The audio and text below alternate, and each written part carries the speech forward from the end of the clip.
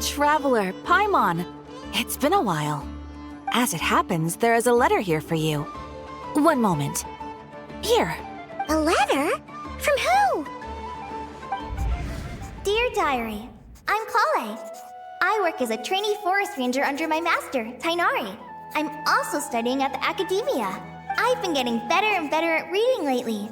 Mr. Al-Haytham says that the written word is a crucial medium for exploring the world and understanding oneself. That's why I decided to start this diary. That said, what should I write about? Things are pretty quiet in Sumeru these days. Life is good. Every day is a fulfilling and happy one. When I think back to the days when I suffered from Elazar, or way back to when I was injected with God remains, I'm in a much better place now. I hope it stays that way forever. I'll leave it there for now. Master said he'll take me shopping in Sumeru City today, which is great, because I've been meaning to visit the toy seller at the Grand Bazaar for a while now. Kale, time to go. Yes, Master! Huh?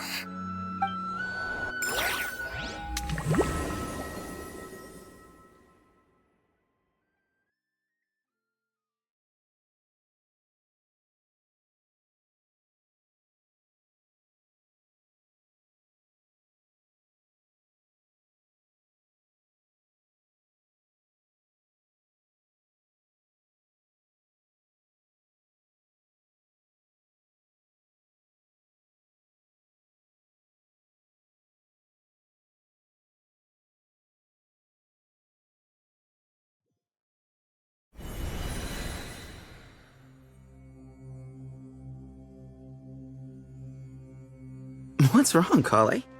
Is there something on my face? No, sorry. I didn't mean to stare. Did Master Tainari send you to pick me up? Master Tainari? What are you talking about?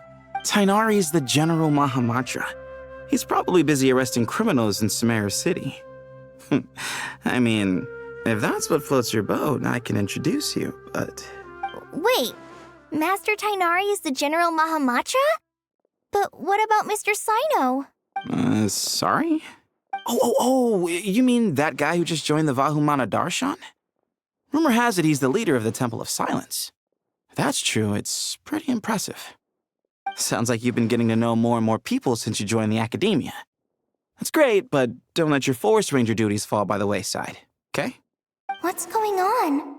Sethos is acting like he's my master, and Master Tainari has taken over Mr. Sino's job. Is this some kind of prank? If so, it's a weird choice of prank. But anyway, Sethos doesn't look like he's joking. What is this all about? Hey, you're zoning out again. I'm gonna buy some tools for the rangers. Why don't you stretch your legs a bit? It's been a while since you last visited the city, right? Wait! He's right. It has been a while since I last visited Sumeru City. Was it always like this? I mean, it feels familiar, yet somehow... something seems different. Is this really Sumeru City?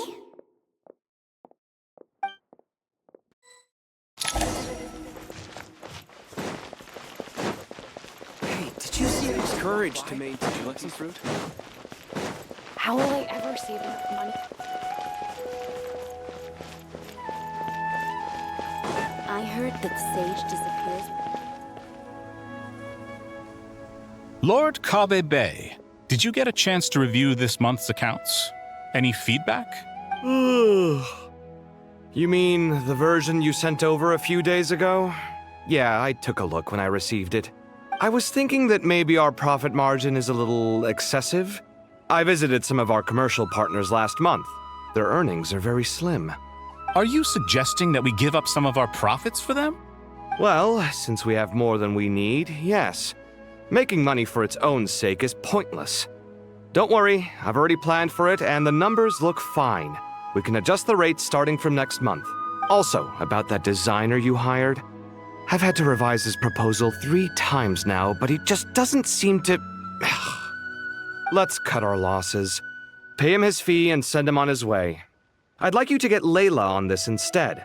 She was Cyrus's student, and she designed the Palace of Alcazarzare. Seems like a much safer choice. Who's sneaking around over there? Mr. Kave? Do you recognize this person, sir? Yes, it's all right. We've met. This is Kale, Sethos' trainee. He brought her along the last time I went for drinks with him. What brings you to the city, Kale? Is your master here too? No, this is all wrong! Why is Mr. Kave saying that too? Tainari is my master, not Sethos. This can't be real. I have to ask someone else. There's gotta be someone else out there who still remembers the truth. Hey, wait! Don't run off! How strange. What's gotten into her today? It's like everyone switched places. I guess I'll keep looking around. Would you like? Students are under so much pressure. Lots of visitors today, I see. Welcome all. It's been a while. Hey, Rahman. You know that guy who sells face powder on Treasure Street? I haven't seen him around in a while. Any idea what happened to him? Oh, you mean a Hongar? Yeah, he got into a brawl with Shavirme on Treasure Street. He's been banned from setting up shop there for now. Seriously? Oh, well, that's a shame. I was planning to pick out some makeup for you. Oh, don't worry about it. The legendary Flame Mane discussing makeup with the Zubair Theater star dancer. Now there's something you don't see every day. Flame Mane? You know, I'm not actually sure when people started calling me that. Maybe the other Eremites thought I needed a fiercer title to scare people off? To be completely honest, I think the title would fit you better than me, Dia. You think? Can't say I've never imagined myself as a merc. If I ever give up the dancing, maybe I'll head to the desert and give the Eremite life a try. You would? Is that so strange? Oh, not at all. In fact, I've actually had similar thoughts before. If I ever get tired of sleeping out in the wild, I think I might go look for a job at the Zubair Theater. I've adored the dance of Sub-Zeros ever since the first time I saw you perform it. If the chance ever came up, I'd love to try it out on stage for myself. Really? If our manager Sataria heard you say that, she'd hold you to it. Probably grab you by the sleeve and never let you go again. Hey, when that day comes, I'll do your makeup myself. How's that sound? Sure. If the day comes, I'd be honored.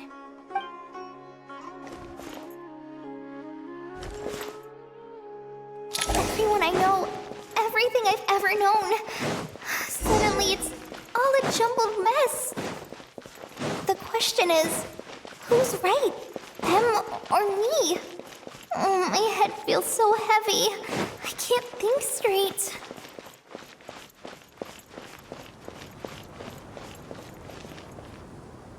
Mahamatra Tainari, we've apprehended the suspect. They say that the fool is prone to blind faith, but the wise man is not immune to it either. Siraj, do you have anything to say in your defense? Tainari, you were the one who turned the sages against me. Just a few words of caution from you was all it took to destroy my research. And now you're trying to stop me again? You should know that mechanical life is the future! We must cast aside our useless flesh and— That's enough. I'm not in the mood to listen to your lunacy. Anyone could tell you how amateur your work is. Karina, Ilias, put him somewhere safely out of the way. Yes, sir. Next on the agenda is... Master? What is it? Wait, did Professor Zahahati send you? She's been encouraging me to take on an apprentice. Might be getting a bit ahead of herself there, though. No, Master! It's me! Kale! Listen to me. Something really weird is going on in Sumeru City.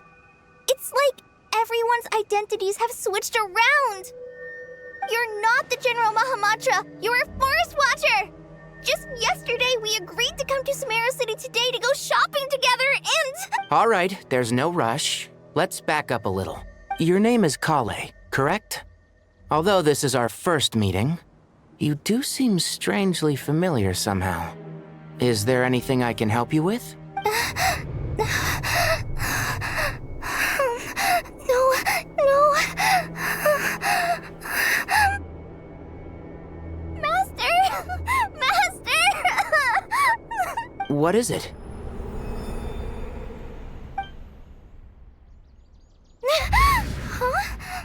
Did you have another nightmare? I've told you before, when you're tired, lay down on your back in bed and get some proper sleep.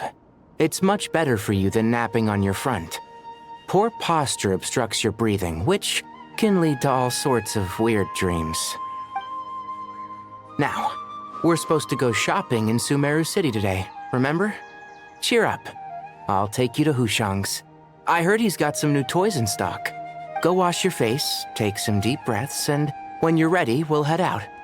Okay. Thanks, Master Tainari.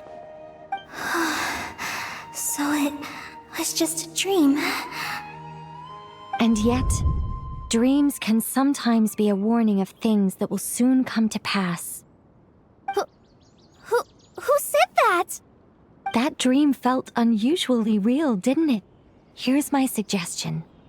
Since you're heading into Sumeru City anyway, you may as well tell Lesser Lord Kusanali about everything that happened. And just to be on the safe side, I think you should also inform your 2 traveler friends who once helped save Sumeru.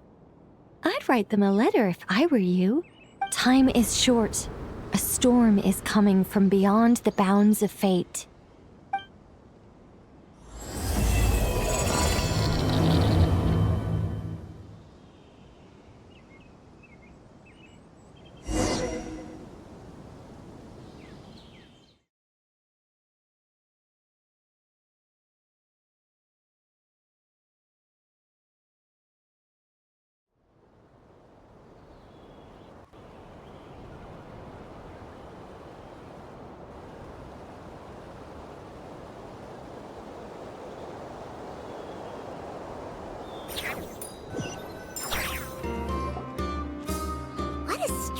Situation.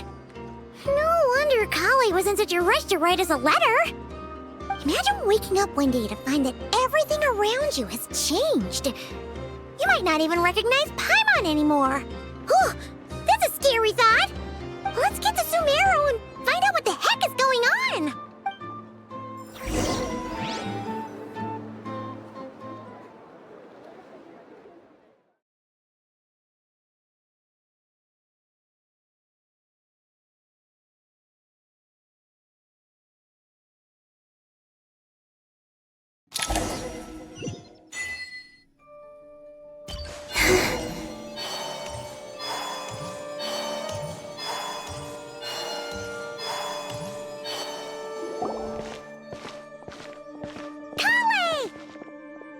Traveler! Paimon!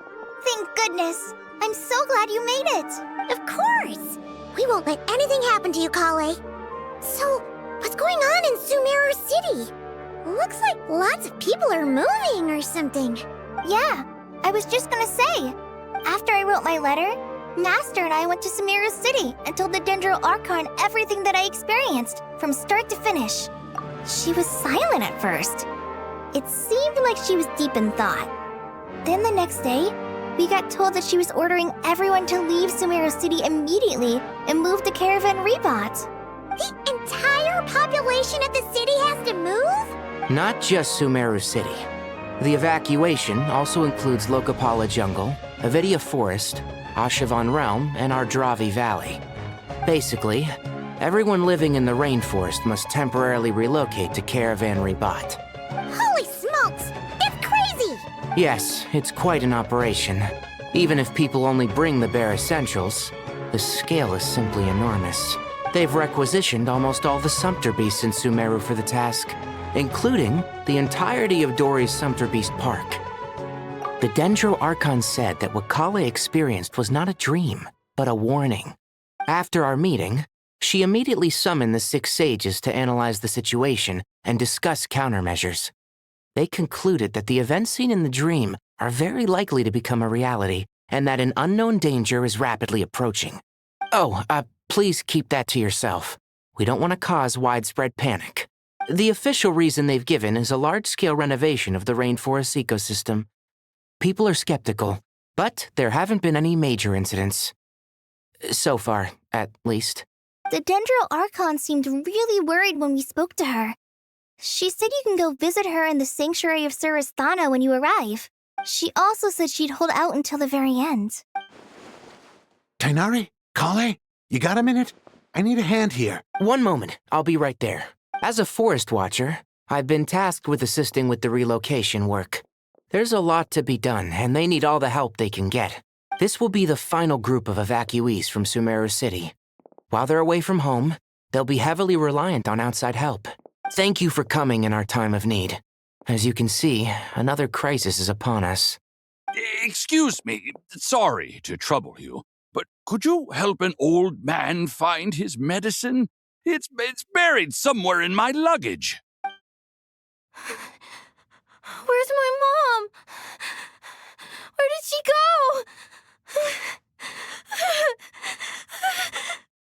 go? Don't worry. It'll be okay. Those items are worth a small fortune. Make sure you store them somewhere safe. You understand? I bet you thought you'd get away with this in the chaos, huh? Guess again. No petty thief gets past me.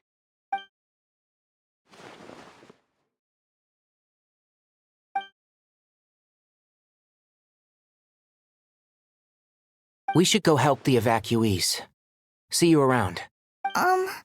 I'm so glad that you believed me and came all this way to help. It means a lot. Please stay safe. Don't worry. We may not know exactly what's going on yet, but as long as we stick together, we'll find a way through this. Goodbye! Look after yourselves! Will do. See ya! Whew. Paimon's not sure how she found the words to comfort Kale because, honestly, she's kind of nervous herself. Let's head to the Sanctuary of Surasthana and see Nahida.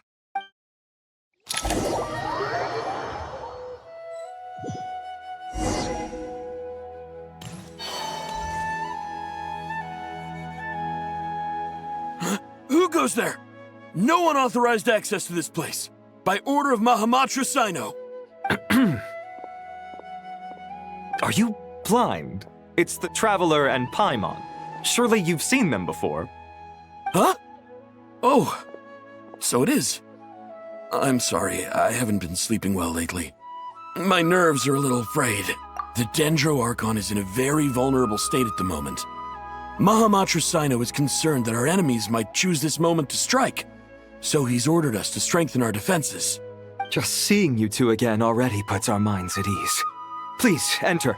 I'm sure everyone's expecting you.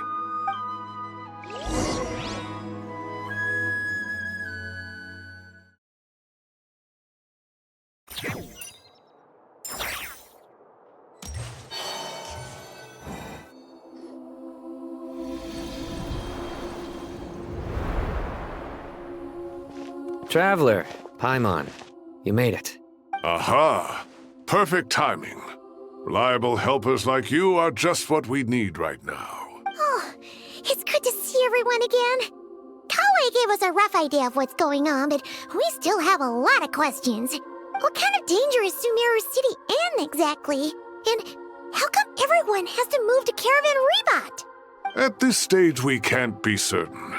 We're investigating, but no definitive answers yet. I take it that Kale told you about her strange dream? Yeah. Apparently, everyone in Sumeru City was acting super weird. Even you guys. It was like you'd all switched places. That's right. Kale and Tighnari reported the situation to the Dendro Archon. She believes that it wasn't merely a dream, and that whatever it was has something to do with Irminsul. It's a reasonable inference. Only through Irminsul can people's memory and cognition be so significantly modified in such a short time. We don't know why Kale would dream of these things, nor who was trying to warn her. The Dendro Archon decided to connect to Irminsul to investigate more thoroughly. Irminsul is connected directly to the ley lines. The tree serves as a central hub where the ley lines converge, and its core function is to record and store the world's knowledge and memories. But something has gone awry, severely compromising the performance of this core function. Information is bottlenecking inside Irminsul, hampering the ley line's flow. If this continues, new information will languish unrecorded, with existing records thrown into disarray. In short, the souls of the dead will be stranded, while the living have their sense of reality warped. In the long run, Kale's dream could well become a reality. And that's just the beginning. There's no telling what other nightmares could end up coming true.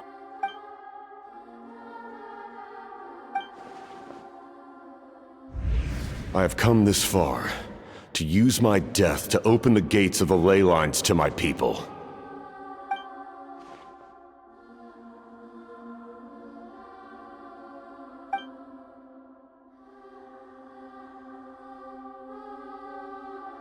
Faced with a growing backlog of information, the Dendro Archon decided to connect herself directly to Irminsul and take over the recording and processing function herself. But it is an almost impossible task. Individual brains aren't equipped to deal with the sheer volume of knowledge and memories involved. All that information flooding in at once would instantly fry any human mind.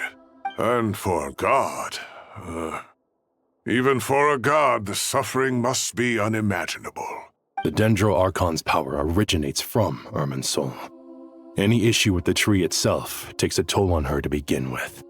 On top of that, she's subjecting herself to the grueling task of processing all that data. It must be torture for her.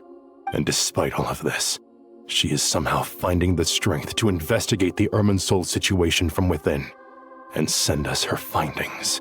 I finished analyzing the latest data. Looks like our working theory was wrong. There's no signs of Irminsul having been attacked from the outside. So it's internal then? Some sort of disease, perhaps? No. I've spent half my life studying the ley lines. If Irminsul malfunctioned this easily, the world would have met its end long ago.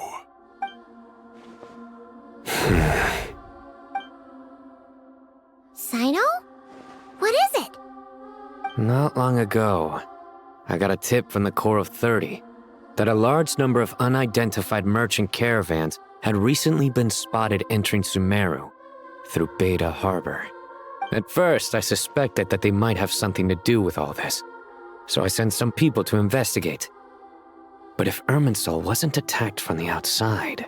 Don't you think there are more important things to worry about right now than guessing who's behind all this? It's been over 12 hours with no new intel. If even the Keeper of Irminsul is this badly affected, you can imagine how bad things are in there.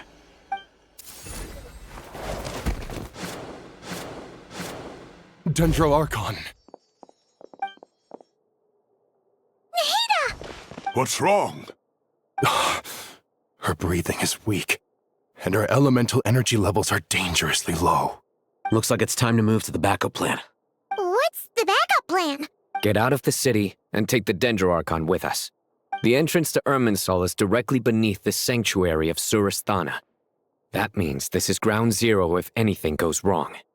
The Dendro Archon has a very strong connection to Irminsul.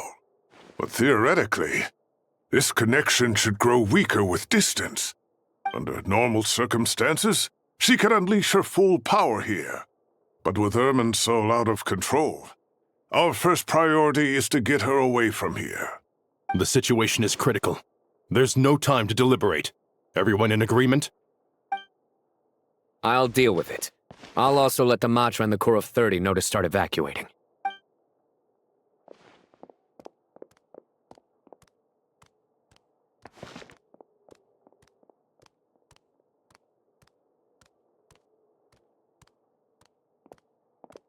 Let's go.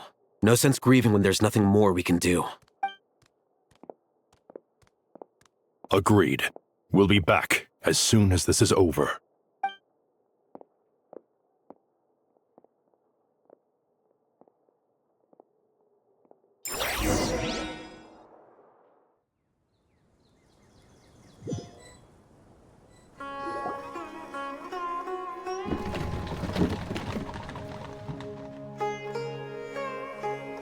last group of civilians has been safely evacuated.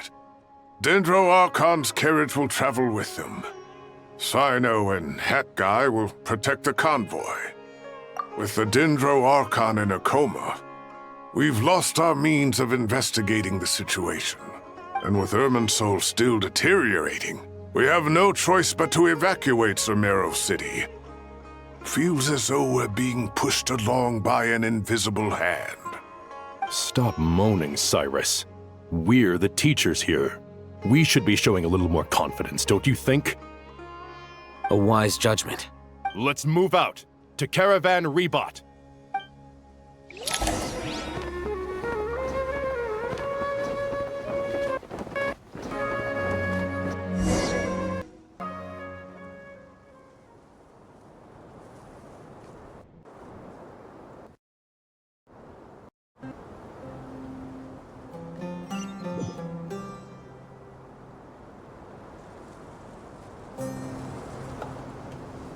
Sir, all units are in position.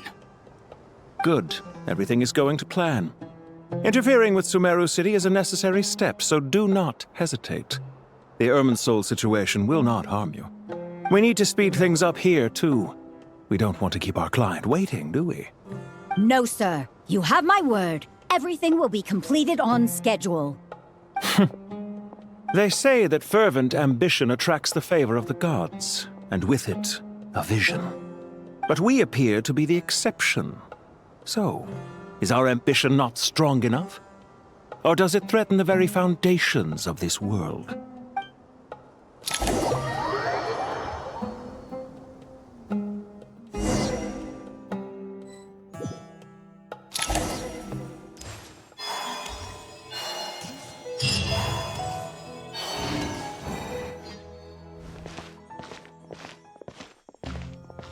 How is the Dendro Archon? Her breathing is steady. I prepared some therapeutic incense for her, but it hasn't had much effect. Her vitals are still very weak. Based on the information you've provided, I have a working hypothesis. Her condition is partly due to Irminsul's influence, and partly due to a physiological imbalance caused by the rapid depletion of her power. Elemental energy usually flows through the body at a relatively constant rate. The body grows accustomed to this rhythm, so when it's thrown out of balance, physical symptoms will appear. Is this similar to the ley lines? Overloading and withering both directly affect their vitality, potentially causing irreversible damage. Correct. From a biological perspective, if you overexert yourself, you pay the price with your life. The Dendro Archon is not only drained of power, but her life force is at a critically low level. Is there any way to restore her health? I know the ley lines have strong self-healing abilities. As long as any blockages or pollutions are dealt with, they can quickly regain their vitality. But what about people? Well, gods. What's their capacity for self-healing? Before we think about that, there's a bigger predicament to resolve. Restoring the Dendro Archon's power requires us to heal Irminsul first. But that will be extremely difficult without the Dendro Archon's power. Paimon's already getting lost here. Master Tighnari and Sino look so serious.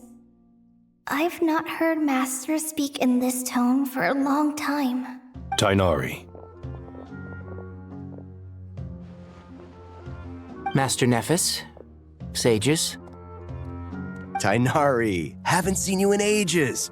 Have you gotten taller? Or did your ears get longer? Hopefully the former, Uncle Baladuri. Sino, where's Professor Cyrus? I thought he'd be with you. He went out into the wild to investigate the situation. He said that the Irminsul anomaly will likely start to affect the real world soon. He shouldn't be trotting around alone at his age. Which way did he go? I'll look for him later. Would someone mind introducing us? Ah yes, of course. Allow me to do the honors. I'm sure we're all familiar with the Traveler and Paimon. They're the heroes who helped foil Azar's conspiracy and save Sumeru. These gentlemen and I are the 6 current sages of the Academia. Balduri and I are part of the Old Guard, while the other 4 took office after Azar and his clique fell from power. We have Sage Alkindi of the Spontamod Darshan, Sage Farnas of Kasharawar, Ritaoist Sage Shakir, And finally, Harabatot sage, Rusht. Nice to meet you all. I've heard much about you. Delighted to finally meet you in person.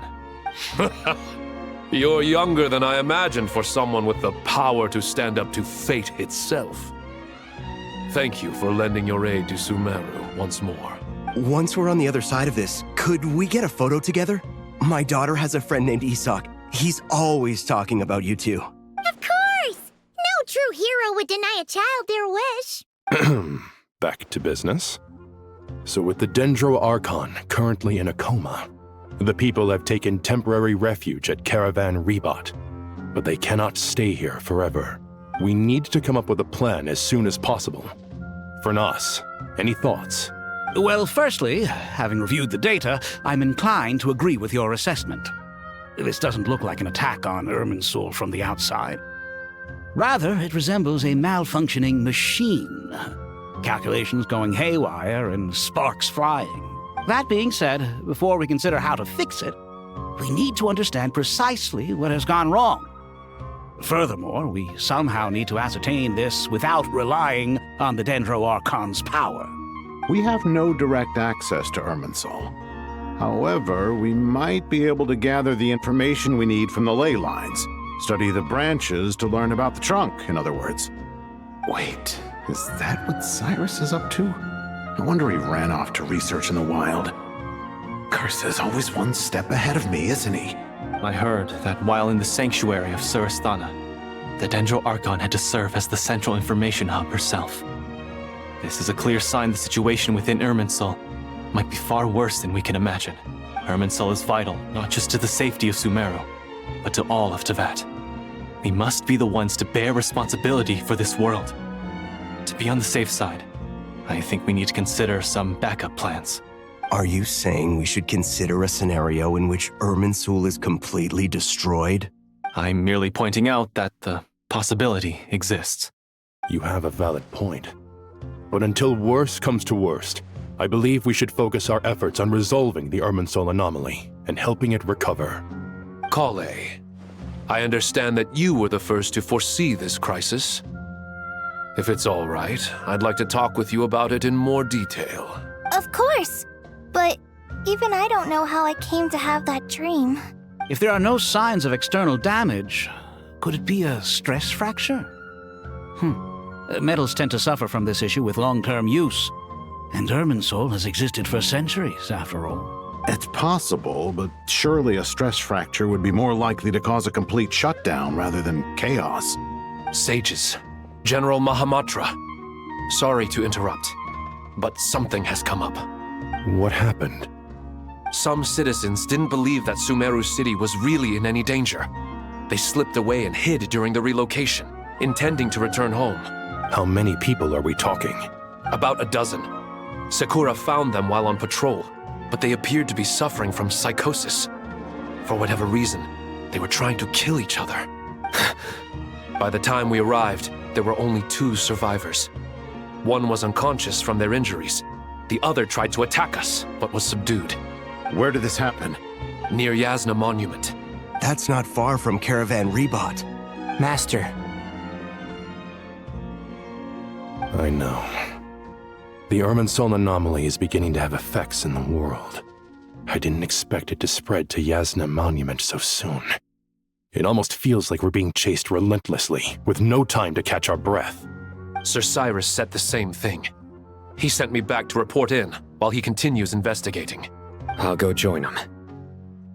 Count me in too. Don't let my age fool you, I can still fend for myself. Very well.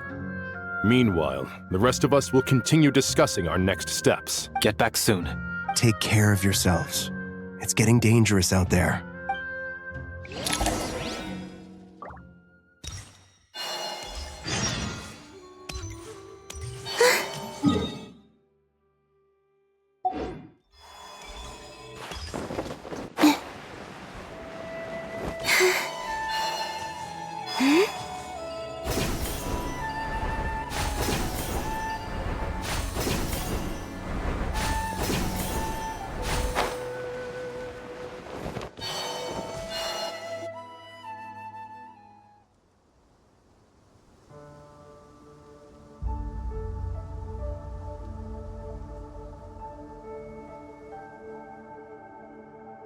Please, don't go any further.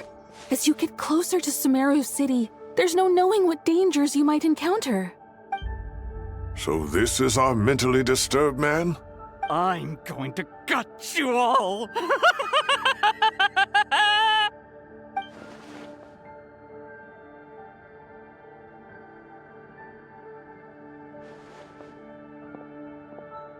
Cyrus, you didn't even bring a single guard? Do you think you're some sort of warrior? It's fine. Come here and look at this. Oh, it's... That's right.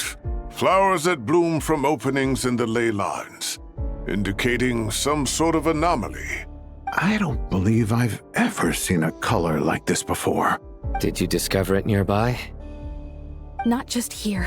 Way over there, too. They're everywhere. There's even more in that direction. How did you ascertain the situation further ahead? Didn't you just say that we can't go beyond this point? Yes. This area is relatively safe so far, but if you continue forward, delusions will start afflicting your mind. However, some vision-bearing mercenaries were able to maintain their sanity a little better. They're the ones who brought back news from further afield. Sino, do you remember the class I taught on dissecting ley line blossoms? I do, Professor. I received full marks in that course. Good. After all these years, it's time to put that knowledge into practice. There must be anomalous information hidden within these blossoms. Alkindi, I'll need your help as well. Been a while since we worked on a project together, hasn't it? Sure has. Well, what are we waiting for? Let's get to work. Anything we can do to help?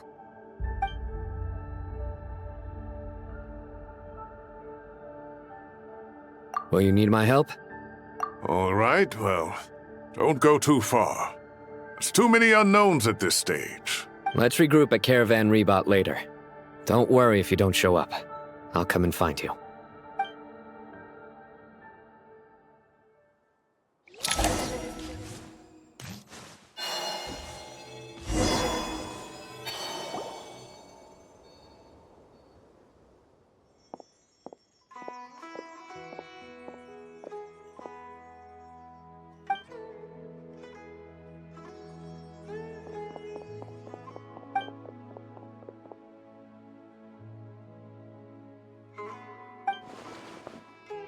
That should be the heart of Oasis.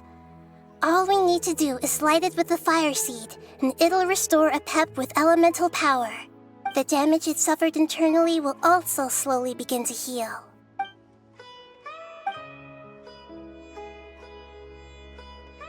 What is it? You thought of something? Really?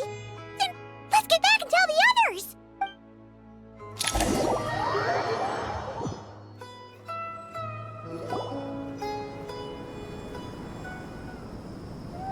Whew. Glad to see you've returned safe and sound. Any longer and we would have gone out looking for you. Well, this is a nice surprise. Paimon sure feels better with everyone we know here. We've made some progress, so let's start by giving you and Paimon a quick update. By dissecting the ley line's blossoms, we've been able to deduce that although Irminsul is experiencing an anomaly, it has not completely rejected access from the outside. The Dendro Archon has the power to connect to Irminsul, but there's also another way. I assume you recall the devices everyone was wearing when you first arrived in Sumeru? Devices? Oh, wait. You mean... The Akasha terminals? That's right. Of course! It's been so long, Paimon almost forgot all about the Akasha. Wasn't it shut down, though? Yes, but although the system isn't currently operational, the technological infrastructure is all still there. And it turns out that a certain someone gets so bored at work that he's actually read through every single one of the instruction manuals. No prizes for guessing who that was. If praising others is that embarrassing for you, you can simply spare yourself the ordeal. As much as it pains me to say anything nice about him, there's no denying his intelligence. He rarely forgets anything he's read. The Akasha is exactly what Sumeru needs at this moment. Between us, we should have all the knowledge and expertise we need to get it up and running again. But if I recall correctly, doesn't the Akasha need a Gnosis to function? That's exactly right. The Akasha relies on the Gnosis as a power source, and in its absence, we'll need to find an alternative. To tackle this problem, it looks like we'll be relocating once again. Namely, to the Temple of Silence. Ring any bells? It's the only major institution in Sumeru dedicated to preserving the knowledge of King Deshret's civilization. You might find the answers you're looking for hiding there. I agree. There's a good chance. Master Nephis and the other sages have discussed it. As the chaos from Irminsul continues to spread, Caravan Rebot won't be a safe haven for much longer. We have to move into the desert next. The scholars and sages will head to the Temple of Silence, while the civilian population seeks refuge in Aru village. The Eremites will keep everyone safe during the journey, and Candace will be there to receive us at the village. This leaves us just one thing to worry about. That Dendro Archon. She's very weak. We can't afford to wait until Irminsul is fixed. There has to be another way to help her. Huh. Wow, luckily, the Traveler had a eureka moment while we were out investigating. Really? Wow, nice one, Traveler. Let's hear it. What say our Amorta experts? Theoretically, it's feasible. From what you're saying, although elemental life and elemental energy have their differences, the Dendro Archon has explicitly stated that she can imitate the power of the former. In which case, as long as Apep is willing, she should be able to convert her own power into a form that the Archon can use. It wouldn't be difficult for her at all. The only problem is convincing her to help. Yeah!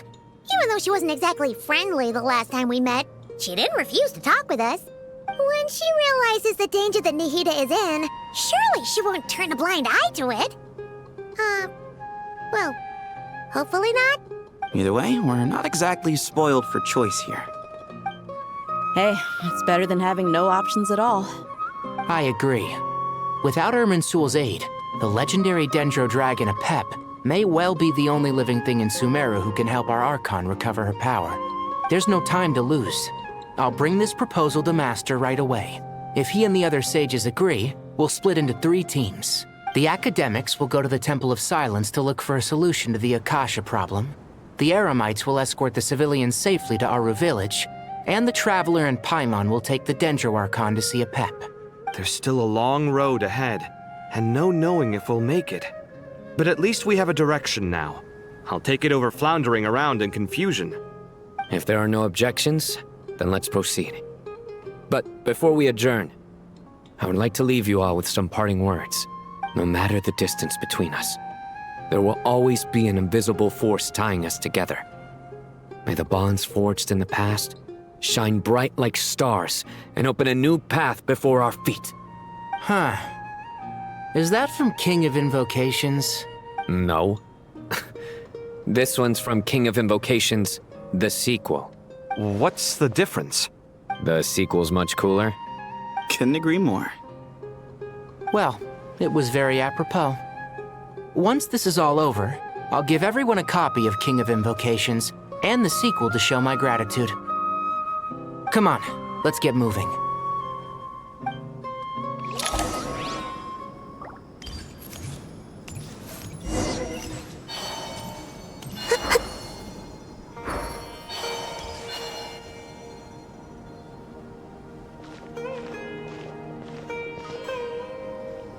Tainari has brought me up to speed.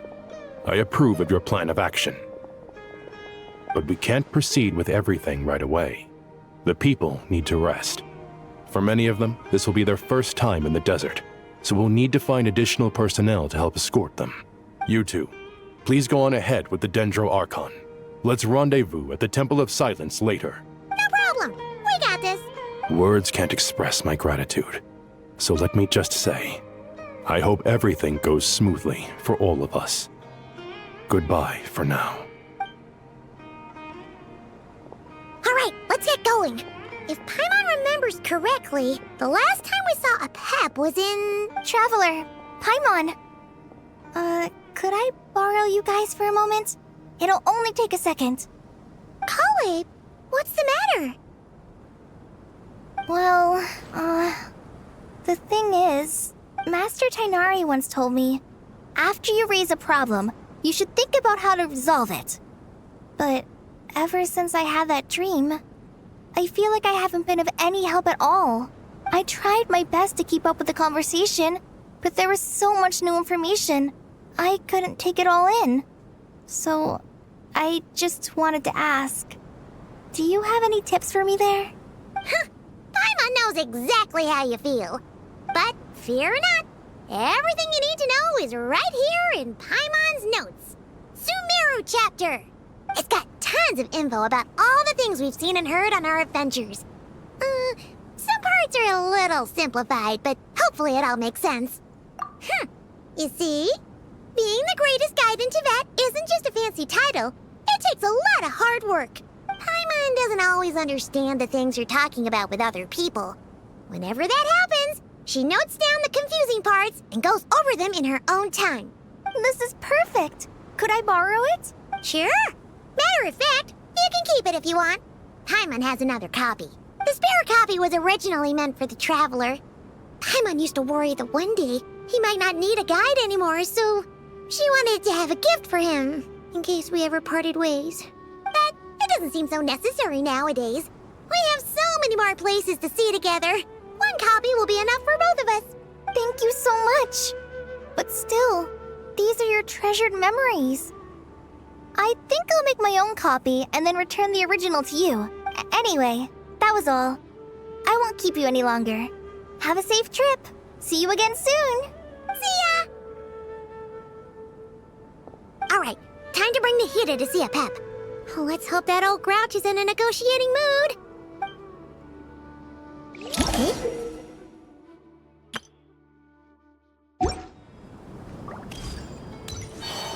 Actually, never mind. In a Pep size, Nervalet's probably one of those dragons who's grown too close to humankind. They might end up fighting for all we know.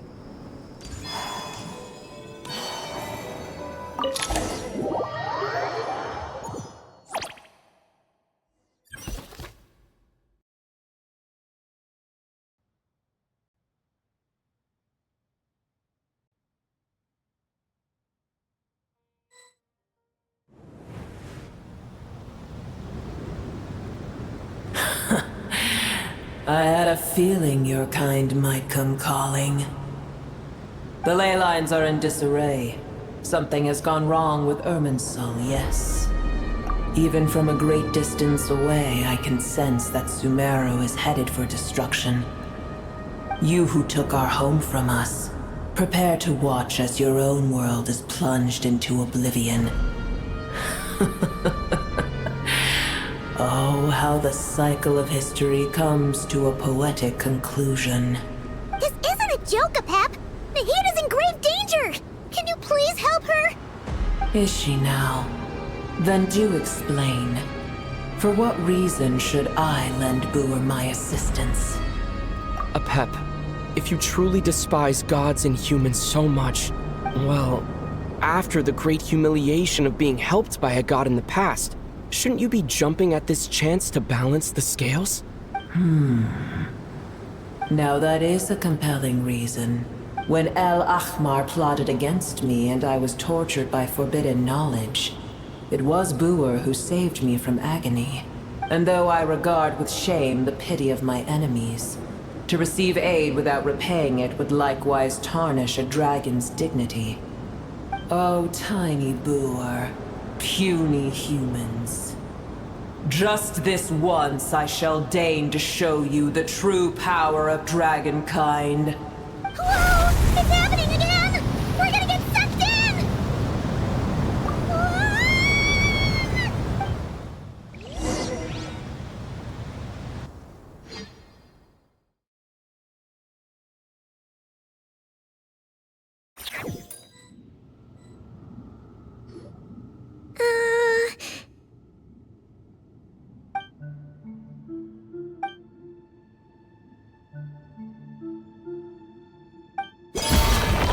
It is done. The heart of Oasis is supplying her with life force as we speak.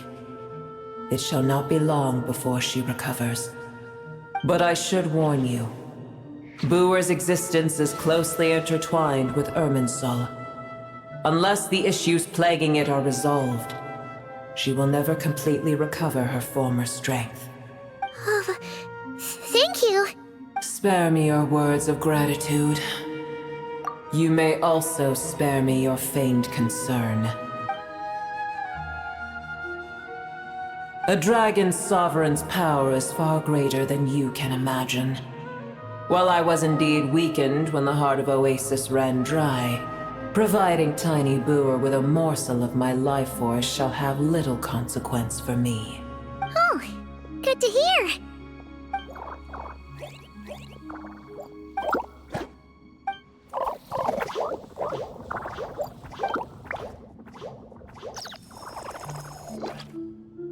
Ever held in high favor, I see.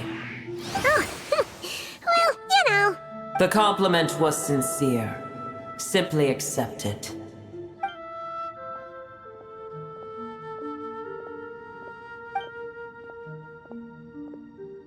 I did once. That tree was not planted by the heavenly principles. Irminsul existed before they ever arrived in Tevat. What? There was a time when it belonged to Tevat, to dragonkind. Its appearance and function then differed greatly from today. The ley lines flowed with an abundance of a familiar, primitive form of elemental energy. You may know it as the power of the Light Realm. The heavenly principles usurped and refashioned Irminsul, made it serve humanity, and used it to anchor the fate of the world. Yet in the end, humanity has failed to protect it. Heavenly principles, God of gods. It makes me sick. The enmity between your kind and mine can never be bridged. As things stand today, holding a grudge against, but there will come a day when we reclaim this world for ourselves. The opportunity will arise no matter how long we must wait. I can already sense that far away from here, the Hydro Dragon has wrested his authority from the hands of the usurpers. Though we have yet to meet, I know that we are both preparing for our revenge day and night. Uh-huh.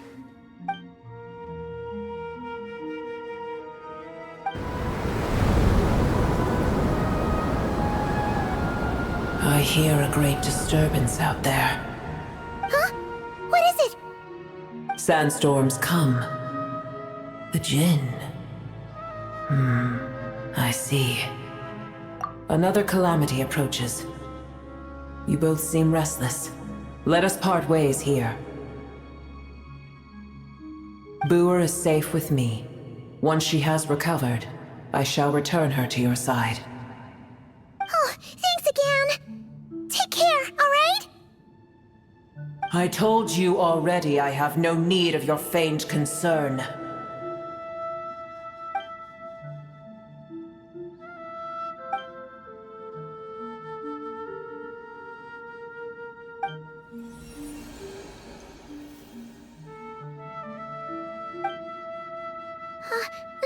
Nahida?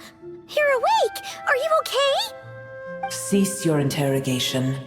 Yes, she awoke for a brief moment, but she has now lost consciousness again. Take it. We shall talk more at another time.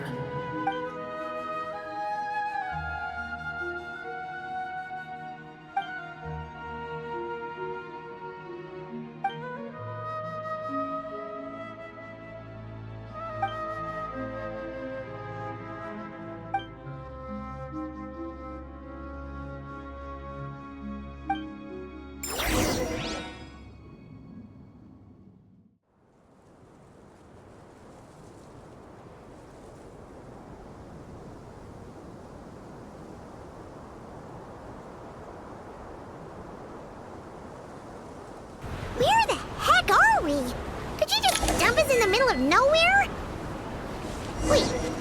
No. Paimon remembers now. The Temple of Silence is over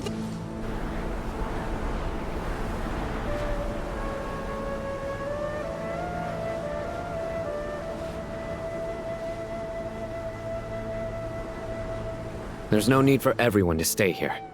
I'll protect the sages. The rest of you, return to Aru village. Yes, Mahamatra Sino.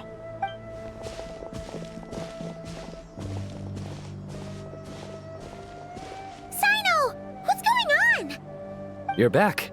How is the Dendro Archon? What a relief. It's the Jinn. Countless Jinn have stirred up violent sandstorms across the desert, blocking our path to the Temple of Silence. Tainari and Kale have returned to Aru village to help. The Jinn are being highly aggressive, so both the village and the merchant caravans require protection. It's just one thing after another. Where did all of them come from anyway? In all my trips to the desert, I've never seen anything like this before. As I see it, the only possible candidate is Gurabad. Gurabad? Baladuri could explain in more detail if he were here. All I know is a rumor I've heard about from previous trips to the desert. Supposedly, a great number of dormant Jinn lie sealed beneath that city.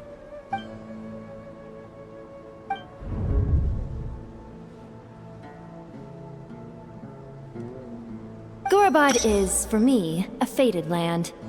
I must therefore return back to this city, where my destiny awaits me still. My master. I am sorry that I couldn't stay by your side for long, and that I could not have more time to get familiar with you.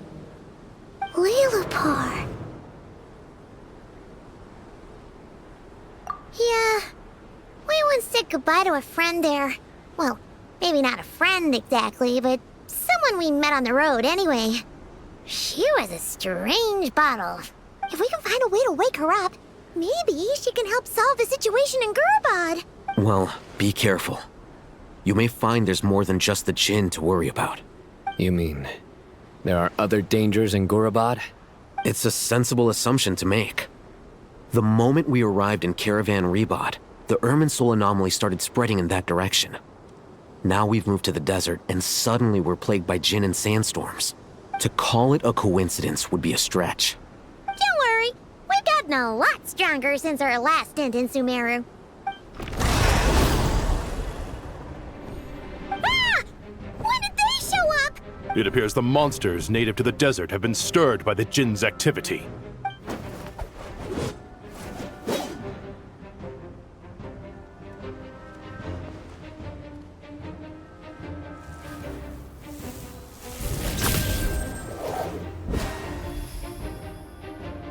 You should get going. We'll take care of things here.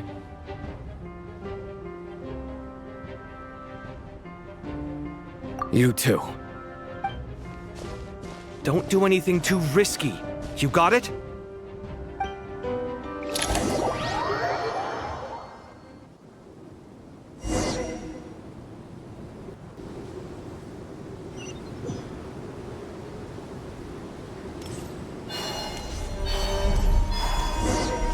The Jinn are swarming out of Gurabad! Looks like our visit was right! Let's get inside and see what's going on!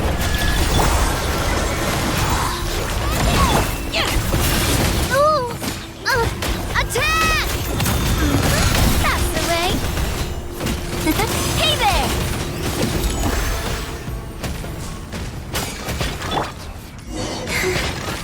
They just keep coming! How many legions are there? We'll never take them all out! Let's just head further inside for now!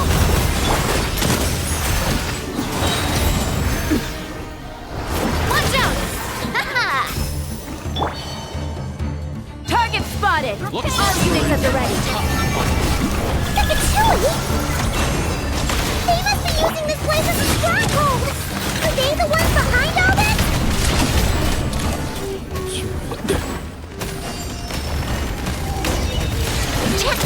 Hey there!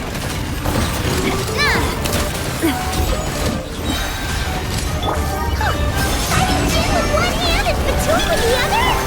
This is pure chaos!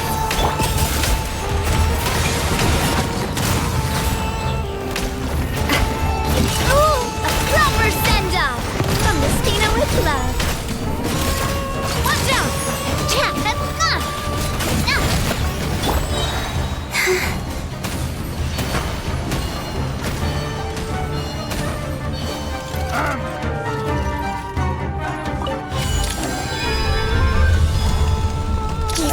strange machine?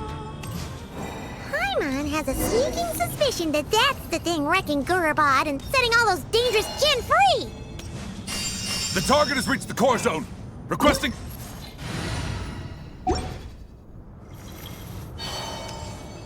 Back up en route! Stop him at all costs!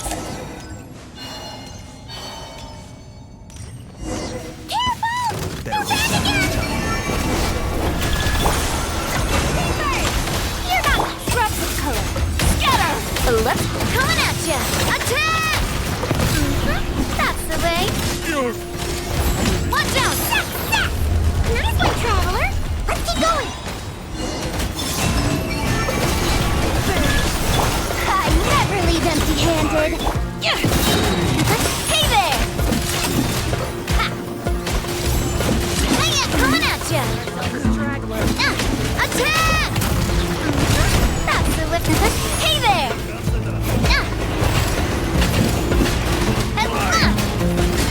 Surge, a moonlit night for all. Fighters, keepers! You're my delicate as silk. Lend me a hand. Hey there! Aha!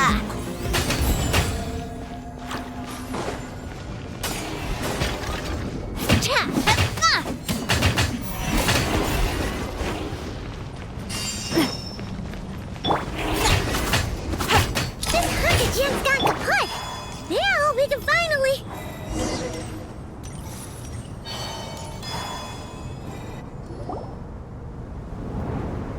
It seems my subordinates failed to stop you in your tracks. Apologies, sir. There is no need to apologize. You did well to hold your ground against such a powerful adversary for as long as you did. I must commend your courage and perseverance. So, you're in charge here, huh? First the problems with Irminsul, now this mess in Gurabad? Are you the ones responsible for all this? I'm afraid I cannot answer that. I assume you aren't naive enough to expect answers from an enemy. Oh, this guy is so snooty! However you want to spin it, you're clearly involved in this somehow. So you can either start talking, or we'll have to make you talk. Let's get him! Traveler, what's wrong?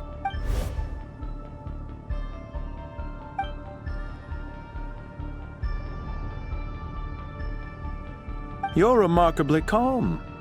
Some would act more rashly upon finding the ringleader all alone. But you keep your cool. Even as your enemy, I must applaud you. Did you show yourself just to say that? Is this you trying to take back control of the conversation? Unfortunately, I really don't have anything to say to you. I am here merely to indulge my own curiosity. Your names are well known among the Fatui. Naturally, I wanted to observe you up close while I had the chance. Hey! Don't treat us like we're some kind of exotic animals in a zoo! Oh, I wouldn't dream of it. You seem rather predisposed to misunderstand me. I'm quite aware that you are both heroes of great renown.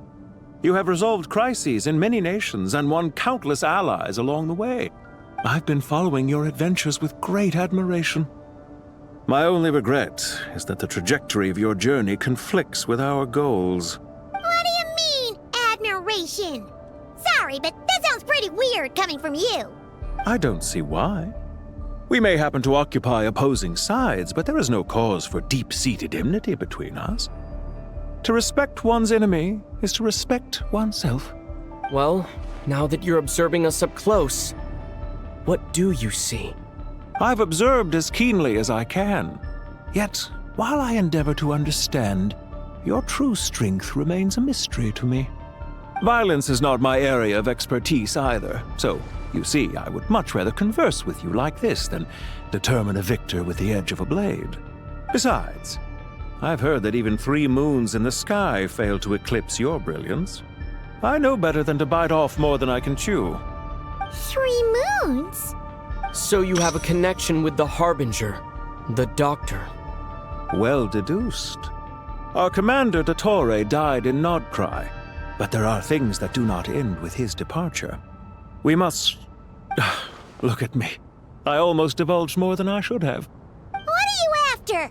Revenge for Dottore? Or are you plotting something else? I've said quite enough, I believe. There's no point in continuing this conversation, except to say, I've noticed that you seem to know your way around here quite well. A repeated visitor to Gurabad, are we? Ugh. I'll take that as a yes. Then I'm sure you'll have heard the story of this place. The mother of the Jinn, Lilupar, and the tragic tale of her vengeance that spanned 3 generations. It was right here that Lilupar once helped the wise to ascend to the throne. But from that moment on, every king who sat upon it was corrupted by power. These degenerate rulers lost control over their nation, and with it, the right to occupy that exalted seat. What are you trying to say? I once admired you for your adventures. That is the earnest truth. But it appears to me that your journey serves ultimately to uphold the rules of this world. Are these rules truly just? Does the heavenly principles rule with wisdom or folly? And how can we be sure that the 7 who wield authority over the world will not be corrupted? Do you seriously think you're gonna convince us of anything? Convince you? I'm sure my commander already tried that. Why would I waste my breath doing the same? If a few words from a stranger were enough to make someone completely change their stance, it would only prove that they never had a firm will to begin with. I am merely stating my position, so that we might understand each other better. One's enemy in the present may not necessarily be an enemy for life. As for what game I'm playing here, I'm simply buying some time. But now I must bid you farewell. It was a wise decision not to attack me immediately. Since you did not fall for my ambush, I will now have to ask those in hiding to reveal themselves. Leave this to us, sir. Very well. I trust you to do what is necessary. Stall him while I execute the next step of the plan. Sumeru City, Irminsul. Hey! Stop right there! Don't you dare leave without explaining yourself! All units, stop them! Protect the commander! Did you hear that? He mentioned Sumeru City and Irminsul! He definitely knows something!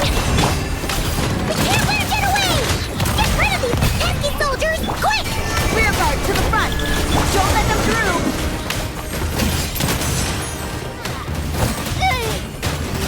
Get that thing in position! Hold on! Just a little longer! You're not going in! Scatter! Coming at ya! Hey there! We finally beat them! That mysterious guy can't have gotten far! Let's catch up with him!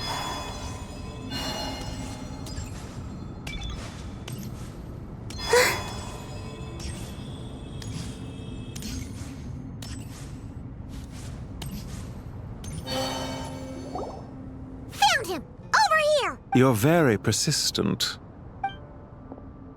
Hey, you! Stop running and explain yourself! What are you trying to...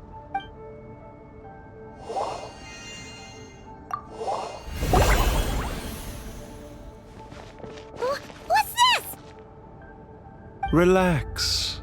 A small trap like this won't be enough to hold you. The sandstorms from Gurabad will die down soon enough, but this small window of time was all we needed to launch the next phase of our plan. Don't be discouraged. I knew that someone would come here eventually, so I planned ahead. Where to chat with you, which door to exit from, even which mechanism to wait by for you. I thought through every detail. You, meanwhile, know nothing of who I am. So far, you've only heard my voice, and for all you know, it may not even be real. But not to worry. This is only our first meeting. It shan't be our last. Just answer me one last question. Why do you continue to follow Dottore? He has conducted countless cruel experiments, even on his subordinates. Follow isn't quite the right word. Let's just say even those you see as villains have their friends, even if they aren't the most sincere of friendships. When any set of rules is established, there will be those who benefit and those who lose out. People will do anything to justify what they have gained or escape from the hardship imposed upon them. Neither he nor I are tolerated by the rules of this world. We were both searching for a new order. Our ideas of the final form that should take may have differed, but our journeys took a shared path. Goodbye, Traveler and Paimon. I wish you a timely escape, albeit not too soon.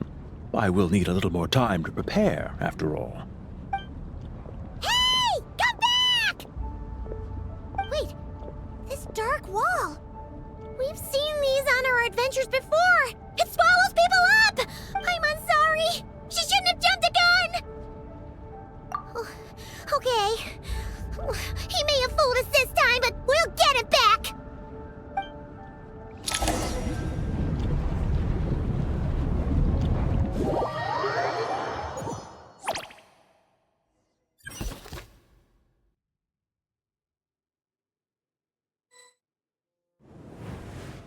Sino and his team are guarding the north. We'll take this side. There's so many Jin. We can't let them get into Aru Village. Don't fret. I am well prepared for this situation. Huh. So you have a solution? Perhaps you're unaware that I have a trusty genie partner of my own, Plumpy. If I send her to negotiate with the others, this whole thing will be resolved before you can say Mora. Off you go, Plumpy.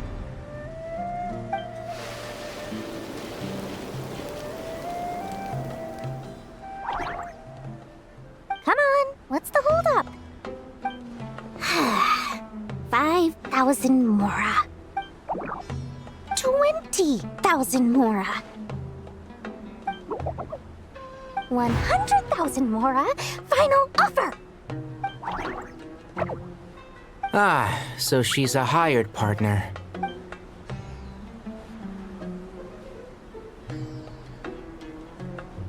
Hired partners are reliable too. Plumpy here is a highly skilled negotiator. You'll see.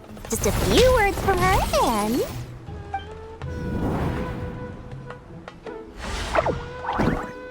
Plumpy! Don't you Jin have any respect for the rules? This was supposed to be a negotiation! How dare you treat my messenger like this?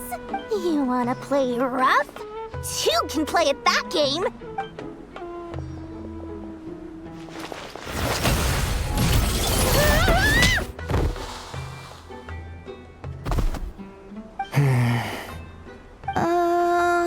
Looks like it's up to us now. Be careful, Kale. Yes, Master. What happened? How did I pass out? Never mind. Plumpy, it's time for revenge. You know, this reminds me of when you first arrived in Avidia Forest. You were trying to help a child retrieve a lost toy when you stumbled upon Spino Crocodile territory by mistake. Yeah, I remember. Our first time fighting side by side. Fighting side by side? I seem to recall swooping in to rescue you with a team of forest rangers. Please stop.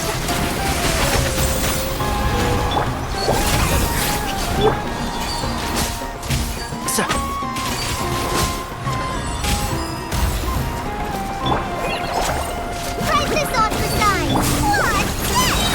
Magical lamp! Can't see? There's too many of them!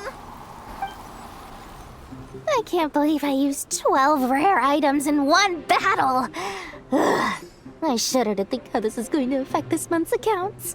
The sight of that glaring deficit might be more than my poor heart can take. Tainari, how's the situation on your end? We held the line, though it was a close call. But it looks like they're preparing for another attack. Has something happened? They've breached our defenses in the south. The Jin are pouring in. We're moving the villages to the north as we speak. We're hemmed in. This is getting precarious. Our margin for error just got a lot smaller. That's why we wanted to confirm your status. We need to consider our next move carefully. Bad news. Another line of defense has been breached. Kale, go with them and assess the situation. Dory and I will hold the line here. But Master! Even with 3 of us, we barely managed to. This is not a discussion, Kale. Don't worry about us. She clearly still has plenty of tricks left up her sleeve. Wait, you can't pin all your hopes on me! Oh, great. I've almost run out of the things I brought with me, and the rest is back at the caravan. I should be able to hold out for a little longer, but still... Master! Need any help? Huh? What is it, Kale? If things continue like this, it won't be long before Aru village is overrun by Jinn, and the sandstorms are sure to follow in their wake. I do have a plan, but I can't guarantee it will work. I don't care. Whoever you are, please just help us. The only one who can help is you. I am merely here to guide you along the correct path.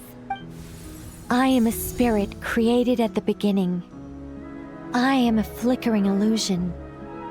I am the shimmering light that flows from the eyes of the Creator. What do you mean? It doesn't matter. You don't need to understand it. Just repeat after me, one line at a time. Watch out! Jinn incoming! I am a spirit created at the beginning. Here goes nothing. I am a spirit created at the beginning. I am a flickering illusion. I am a flickering illusion. What's wrong, Plumpy? I've never seen you so agitated before. But how do you... Do you know what Kale is reciting?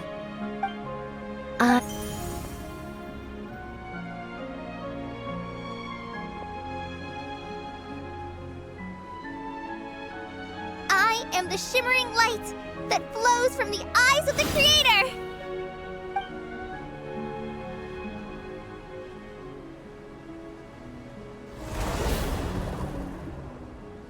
It's a song composed by the goddess of flowers, but very few records of it remain, even in historical texts. All we have is a few fragments. Is Kale an avid historian? Not to my knowledge. The Jinn have actually quieted down. Although... no, it's more than that. It looks like they're showing... submission. Clearly the songs left by the goddess of flowers have a soothing effect on them. At the very least, they're much calmer now. Really?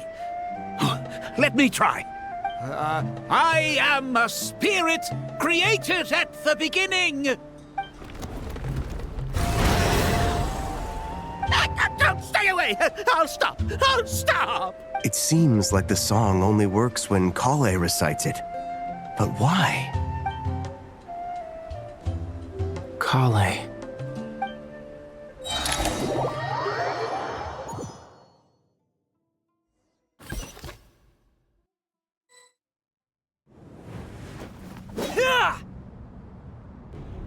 Any luck?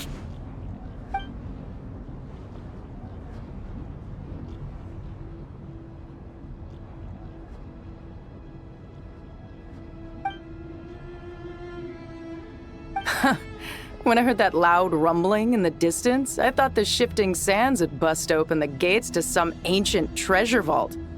Turns out it was just you guys. Huh? Wait, that sounds like... It's been a long while. Did you miss me? Jet! Ben! Let's save the catching up for later. First, I gotta get you guys out of there. This should be the right mechanism. Ben, can you handle it?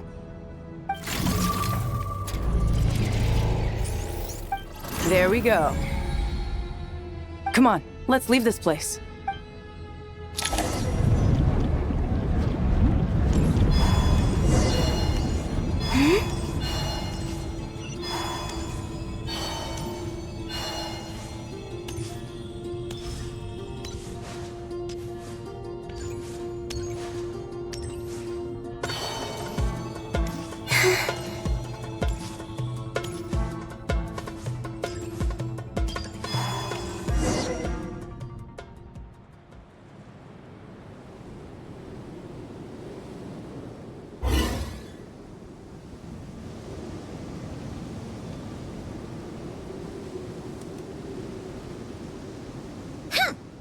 Fatui sure made themselves scarce. It's like they were never here. The Fatui? They came to the desert again? Yep. No idea what they're planning this time. They were being very coy about it. How have you been, Jet? Well, since we last met, I've started my own band of mercs. We've actually made quite a name for ourselves. Oh, yeah. On a slightly different note, I have some good news. I finally took care of Masaira. Not much to write home about. It was just another day. Found his hideout. Dragged him out of his cozy little bed. He tried to talk me into seeing his point of view, as usual. But I'm way past that by now. There was nothing he could say to save his life. What about you guys? Bet you'd forgotten all about me and Ben Ben, huh? Of course not! We're super duper best friends! Wow. Sounds like I should make time to visit some other nations too. Anyway, what brings you to Gurabad? Oh, right. I almost forgot. We're here to look for Lilupar. Oh, that bottle? Yeah! We need her power to calm the Jinn and stop the sandstorms. Here's hoping we actually manage to find her, after all the trouble we've been through. Surely, with everything's been going on in Gurabad, she must have woken up, right? Only one way to find out.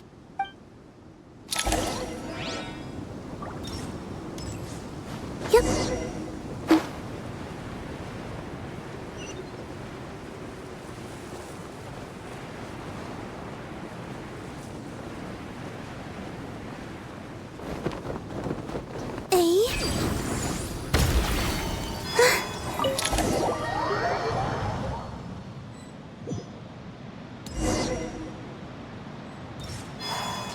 Let's see. Shoop! Aha! Found her!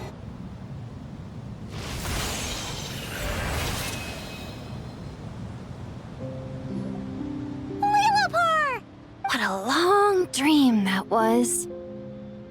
It's been a while, my master. Oh, and you're here too, little wildcat. The four of us back together again. Imagine that. In truth, it was at first. I was none too pleased when those miscreants barged in.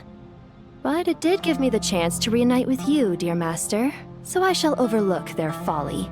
After we last parted ways, I merged with the land beneath Gurabad to suppress the dark calamity stirring in the depths. It rekindled the flame of vengeance within the Jinn, depriving Gurabad of any hope of peace. I fought against it for a long, long time, until one day, I sensed a change in a foreign land to the west. Suddenly, the pitch-black abyss fell silent.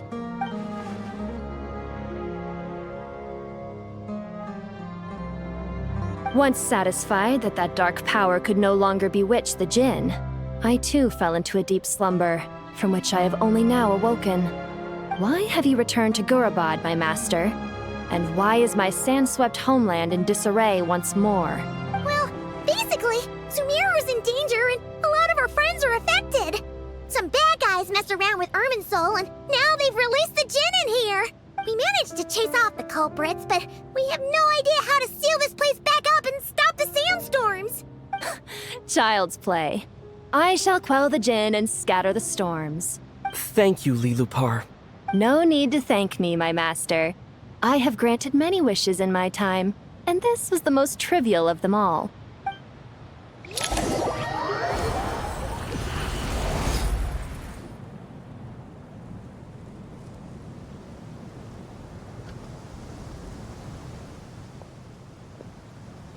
The sandstorm's gone. The sun shines bright again. When I said that we'd meet again under a lovelier sun, this was exactly how I imagined it. Yay!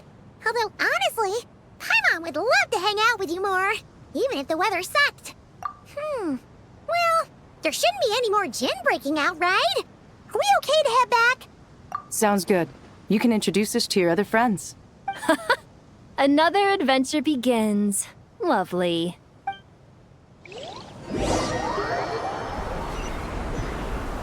storms have stopped! We should be able to get to the Temple of Silence without any problems now. Time to regroup!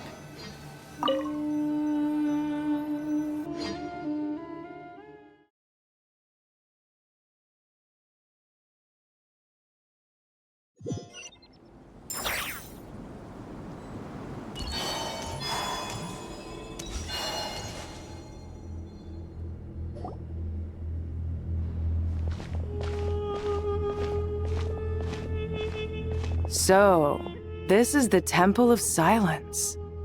I've heard the Nagarjanites mention it in passing, but I never imagined it would be this big. It's colossal. I thought the temple moved to the rainforest ages ago.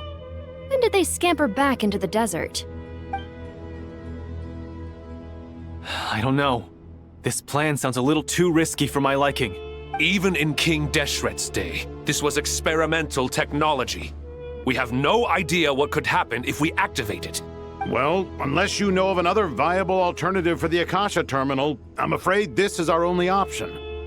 The plan is sound, and the risks are manageable. However, if we are to proceed, we must act quickly. The scale of this project is enormous. Even with Kave, Faruzan, and every other scholar of mechanics working on it full-time, the proposed modifications won't happen overnight.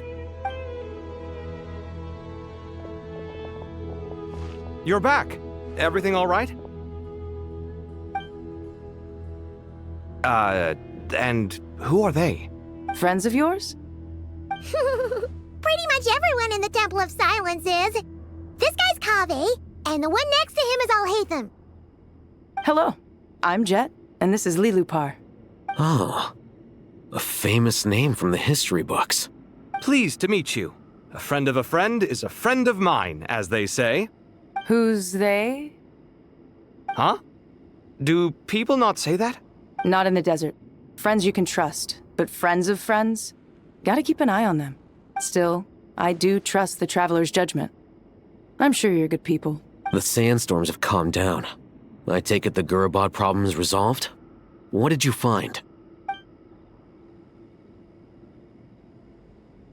And after getting all smarmy with us, he trapped us there. Luckily, Jet used the mechanism outside to free us, and then we got Lilupar to put a stop to the chaos. Wow. Thanks for being there to help them. So, this mystery man openly admitted that he was merely a Harbinger subordinate. Yeah? Is there something weird about that?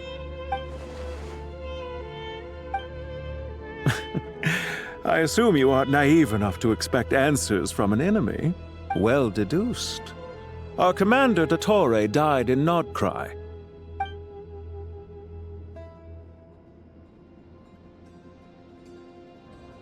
Are you wondering about his true identity? Or do you think there's a big conspiracy behind all this? I wouldn't go as far as to call it a conspiracy. Just the simple fact that having someone to shift the blame on tends to prove useful should trouble come knocking later. The most important thing for now is to solve the immediate problem. Perhaps that man knew you wouldn't have the resources to investigate his background and so didn't put much effort into disguising himself. This is all getting a little cryptic for me. I'll let you guys talk while I take a walk with Lilupar. Jet? Aren't you with the Blazing Beasts? What a coincidence. Didn't expect to run into you here. We're mercs. You can run into us anywhere. Who's this with you? So, did you find the solution you were looking for in the Temple of Silence? You bet we did. This place is incredible. It has everything. So far, we've discussed a plan and verified its feasibility. Building a new system from scratch is out of the question. So our only option is to modify the Akasha using certain resources we hope to find in the mausoleum of King Deshret.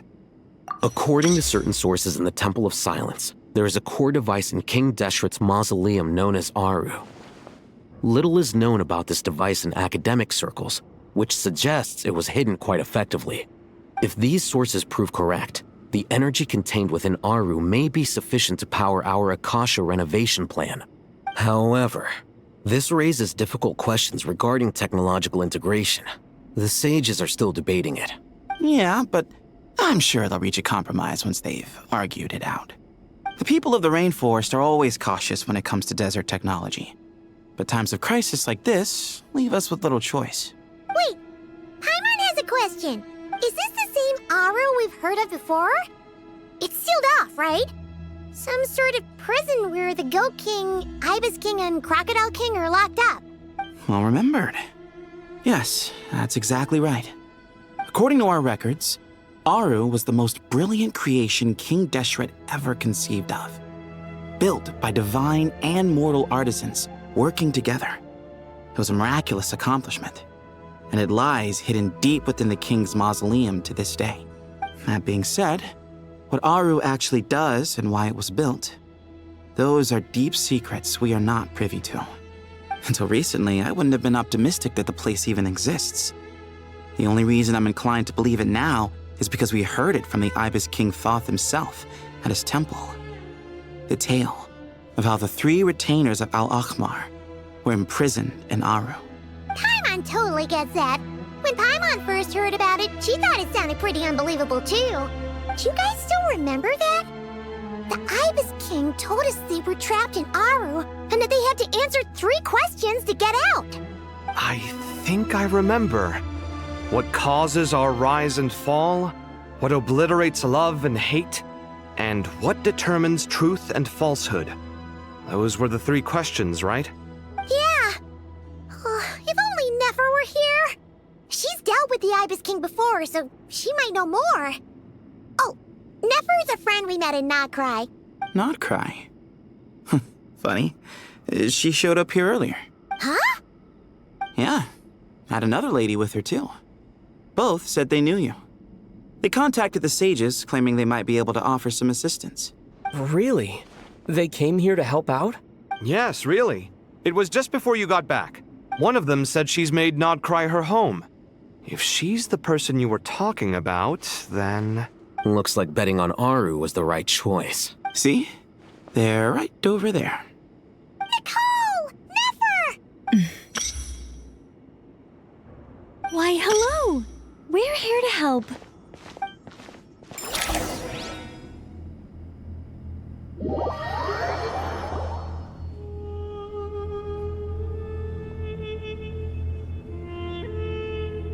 It's a good thing we left early. We almost got locked out. Locked out? What do you mean? Oh, you haven't heard?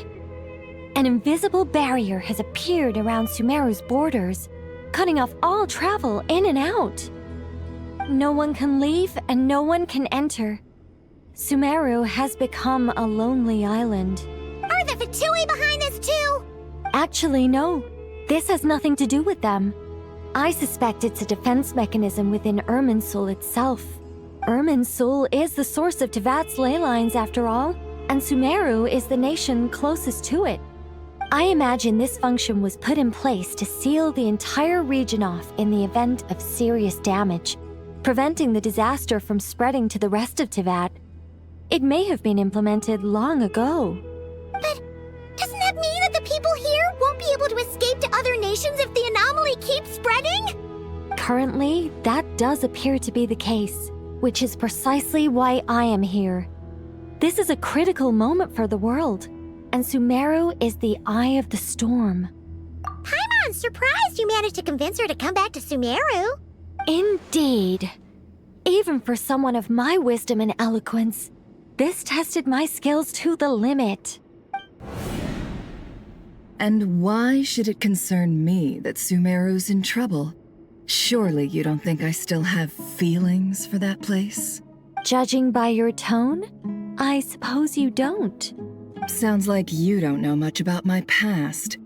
And here I thought you knew everything. All I know is that the Ibis King is the source of your power. He was quite a prominent moon envoy once upon a time, so I do know a thing or two about him. As for your past, I have ways to learn the full story if I wish to. But everyone has secrets they'd rather keep to themselves, wouldn't you say? I'm glad you see it that way, Miss Nicole. I've chosen to call Nodcry home, which is why I did my part in its hour of need. That doesn't mean world savings become a habit with me.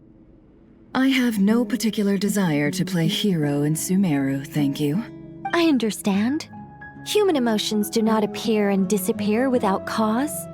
There is always a reason to be found behind both salvation and destruction. Still, if time has taught me anything, it's that human emotions are often complex and in conflict. That's why people change their minds about things all the time. But that's where we angels come in. Our duty ultimately is to guide people towards their deepest, truest desires and help bring them to fruition. So I wish to hear about your past, because I do not believe you are motivated by hatred alone. And if we still arrive at different conclusions in the end, that's okay. I refuse. Wait, what? But I set the atmosphere and everything. Isn't this supposed to be the moment when we finally open up to one another? Is it? Maybe I'm not so good at reading the atmosphere. You're right, Nicole. There's more to me than just hatred. Had it consumed me, I'd be left stuck in the past forever, never living in the present. But I don't think that your guidance can change my mind. The all-consuming sands, the bloodshed, both deserved and undeserved. Those old emotions cling to me like a shadow. Do you wish to shake them off? No. I hope to remember them forever. Those emotions and memories shaped me into the person I am today. They'll always be a part of me. In that case, would you like to hear my perspective, at least? Sure. It's not every day you get to hear an angel's opinion. A long, long time ago, when the angels still walked freely upon the earth, I found life tedious. Monotonous work, lukewarm relationships. Things weren't nearly as interesting as they are now. And yet, since the angels' demise, I have found myself missing those days on more than one occasion. Human emotions are often attached to a person, a place, or an object. When those things are gone, the memories quickly fade, and the emotions slip away along with them. If Sumeru were destroyed, both rainforest and desert would be no more.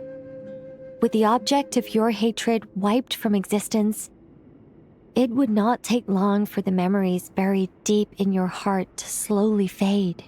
Both love and hate are intense emotions, but they are nothing compared to the void left behind when they disappear. Most sophisticated, Miss Nicole. But anyone focused on the future could only ever applaud the destruction of the things they hate. Still, I'm a special case. Someone once told me that human memory is more selective than a Mora-hungry merchant choosing between customers. We all need a reality check once in a while, so we don't forget the truth. As much as I dislike Sumeru, this is no way for it to perish. All right, you win. I'll help you out a little, but I won't work for free. How much will you need? You're not gonna milk this for all it's worth, are you? What do you think? I'll be upfront with you. I don't have much more on me. If that's what you need, I could borrow some from Alice.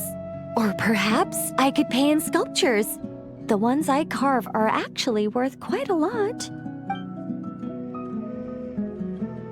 Just cover my travel expenses. Huh? Is that all? That's all. Given all the people I owe favors to, I can just about justify a trip to Sumeru. Yehoda! Here, boss! What do you need? I'm going back to Sumeru for a while. While I'm away, you'll be in charge of the curatorium. Me? I'm in charge? Whoa! Don't worry, boss. You can count on me! And that was how the ingenious Angel Nicole brought you the perfect person for the job in your hour of need. Hip hip hooray! That was far more detailed than necessary. Not lacking in embellishment either. I never thought I'd return. Especially not the desert. But life doesn't always go as planned, I suppose. What's Candace up to? I don't think I've seen her yet. She is still taking care of things in our village. Should be joining us before too long.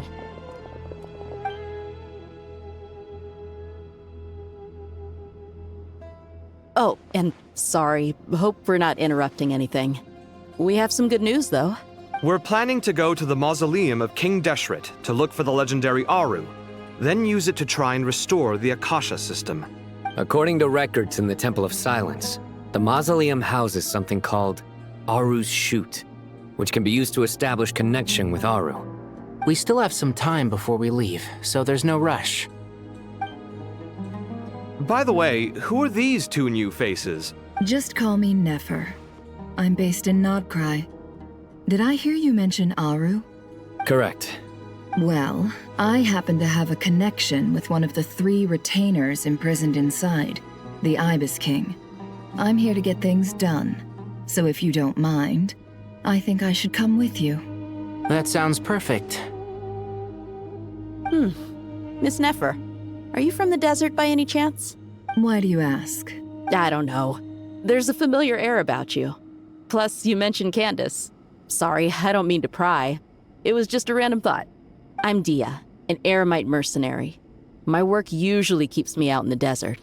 I'm on good terms with Dory, and she's mentioned you all before.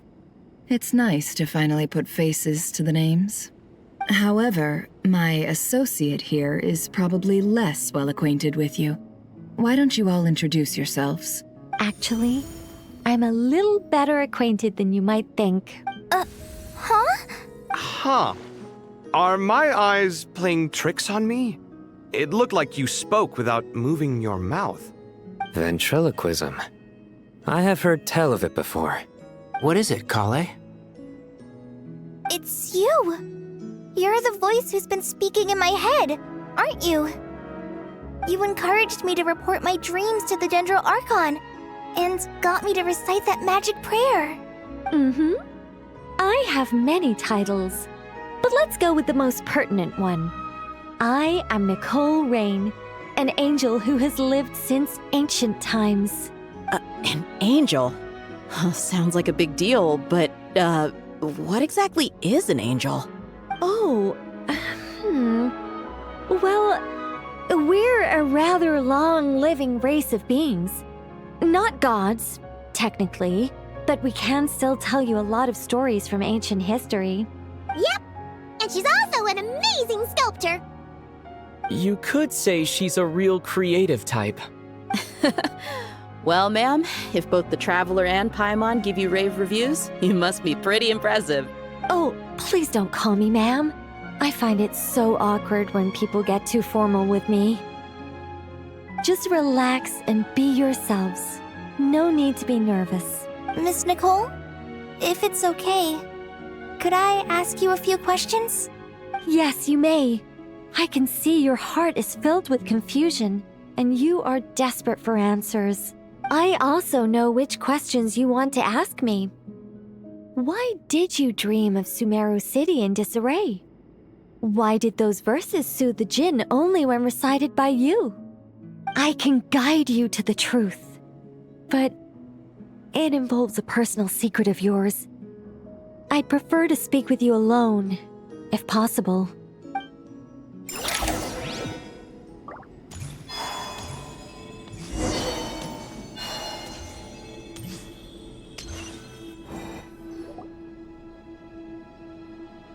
I thought we were going to speak alone. This is a lot more people than I was expecting. What's wrong with it? Even the doctors at Dar al-Shifa allow patients to be accompanied by family members. Well, if Kale doesn't mind her secret being revealed, I have no problem with it. Thanks for being so considerate, Miss Nicole. I don't know what secret you mean, but whatever it is, there's no need for me to hide it from my closest friends. Closest friends? It's so nice to hear that. All right. In that case, I'll get right to it. Kale, are you aware that there are god remains inside your body? I am. When I was young, I got sick with Elazar. Nothing could cure it. The Fatui convinced my mom and dad that they could help, and I was sent to an unfamiliar place. There were a lot of other kids just like me there. This creepy guy injected us with some strange medicine, which I heard contained god remains. I can still remember the pain like it was yesterday. But thanks to the friends who've stuck by me all this time, I've gradually been able to overcome those memories. Anyway, so you're saying that what happened to me has something to do with the god remains they injected me with? Yes. Those were the remains of Nabu Malikata, the goddess of flowers. What? Huh. Fascinating. You don't seem surprised like the rest of us. Why? The possibility crossed my mind when Kale recited the Goddess of Flowers song and calmed the Jinn. You made Paimon jump! What are you doing here, Lilupar? I was merely passing through when I heard the name of the Goddess of Flowers. Be assured that I share your surprise. You, with the hat. Are you certain? I sense no trace of the Lord of Flowers within her. Well, it is a very small fragment. Unless special methods are used to manifest its power, even her closest acquaintances would find it near impossible to detect. After the goddess passed away, her remains were scattered across the desert. King Deshret gathered all the pieces he could find and buried them in the Eternal Oasis. But some fragments remained unaccounted for. Eventually, the Fatui must have found a way to track some of them down. Presumably for use in some experiment. It's not an uncommon occurrence. You're more shaken than I thought. In one sense, you've been extraordinarily lucky. So many people who yearn for this kind of power never attain it, yet you have coexisted with her all this time without even realizing it. I don't know what to say. I'm glad that I could help everyone with this power, really. But knowing that a fragment of the Goddess of Flowers is inside my body is... it's a strange feeling. Well, people value their autonomy very highly. Even a well-intentioned intruder can shake one's sense of self. I understand how you feel, Kale. But once you get used to it, you'll find it's nothing to be concerned about. Huh. I guess you, of all people, have a good reason to speak on this. 2 good reasons, in fact. Incidentally, 3 is the maximum number of Hermanubis' Ba fragments that I could bear. Let me guess. Because 2's company, but 3's a crowd?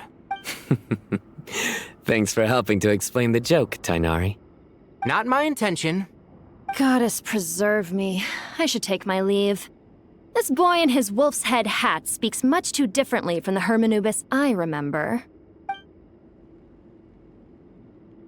Kale, all I'm trying to say is, no matter how many Hermanubis fragments there are within me, you wouldn't think of me as Hermanubis. In the same way, you are simply you. Yeah, I know what you mean. So about that dream I had, was it a warning from the Goddess of Flowers? Yes.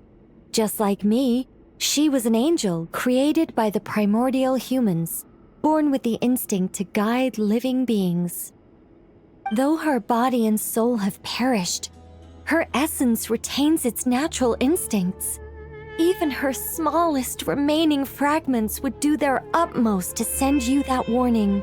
The Mother of Dreams? Lord of Flowers and Oases? She must have had a premonition. That is why she gave that dream to you. We won't let our efforts go to waste. But I still don't understand. Why me? Yes. Why indeed?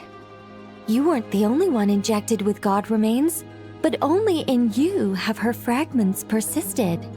I suspect it may be because of the firm will you showed in the face of suffering. She was likely assimilated by that will. Of course, this doesn't mean you have to shoulder any extra responsibility. As this young man said, you are who you are, and that will not change. All right, any further questions from the family members of the patient? If not, we should head to the mausoleum of King Deshret. Let's move out.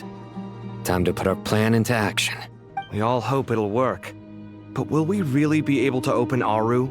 And even if all 7 pillars of King Deshret agree to let us proceed, the scale of the work to follow is daunting to say the least. Haven't you handled other big projects before? I mean, the biggest project I've worked on to date is probably the Palace of Alcazarzaray, I guess?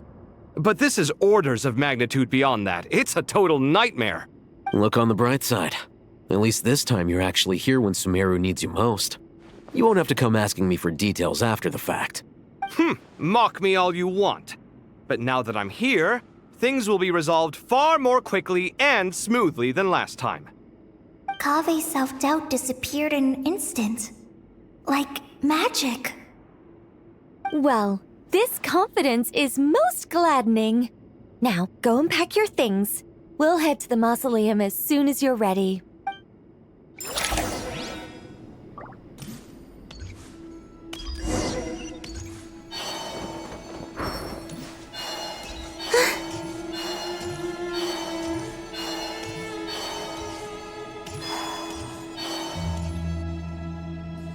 Oh, Miss Nicole.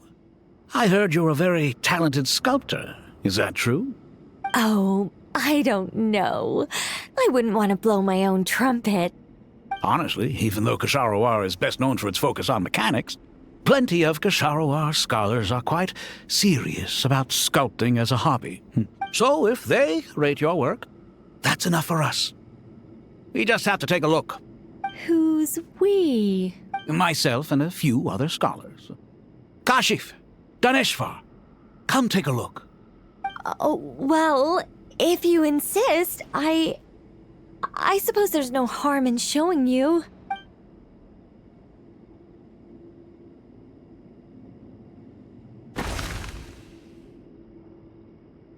Whoa!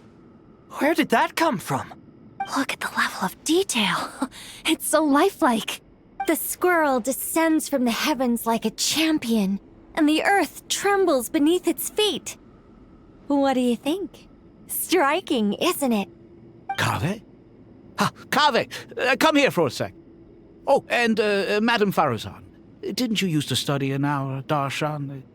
Come take a look. All right, but hang on a moment. I have to finish reviewing this proposal first. You called? What is it, youngster? This squirrel statue. Isn't it cute? Oh, a squirrel. I wouldn't say cute per se. The realism is what stands out to me. Were you trying to carve a statue of a hero, young lady? Oh, a hero? I suppose so. Actually, I didn't really have a specific theme in mind. I just started working on it, and this is how it turned out. I see. Well, do you tend to read novels about heroes in your spare time? As a matter of fact, I do quite enjoy those. Everyone loves a good tale of daring do, right? Then perhaps the statue represents the heroic tale you long to see deep down inside. Also on the subject of heroism, I feel that if the subject posed with a finger raised towards the heavens, it would lend a greater gravitas to the overall image. I'm sure some would call it cliché or old-fashioned, but not me. I think it would be a perfect fit. It has a certain classical beauty about it. Kaveh! Sorry, Madame Faruzan, I'm a little busy right now. Don't wait up for me. What a pity. That young man has excellent aesthetic tastes. I was hoping to ask him for his opinion. What a genius idea! Why didn't I think of that? Classical beauty is a great direction to explore. That's it. Once I get back, I'm going to sculpt a heroic squirrel pointing its finger towards the sky. Precisely. A declaration of victory. You understand my vision. Then place the two statues face to face. Yes! That's exactly what I was thinking. It'll be a masterpiece. Miss...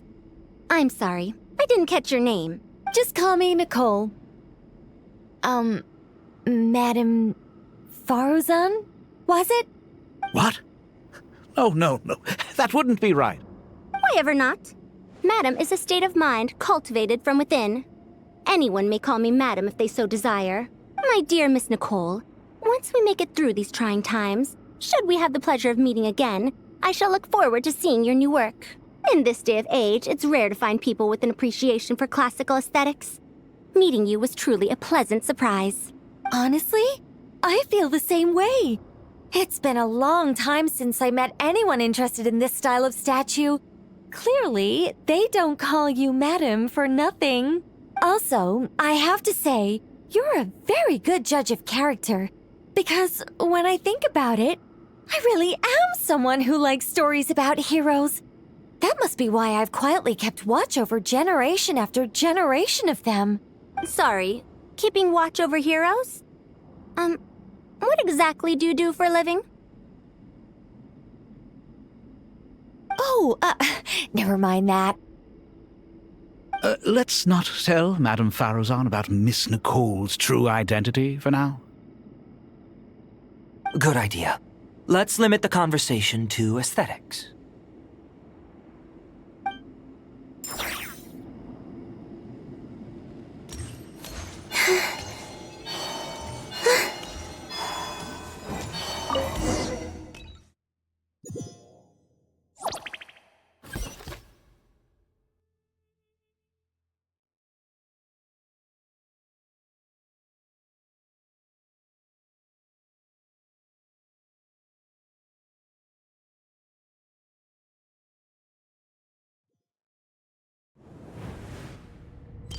I hope everyone's ready. We'll be arriving at our destination very shortly.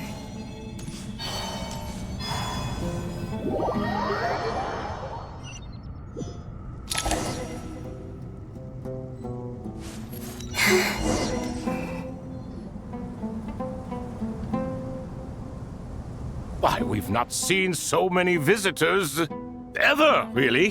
What is this place now, a tourist attraction? Closer inspection reveals many familiar faces.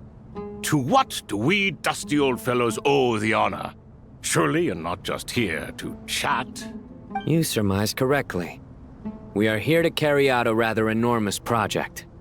Ho, enormous, you say? How large, then? Larger than the gaping void in our lives?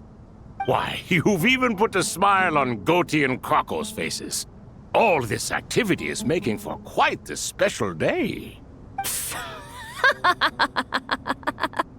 I know that laugh.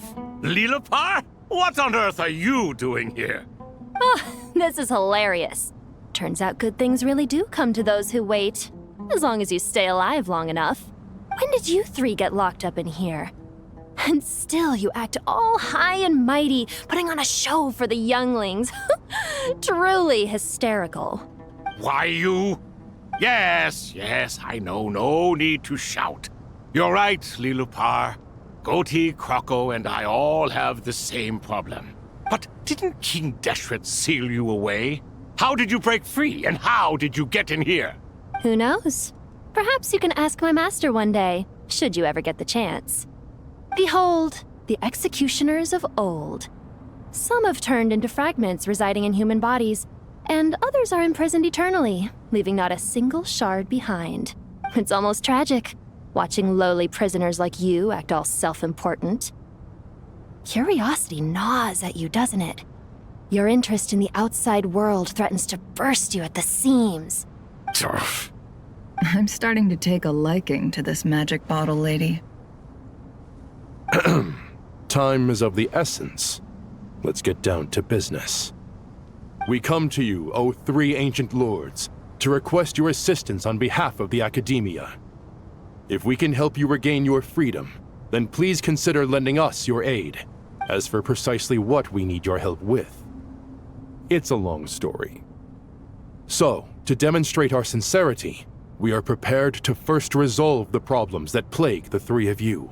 All right, stop arguing, Crocco. And Goatee, don't you start. What's the harm in letting her speak? It's not worth getting so angry about. Forget about her. The three questions are the crucial thing here. But do you really have a way to answer them? You once answered the final question, Nefer, but the seal did not open. Unless, with the passage of time, you have found a new answer? You could say so. When you first asked me what determines truth and falsehood, my answer was a liar's soul. Liars are the best at seeing through the falsehoods of the world. But if you want them to tell you the truth, you have to reach their soul. I think that makes sense. I found it quite compelling myself, and I told Nefer so. Unfortunately, it brought us no closer to liberation. Well, that's simply because it was my answer, not the one King Deshret was looking for. Can you guess which answer Al-Ahmar wanted then? Time. And that's not only the answer to the final question, it's the answer to all three of them. All things wax and wane with the passage of time. Love and hate eventually fade into nothing. Current affairs are always fraught with conflict and controversy. Only time can distinguish between right and wrong. You once described King Deshret as a proud man. I'd say that the prouder someone is, the more inclined they are to believe that only time is qualified to be their judge.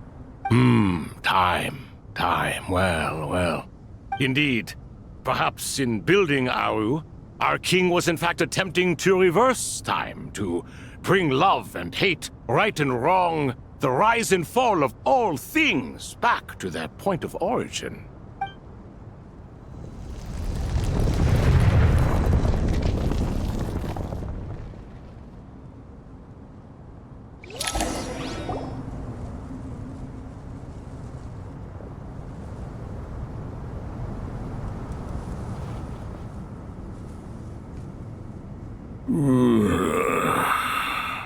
This is the most eventful day I have experienced in a long time. You have my sincere gratitude. Are those 3 of the 7 pillars? Turns out the statues were quite faithful to the source. You 3 seem to be in good spirits. Prison can help a person grow and learn to cherish what they have. Nevertheless, after everything you've done for me, I sincerely hope you never have to experience it for yourself. Hello, Nefer. It's good to see you, Thoth, the Ibis King. Nice. Definitely puts my mind at ease, seeing you 2 getting along so well. Should we maybe introduce ourselves, or... Sure. I'm Sethos, the current leader of the Temple of Silence. This is General Mahamatra Sino. And this is the former Spantamat sage, Cyrus.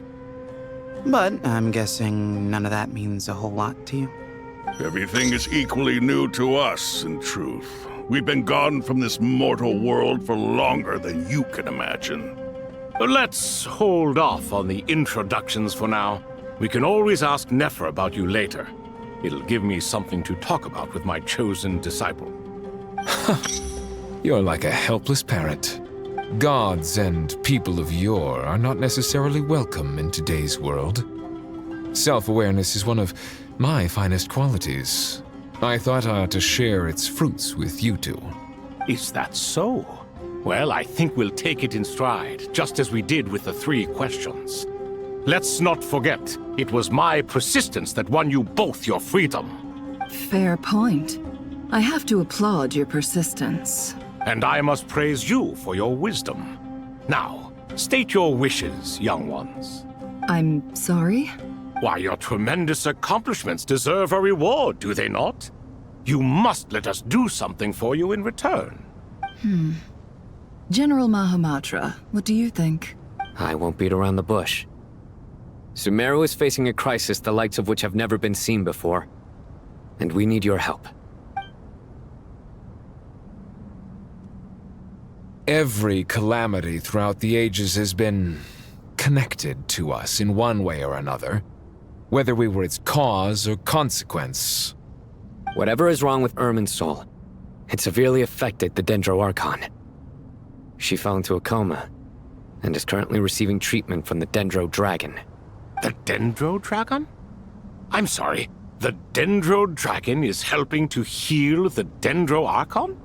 Not a pep, surely. Not vicious, cruel a pep who possesses no virtues aside from her basic instincts. Ah, good heavens. Oh, I shudder to think what could have caused Lesser Lord Kusanali to suffer such a plight.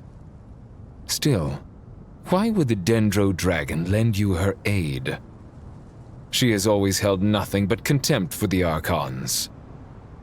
I suppose she and Kusanali must have some History. You can help us make history too. A smooth talker. Well said, lad. Currently, no one can connect to Irminsul. We hope that by opening up Aru and making some modifications to it, we can use its technology to our advantage. Unfortunately, Aru is an imperfect creation. King Deshret never managed to realize his full vision before his death. Much remains to be done if it is to be pitted against Irminsul itself. Besides, I hear your reasons, but to give Aru up over such would be... The archaeological records clearly indicate that although Aru's construction took a long time, it was not beyond human means to achieve. Modern technology should solve the efficiency issues. We have no choice but to go all in on this. This is by no means a threat. But the only reason we helped you escape from Aru was to gain the necessary leverage to negotiate with you. You asked us to state our wishes, and we have. Each one of us here needs your help, as do all the thousands of people living in Sumeru. They need you, and they need Aru. What do we think, my fellow old fogies? Shall we lend our support or not? Since you ask so nicely, naturally. Naturally what? Are you for or against? I simply mean we shall do what comes naturally. You claim that you wish to open Aru. Know you then that the golden slumber created by King Deshret is preserved within? We do. We understand the risks involved. In all likelihood, the mortal world will never again be able to replicate King Deshret's work. Never will there be another chance to come so close to creating a utopia. Knowing this, are you sure of your decision? We are sure. Before people can dream, they must first live. If your minds are made up, very well. We shall summon our erstwhile colleagues to discuss this further. Saint Shezepank, Saint Bennu. Once you surrendered to silence and were buried with King Deshret. But now, we invoke the right to awaken you with our voices.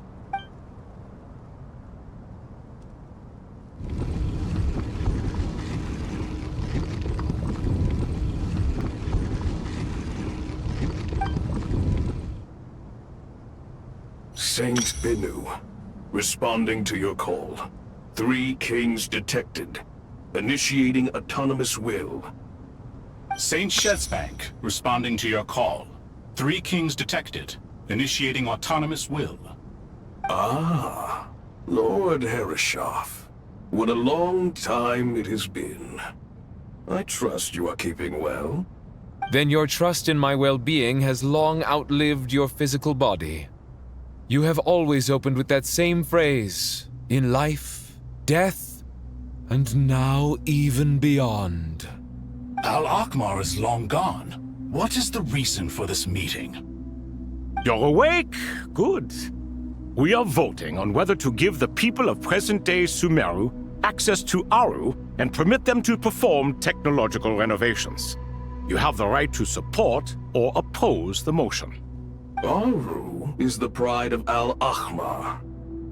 Opening Aru requires the unanimous consent of the 7 pillars. I hope you have a convincing reason to present to us. Sumeru is currently in the midst of a major calamity. Let us not forget that while Al-Akhmar was a stern ruler, he was also a teacher of wisdom. A god without his people shall cease to exist, and King Deshret's greatest wish was to provide protection for his people. Let us then honor our God King's wishes as we consider our decision. I do not mean to mock these proceedings, but what is the point of a unanimous vote when we know that the last of the 7 pillars, the Dendro Dragon Apep, will never communicate with us? This will no doubt surprise your mechanical mind, and I have no intention of trying to persuade you it is true. But Apep is, in fact, healing the Dendro Archon as we speak. Huh? Can someone attest to this? Do we have any proof? I ask the 3 kings. Can any of you vouch for the truth of this claim? Naturally, the Ibis King, Thoth. What? It was Thoth's disciples who revealed the truth to us. We need not debate its veracity. Simply let Thoth bear accountability. That way the rest of us may have a clear conscience. Harishef, you diabolical fiend! I awakened our former colleagues for you, supported your opinion, and backed your decision. What sort of fiend would do that? I miss the days when Hermanubis was still around. At times like this, he would offer to take accountability. What are you trying to say? Is my word worth less to you than Hermanubis's? Hypocrite though you are, Lord Thoth, you are humorous in equal measure. How could we bear not to associate with a character such as you? I, Saint Shezpank, approve the Goat King's proposal. Since King Deshret is no more, we shall receive no reprimand for acting beyond our remit. Nevertheless, I sincerely hope that those before us understand the significance of what they intend to do. Remember, the moment that Aru is liberated, the myriad souls residing within the Golden Slumber will return to the ley lines. And once the ley lines flow again, these souls shall in turn be received by Irminsul. To take this step is to bring the perfect afterlife created by our king to a permanent end.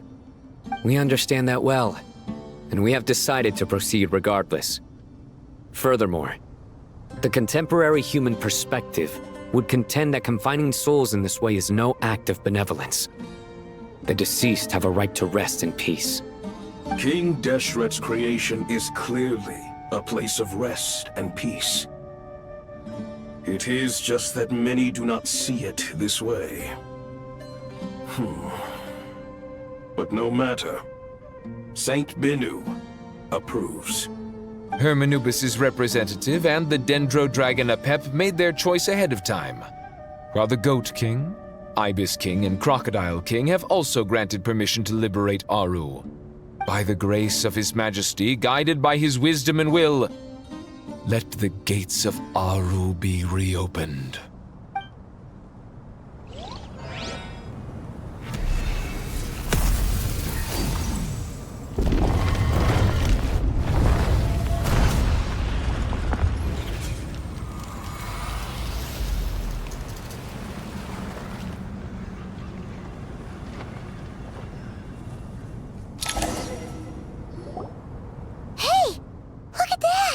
What's this? Are we under attack?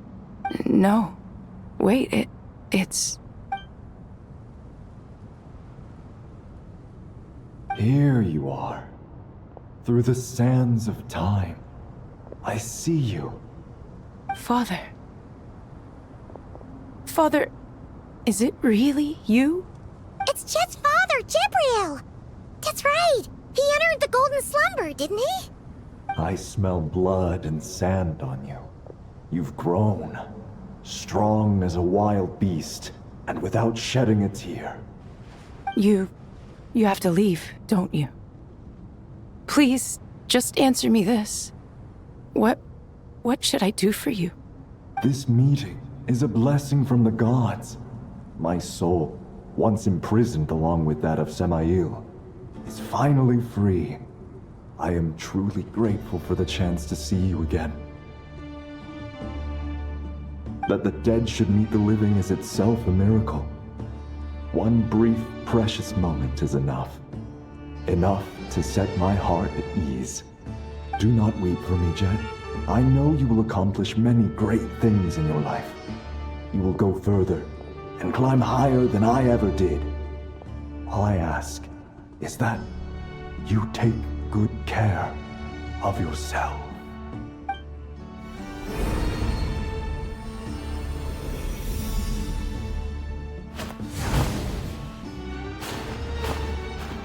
Father! Father! Father. Hey, Jet. Do you want something to eat? Maybe it'll help you feel better. I'm fine. Thanks, Paimon. It was just a little sudden. The chance to see my father again meant the world to me. He was trapped in the Golden Slumber for our sake. And now, after all this time, he can finally rest in peace. I'm glad. It's a huge relief. You've grown strong, Jet. More than enough to fend for yourself. Yeah. I'll leave the past in my memory where it belongs.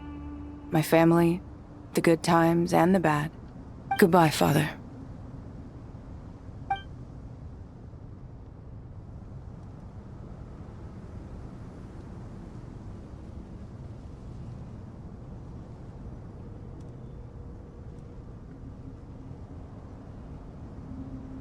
Ah, me, what a touching reunion that was.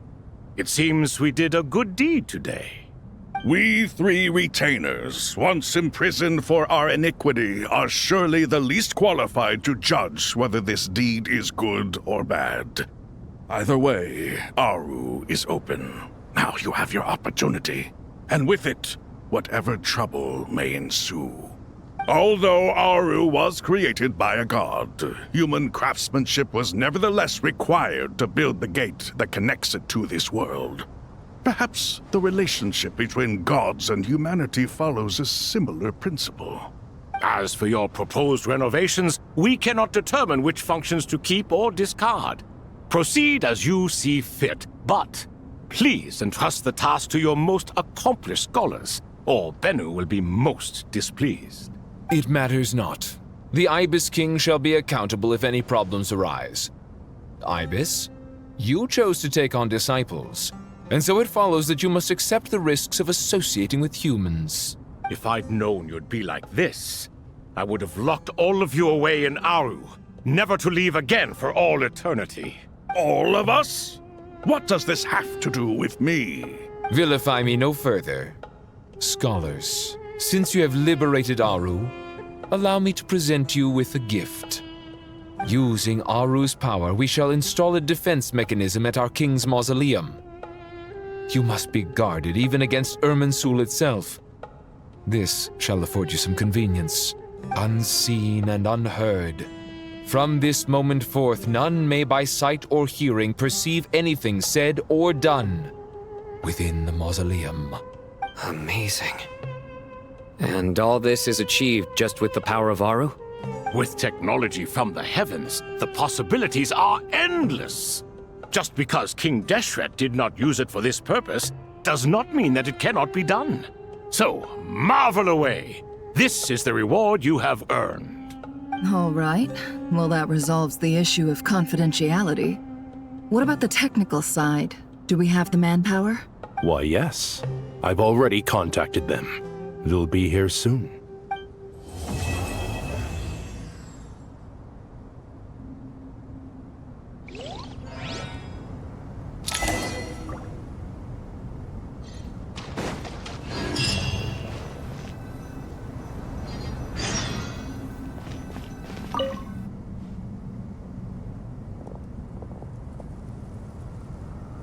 You must be the ones tasked by the Academia with renovating Aru? That's right. Good afternoon. I'm Kaveh, and these two are Termezi and Naisaburi. Hey, I'll hate them! Come and introduce yourself! We've met before.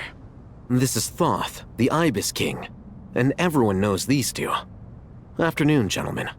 I've only ever seen these two in murals! Ah, the paintings in the temple. They show us chatting, playing cards, playing chess. Precisely the activities we most enjoy, funnily enough. No, only you enjoy playing chess. We were just humoring you. I wouldn't go that far. Back to the matter at hand. A preliminary assessment by the Academia indicates that this project requires expertise in various disciplines, including the deciphering of ancient texts, mechanical engineering, the restoration of ancient ruins, and elemental theory. The most capable minds in their respective fields are here before you. If there are no objections, we'd like to begin our work. The artisans who built Aru for Al-Ahmar gave their very lives to create this splendid work. Follow their example by giving your utmost devotion to this project.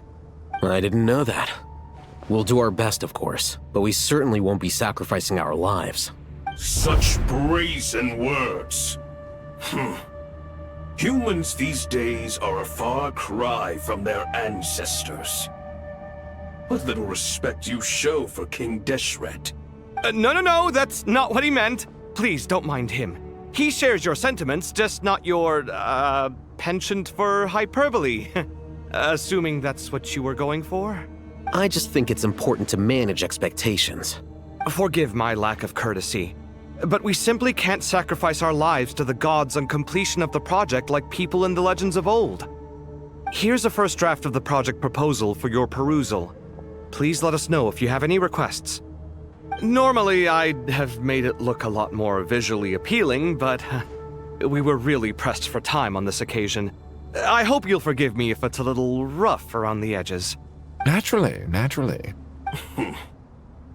If my fellow ministers deem this meager display of respect sufficient, I suppose I can consider agreeing to their proposal.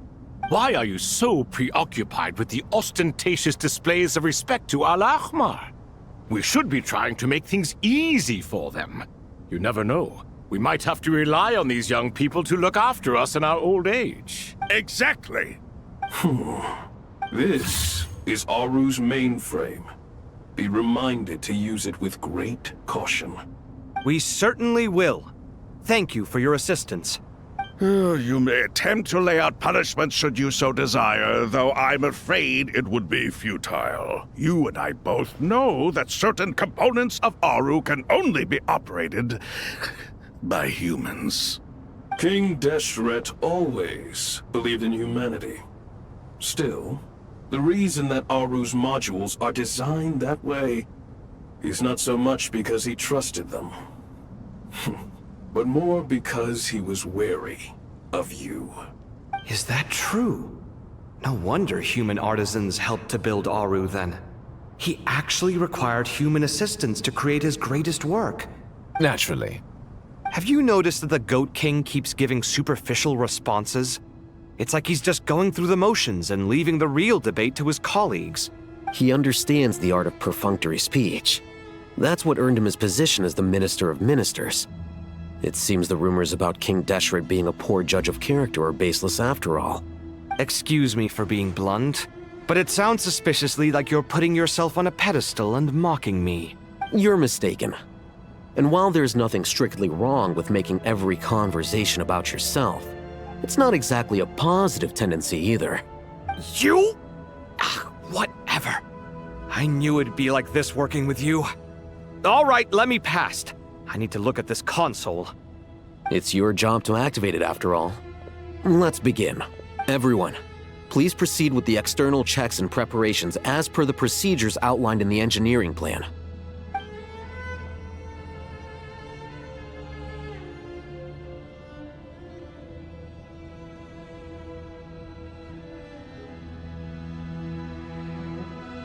Hello there, youngsters. Whoa, the Ibis King came to life. What do you mean, came to life? I've been alive the whole time. You did say we could start our research, right? Are you having second thoughts now? I've reviewed the proposal. The work you're planning to carry out on this grand device is ambitious in its scope. You have ample confidence in your abilities, I take it? I wouldn't say I'm feeling hugely confident, but given how bad things are, I'd rather at least try something than sit around waiting to die. You are the top scholars of your day. I trust you are aware that there are countless links between Aru and the Akasha? Aru and the Akasha? But I thought the Akasha was the Academia's greatest technological accomplishment, created years ago by the Dendro Archon to help her people access knowledge. And you too? Do you not know either? You've read the instruction manual, right? You tell them. An instruction manual? The Akasha has an instruction manual? The Dendro Archon is a kind and thoughtful god indeed. It used to sit on a shelf in the corner at the House of Dana. Not the most popular read. If the manual is to be believed, Aru was in fact the original inspiration for the Akasha system. What? But there are so few records about Aru anywhere. And practically none of the scientific expeditions into the desert had anything to do with it. Ah, but this is something you could not possibly have known. You may have heard many stories about the desert, but what is the most important aspect of history? Consider this a quiz.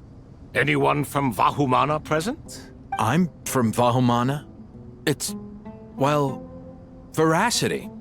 Precisely. And a large part of veracity is the chronological order in which events occur. I may as well tell you. In the beginning, Nabu Malikata, the goddess of flowers, descended upon Sumeru. The glory of the heaven was within her. She brought life, oases, and knowledge to this land. Then she created the Jinn, enlightened them, and ordered them to serve her.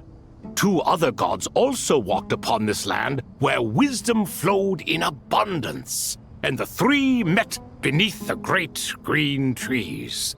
It was the first and greatest alliance.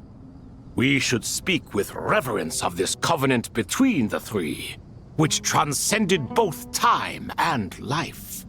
For they promised that in Sumeru, wisdom would be shared with all. All the great changes in Sumeru's history began with the goddess of flowers. For King Deshret's sake, she pried into the secrets of Celestia, and for this was burned to ashes by the flames of wrath. So grieved was King Deshret by her passing that he lost all interest in state affairs and devoted himself instead to the knowledge that she had brought back. It was after learning of the technology from that floating island in the sky that he first conceived of Aru. And so, the Akasha was inspired by Aru, while the basis for Aru itself came from Celestia's technology. Well, if the 2 share a common technological origin, then connecting one system to the other is an entirely feasible idea. Unbelievable. Have you no reverence at all for celestial technology? No, I do, but there's no time for that. The schedule is too tight. Blame it on the deadline. Perhaps you could try coming up with our cutoff dates. You know what it's like having to turn around 5 different drafts in one day? I wouldn't wish it on my worst enemy. Yeah, also, Sir Ibis, King, you don't plan on getting directly involved at all, do you?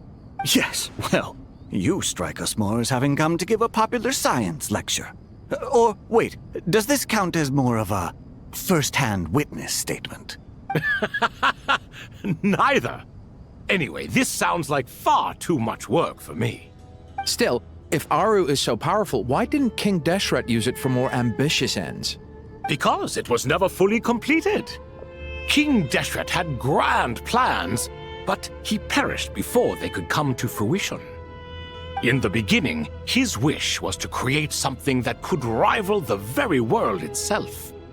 The Lord of Flowers sacrificed everything for that ambition. What he desired, she bestowed, and thus was knowledge brought into the world. Her courage and sacrifice had to be honored with the most splendid of monuments, or King Deshret would surely have deemed it a grave injustice.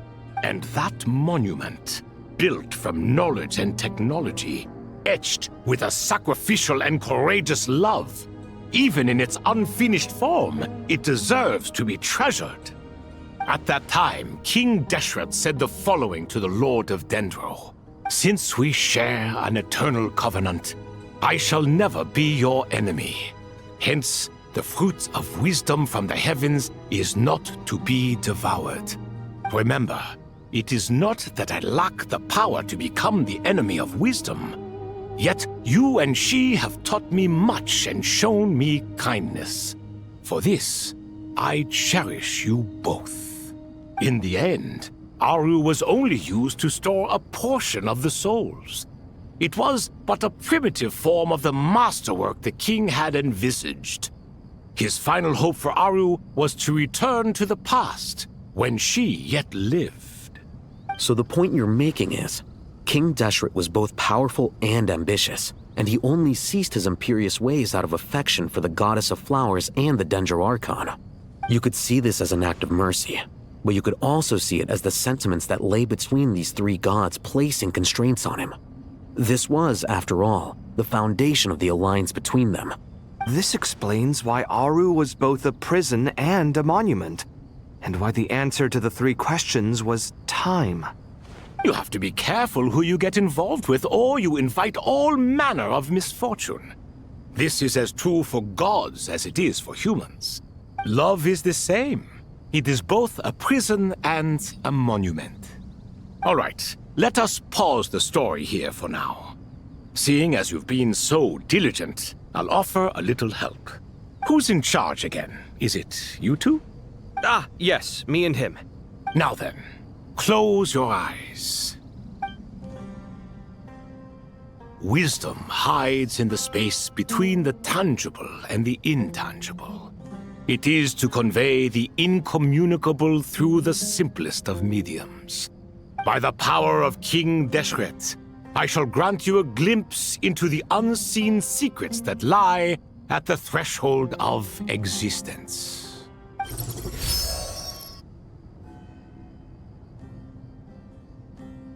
Where did this come from?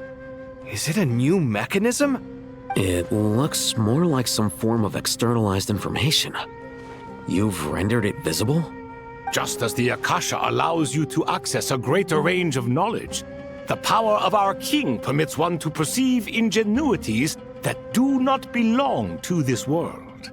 This is no ordinary mechanism. It reflects the internal structure of Aru. Whether you choose to increase or decrease, keep or discard. Come, use these to achieve the outcome you desire. Looks mechanical to me. Better let me handle it, just in case. But wait, how do I get up there? Turn around. So that's where the elevator is.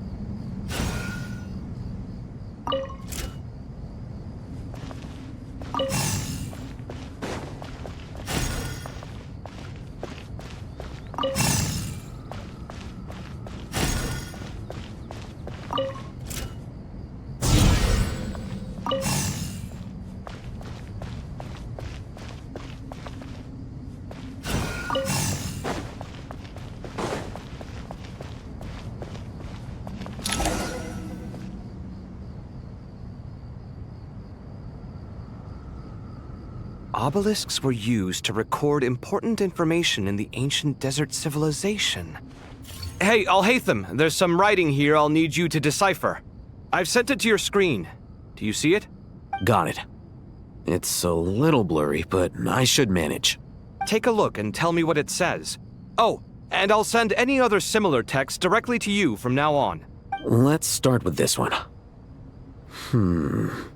It's a variant of an older script. Herein lie verses written for the Yellow Sands. Looks like cultural information from the age of King Deshret. If so, I suggest you delete it. Words thrown together merely for fun.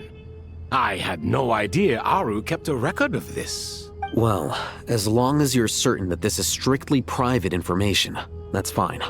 It is unimportant. All right, well, I guess I'll start now.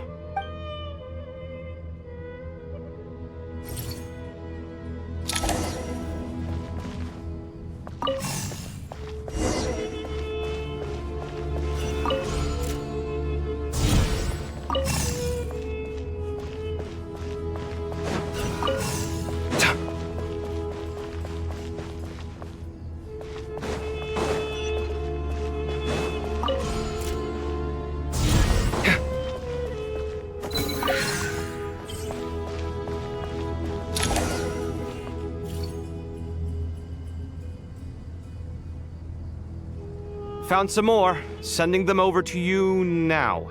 These are all reports about the Gurubad conflict. Can we delete them? I'd say so. Most of this information has already been archived anyway.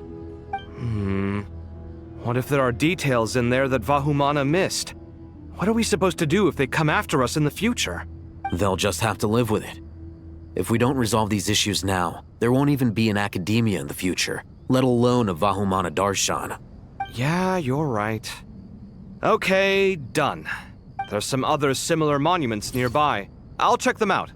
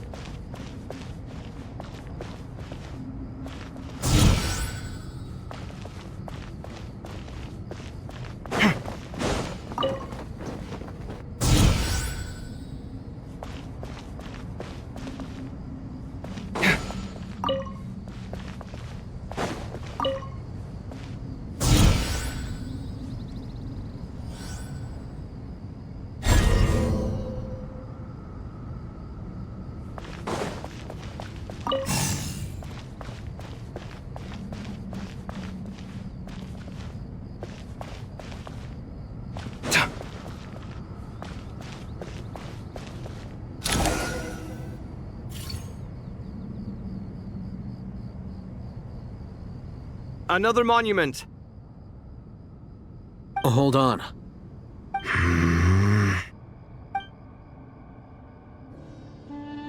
You're still reading it? How long is it? It records the development and governance of the Oasis civilization. Most of it concerns the Jinn, but it also contains records left by the artisans who built Aru. Is it important? Some of it. There was no way for me to read the whole thing in its entirety, so I had to rely on my intuition to pick the parts worth keeping. What about the artisans' records? What do they mention? They're speculations, mostly. For instance, they were wondering how to protect themselves if King Deshret decided to silence them after the construction of Aru was complete. Sounds like pure mythology to me. Surely that kind of thing didn't really happen. The records do emphasize that this was merely their conjecture based on various myths. Still, the artisans did leave details of their plans to survive, including blueprints for their escape route. Even that got recorded? Okay, well, I'll make a copy of this first before I delete it. Is that truly necessary? You won't be needing those. No, the blueprints are important. I want to keep them as a memento.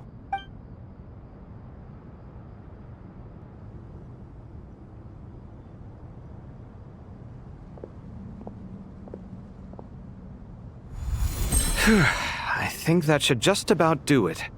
It meets the requirements of the contingency plans, so we should be good. I gotta say, it's the strangest feeling, this cross between reality and the intangible. It's like drifting between life and death, or in and out of a dream, using my own hands to manipulate illusions that are forever out of reach. Chasing dreams in the most literal sense. Definitely a novel experience.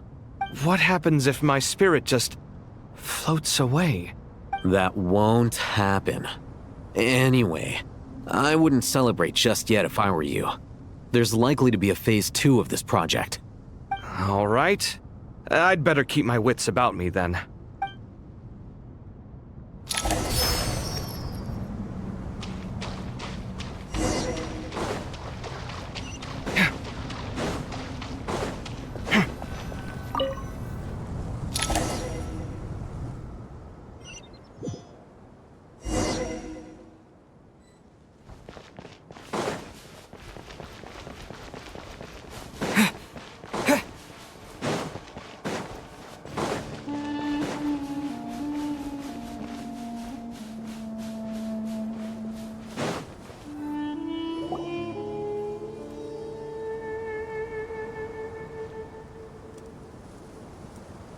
Traveler from afar, do you worry for the fate of Sumeru as well?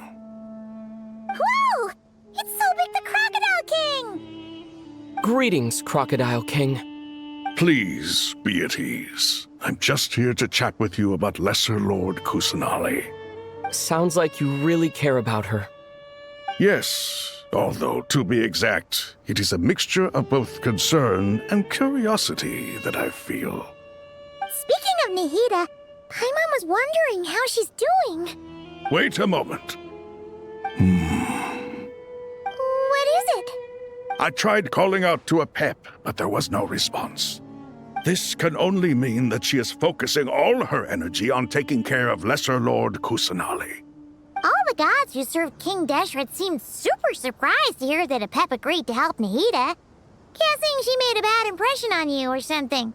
Are you aware of the history between her and our king? The story begins a long time ago. Al-Ahmar was always a wishful thinker where the Dendro dragon was concerned.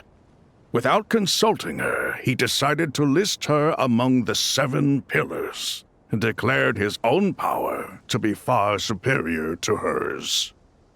That was when our king was at the height of his power. Ibis Goti and I were no match for him, and so we chose to submit and serve as his ministers.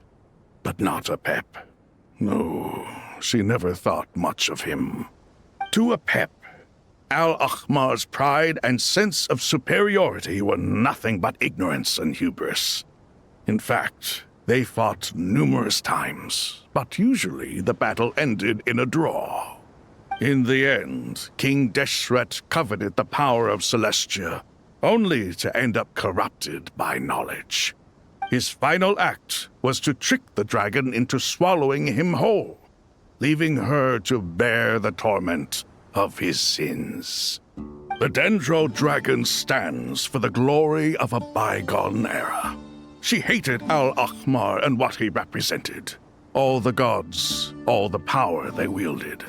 And so, her willingness to help the Dendro Archon through this crisis comes as a great surprise indeed. It makes one wonder whether, perhaps, the Dendro Archon assisted her in the past. Yep, Nahida did her a huge favor. So Lesser Lord Kusanali put an end to the Dendro Dragon's many long years of torment. As much as she loathes the 7, Apep knows kindness when she sees it. No wonder she was willing to make an exception.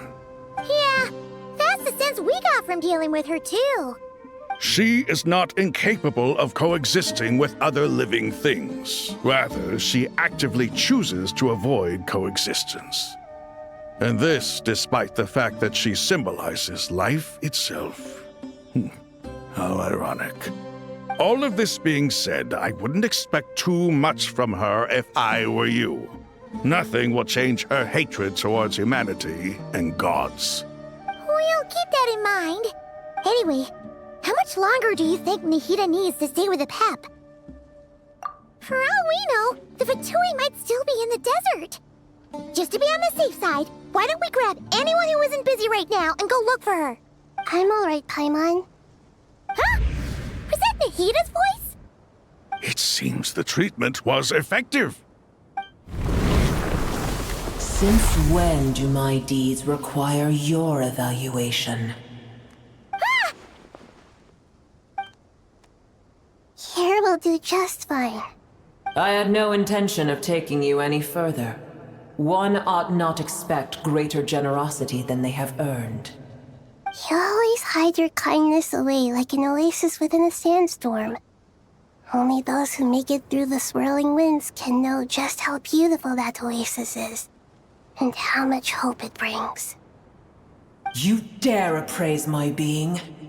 No, I'm expressing my gratitude. I want to thank you for sharing your precious life force with me.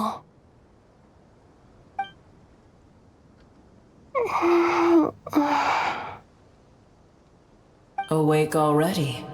You are more resilient than I thought. Pep. I feel much better. Thank you. Gods and their gratitude mean little to me. I would rather you give me your assurance that the situation with Irminsul and Sumeru's ley lines will be competently managed.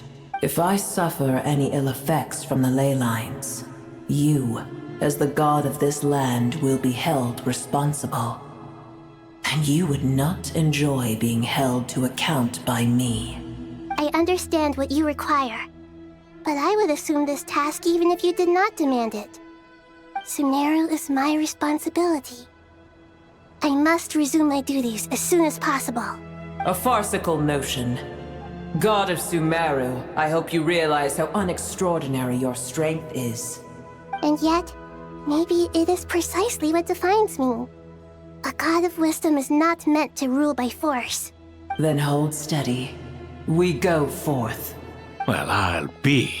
Is that a pep? Do my eyes deceive me? Of all places, the Dendro Dragon has decided to visit the mausoleum of King Deshret? I see that after all this time, El Ahmar's menagerie of ministers remain as vile as ever.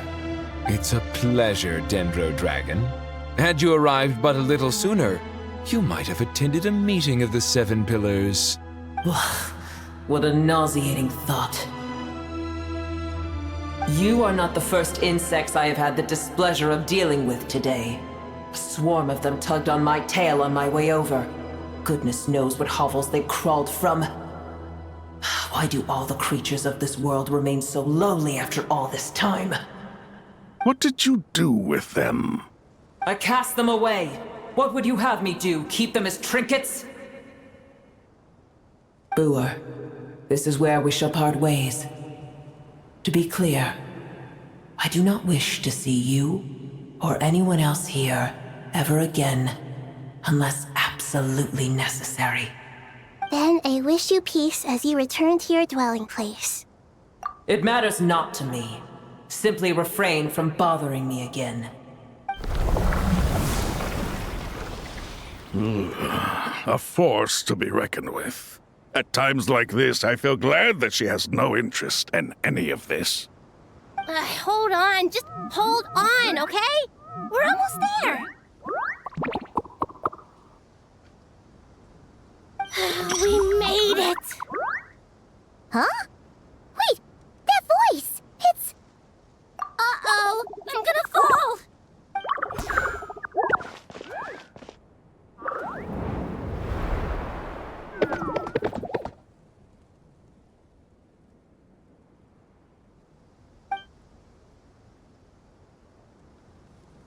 Well, that's a relief. A pair of safe hands indeed. The Dendro Archon's familiars. They are the last thing I expected to see here. Huh? Wait, what are the Aranara doing here? Don't you guys hate the desert? Obviously I was worried about the Dendro Archon. I've been supporting them with my Pari powers the whole way here. Oh, they seem pretty nervous. Is it because there are too many people around? Not just people. It's all these non-human beings, too. It's hard on them. I can't believe you made such a long and dangerous journey just for my sake.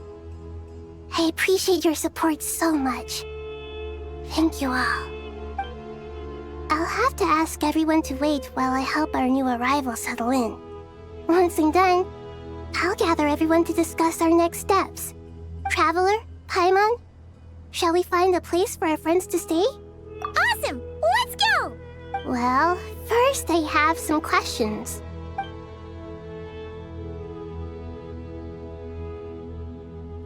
Okay, I think that covers everything. Thank you. We can get going now.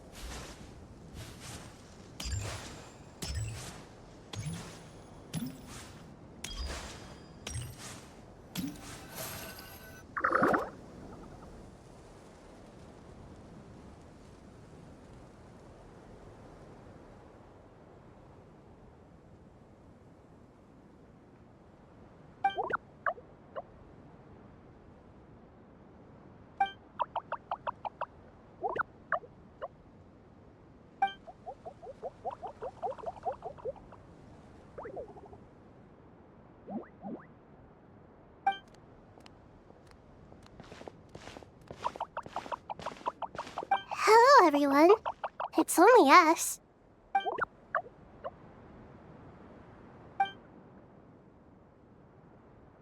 It must be very tough for you coming all the way out here, especially since you don't like the Voluka. Is everyone back in Vanarana doing well?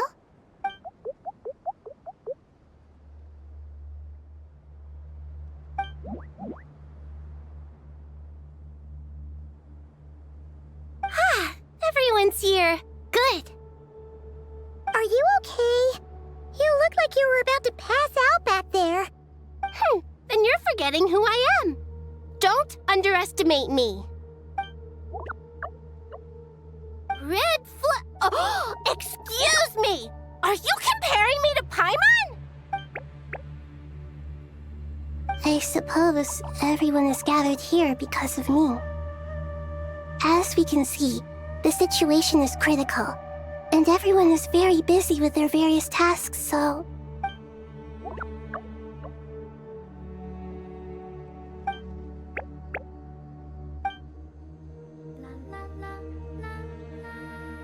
I can't thank you enough.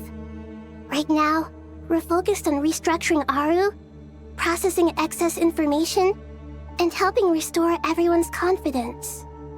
I'm sure you'll find it all very straightforward. I can help too! Just let me know where I'm needed.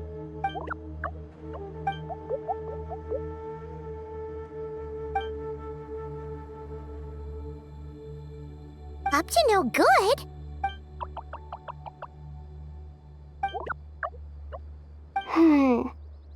That definitely sounds suspicious.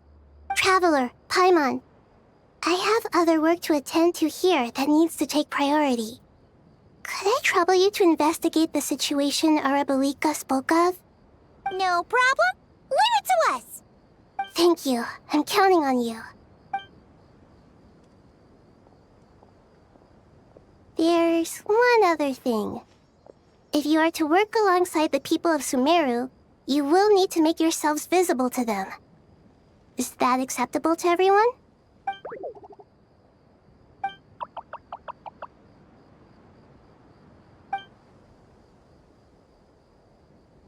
There's nothing to fear. No one here will hurt you. But if you do feel afraid, don't worry. Just call my name and I'll be there. Very well. Now, I shall bestow a small blessing upon you all. Whenever people see you and interact with you, from the moment their gaze meets yours, they will experience the most beautiful of dreams.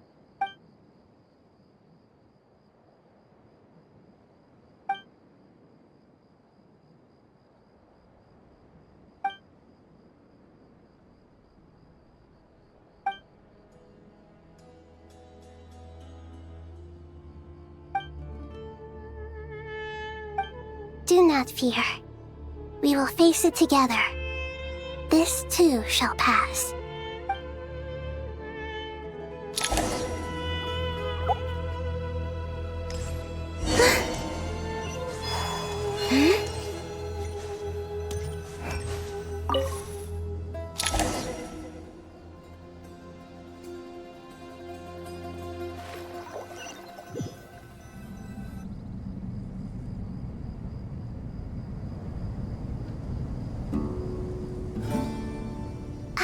Everyone's here.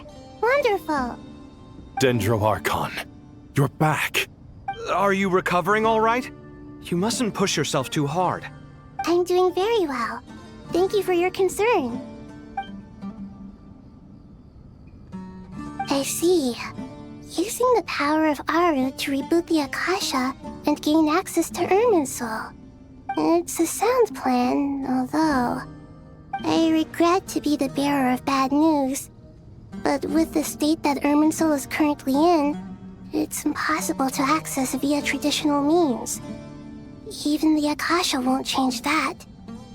Alas, we had feared this may be the case. And what about non-traditional means? Non-traditional means? Are you saying... Desperate times call for new measures.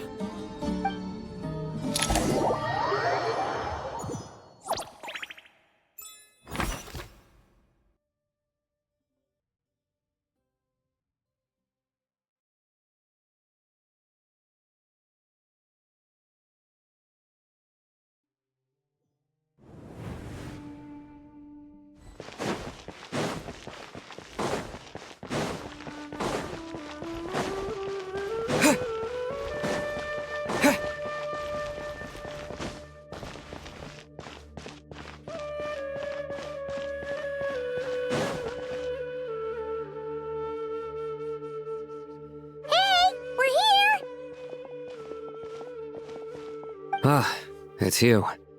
Is there a situation?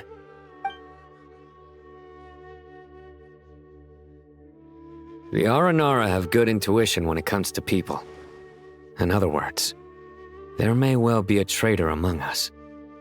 Given everything that's going on, I'd be more surprised if there wasn't. Miss Nefer, as a professional intelligence broker, I trust you have a solution? Not one that I'm willing to volunteer. What's in it for me? Let's say I'll treat this as a pilot project aimed at expanding your intelligence operations. Whatever business you're in, an avenue to demonstrate your abilities could never hurt. I like the sound of that. Glad we're on the same page. Given that you rarely set foot in Sumeru, practically no one at Caravan Rebot knows who you are. I take it you've read the files on everyone in the area? Yes. I also skimmed the list of evacuees, and am more or less up to date on where everyone stands. Any initial suspects? Limiting the scopes to males whose recent activity could be viewed as suspicious, I've identified 3 names. The Aranara saw 2 people talking, but currently we only have 1 suspect. The other person was probably just a messenger, and in all likelihood has already left Caravan Rebot. Everyone is heading for the desert per the evacuation order. Anyone willing to turn back at this stage is almost certainly with the Fatui. There's no way it was a spur-of-the-moment decision to act at a time like this. This spy must have been planted long ago. We need to smoke him out from wherever he's hiding. Sounds like you have the beginnings of a plan.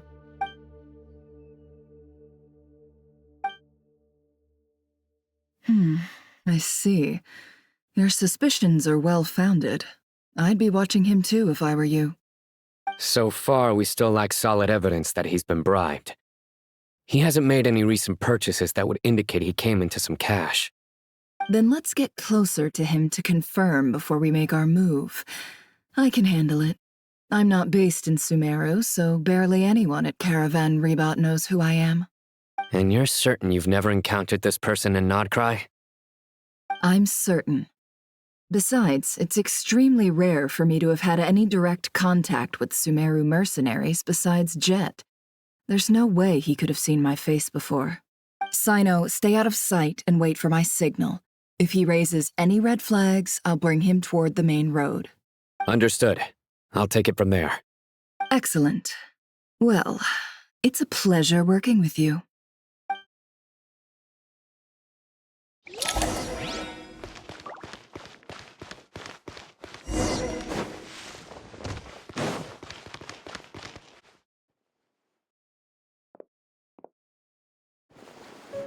Darker skin, scars, frequents the desert and has ample combat experience.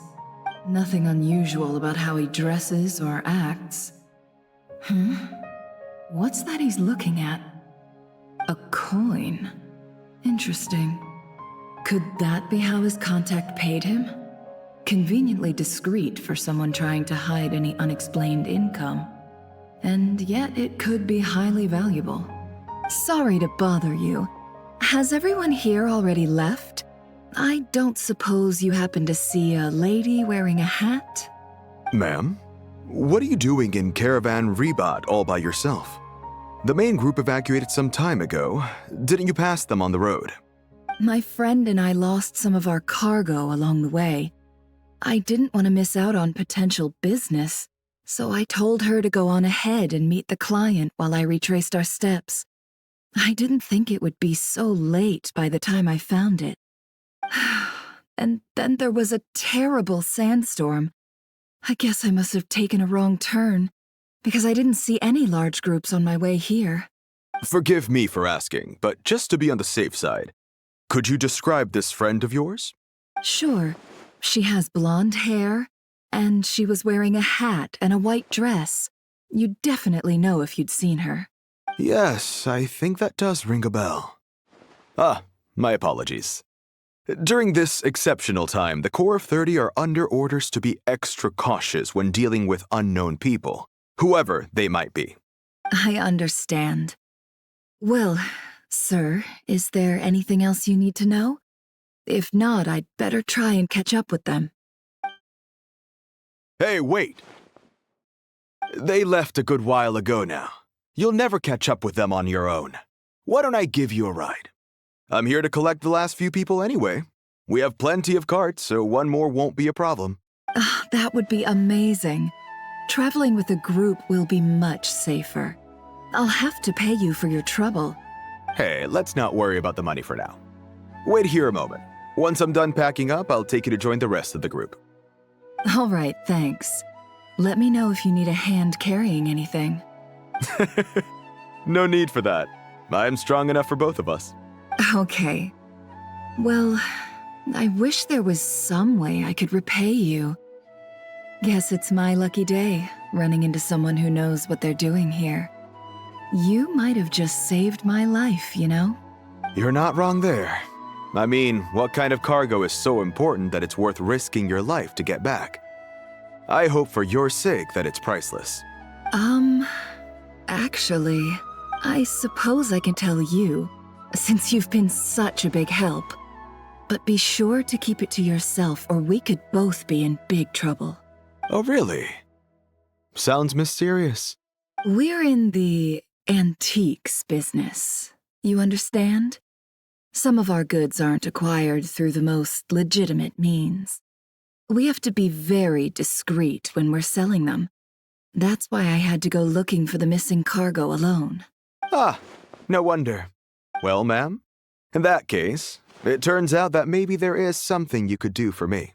I'm all ears. But to be clear, our commission isn't cheap. Think carefully before you ask. We don't want to ruin our relationship before we even hit the road. I'm sure that won't be a problem. My issue is, I have something that's a little difficult to sell on as well. Take a look at this.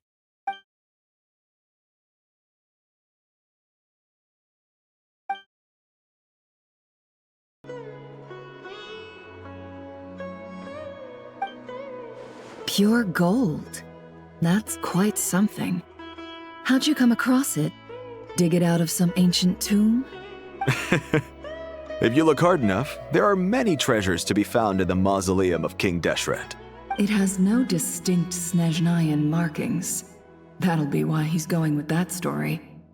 And he clearly doesn't want to arouse suspicion, so he's on the lookout for an opportunity to make a quiet trade. Surely you have an existing business partner. Won't they take it off your hands? I hope I won't be attracting the wrath of my competitors by helping you sell this. The shop I used to work with is having cash flow issues at the moment after losing some money. I'm under enough pressure as it is without having to deal with them. On the off chance anything went wrong, I'd never get my money back. I understand. Gold is the last thing that traders with cash flow problems want to see. Well, in that case, I think we can work something out. As it happens, I'm just about done packing. Shall we make a move? Sure. Let's walk and talk. This evacuation was a huge operation. They needed a few people to stay behind and tie up loose ends. And I ended up being one of them. You're lucky you ran into us in time. I certainly am. I don't know how this happened. One thing led to another, and look how it ended up. I just hope our client doesn't get spooked and cancel their order. Fingers crossed. But either way, life goes on, and we all have to make a living somehow.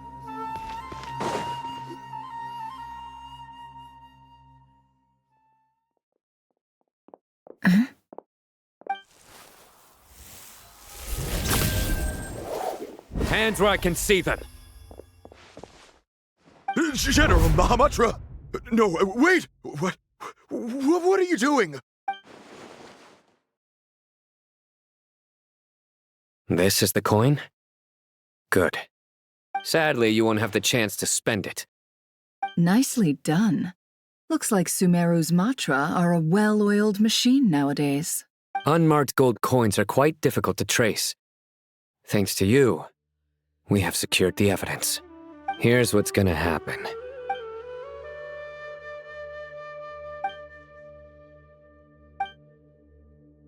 Southeast from here, leeward side of the hill. That's where he's meeting his contact. Great work. Candace tells me your interrogation skills are highly effective. Hers are quickly catching up. She's improved a lot in recent years. Looks like it's over to you for the next step. Because I'm quickest on my feet? Because you know how to trail a target. Plus, it'll be easier to monitor their activity from the air. Fine. I'll be quick. One more thing. The Traveler just brought a message from the Dendro Archon.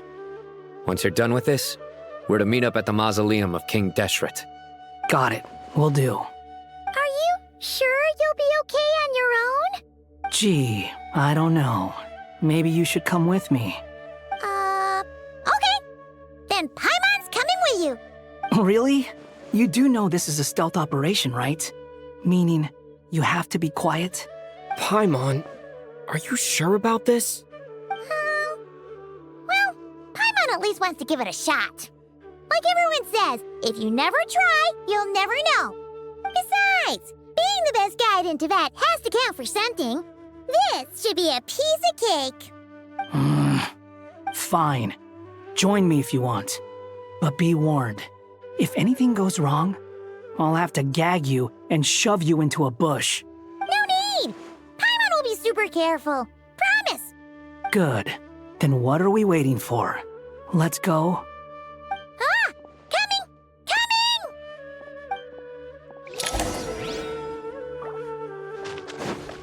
The wind rises.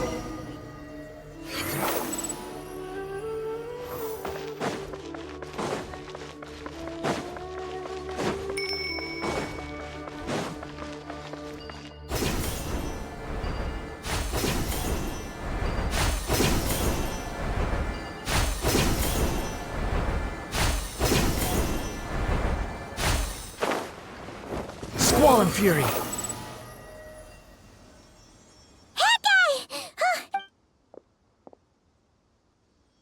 We're here. Now we wait. Okay, yeah, cool. Cool. What's on your mind, Paimon? Huh? Nothing? I thought all you cared about besides being a guide was food and sleep. Why the sudden urge to go on a dangerous mission? What's that supposed to mean? Paimon's been on plenty of dangerous missions before. But never on your own. You hardly ever leave the Traveler's side. Just saying. I'm kind of at loose ends right now. So if you did want to share, I suppose I'd have to listen. If not, suit yourself. Makes no difference to me. That guy? Do you think Paimon is useless? What? Where's that coming from? When we were in Notcry, Paimon suddenly realized something. Even though Paimon's with the Traveler every single day, whenever we face real danger, she can't do anything to help. Paimon doesn't get like this very often. She just got really scared when the Traveler got kidnapped that time. What if he never came back? What would Paimon do then? And the more Paimon thought about it, the more useless she felt. But Paimon doesn't want to be a burden. Paimon wants to be a friend who's actually useful. Does that make any sense? You know, that feeling of just being completely useless and... Oh. Paimon probably sounds so ridiculous right now. You asked the right person. Boy, do I know that feeling. Oh, that guy. I'm not gonna try and encourage you. What I will say is this. When you start doubting yourself, you have two choices. Give up or change. You have to make the decision to move forward.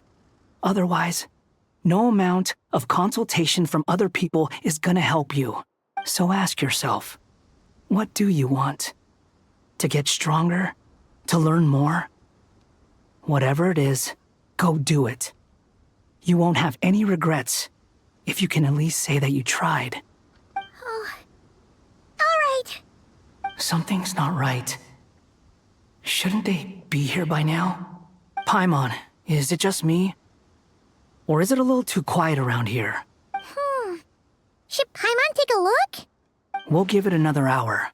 If nothing happens, we head back. Okay. How strange. We've been here for ages. Where the heck are they? Have we been stood up? What is it?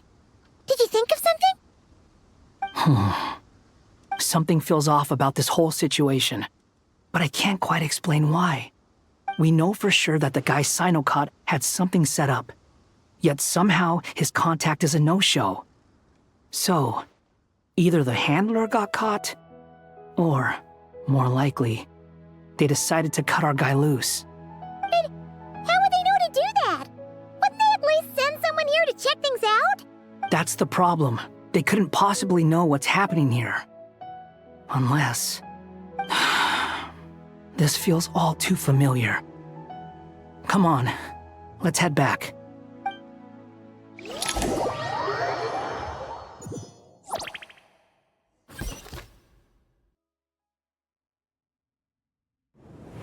Even though this isn't a formal meeting, I'd still like to start by saying how grateful I am to each and every one of you. Thank you all for coming here and standing by our side. Shesipank and Bennu are currently assisting the scholars with the maintenance of Aru. Please forgive their absence. As for Hermanubis, may he rest in peace. We remember him with great fondness. There have been times when I imagined what it might be like to meet you all. Now that it's really happening, I feel quite emotional. Time has taken many things away, but that which remains is all the more resilient. I must say, there is one thing that rather surprises me. You appear to be in good spirits, Lesser Lord Kusanali. But even so, I can sense that the life force given to you by the Dendral Dragon has far from fully resolved the problem of your vitality. Oh no! So even a Pep's power didn't work? Don't worry, Paimon. It worked very well indeed. The issue is how closely I am tied to Irminsul. Until the problem with Vid is resolved, there is no way I can fully recover. Sumeru has undergone tremendous changes during your absence. When gods pass away, inevitably, people's faith in them grows weaker. You must have sensed it already. Your power is not what it once was. Regrettably, this is true. I too have grown weaker due to the effects of Irminsul. Right now, we're all in quite a sorry state. Then what do you suggest? We take all the help we can get. Sumeru is our shared home. You and I, gods and humans alike.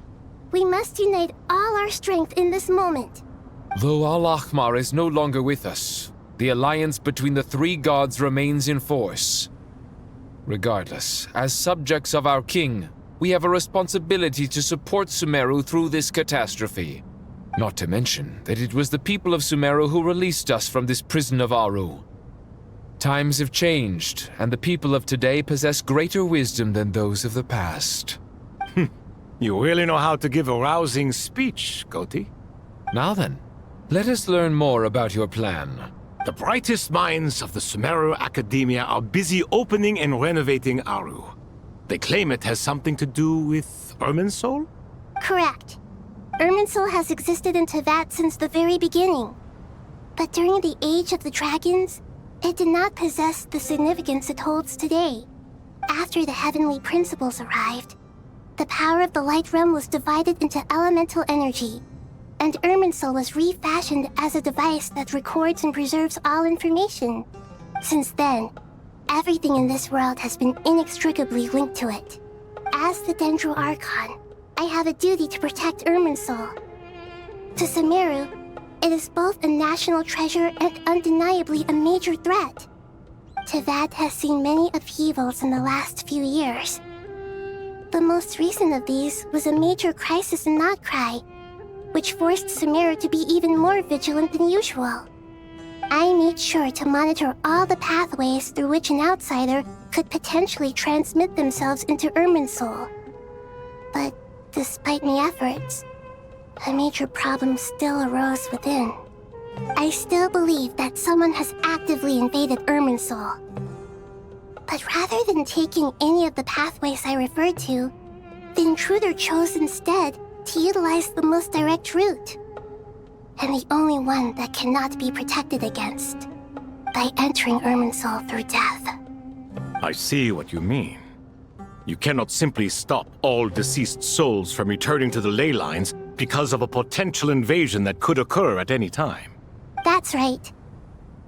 As important as it is to guard against external threats, I couldn't allow myself to stop the souls of the departed from finding peace.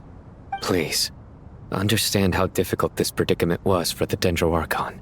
Defense has never been an easy task. After Irminsul was invaded, my authority was quickly restricted. Soon after that, the tree began denying access to any connections. I'm sure you feel responsible, but you are not to blame. No one can predict every possible disaster. There will always be trials and tribulations for the world to endure. But the people of Sumeru should not have to endure this. We must find a way to break through the lockdown and connect to Irminsul. And this is why you need Aru. Yes. The only thing in Sumeru capable of rivaling Irminsul in terms of overall function and performance is Al-Akhmar's legacy, Aru. All I managed to do before falling into a coma was make some minor adjustments to Irminsul. Using Aru is a last resort, and a move that comes with enormous risks. The Scholar's initial plan was to borrow Aru's power to reboot the Akasha, then use the Akasha to connect to Irminsul and investigate. Unfortunately, Irminsul has suffered far greater damage than they first thought, rendering that plan futile. To rise to the challenge, we had to resort to a more extreme and far costlier means. This has led to a number of new contingency plans. To reclaim Irminsul, our brightest scholars have made further modifications to Aru with multiple goals in mind. I thank you all for giving them your blessing in this endeavor. Human wisdom has clearly improved over the millennia. You have not only our support, but that of the Jinn, the Aranara, and the Pari. Together, we will do everything in our power to save Irminsul. By the way, when you spoke earlier of an intruder, it almost sounded as if you knew who you were dealing with and what they were capable of. Well, since you ask.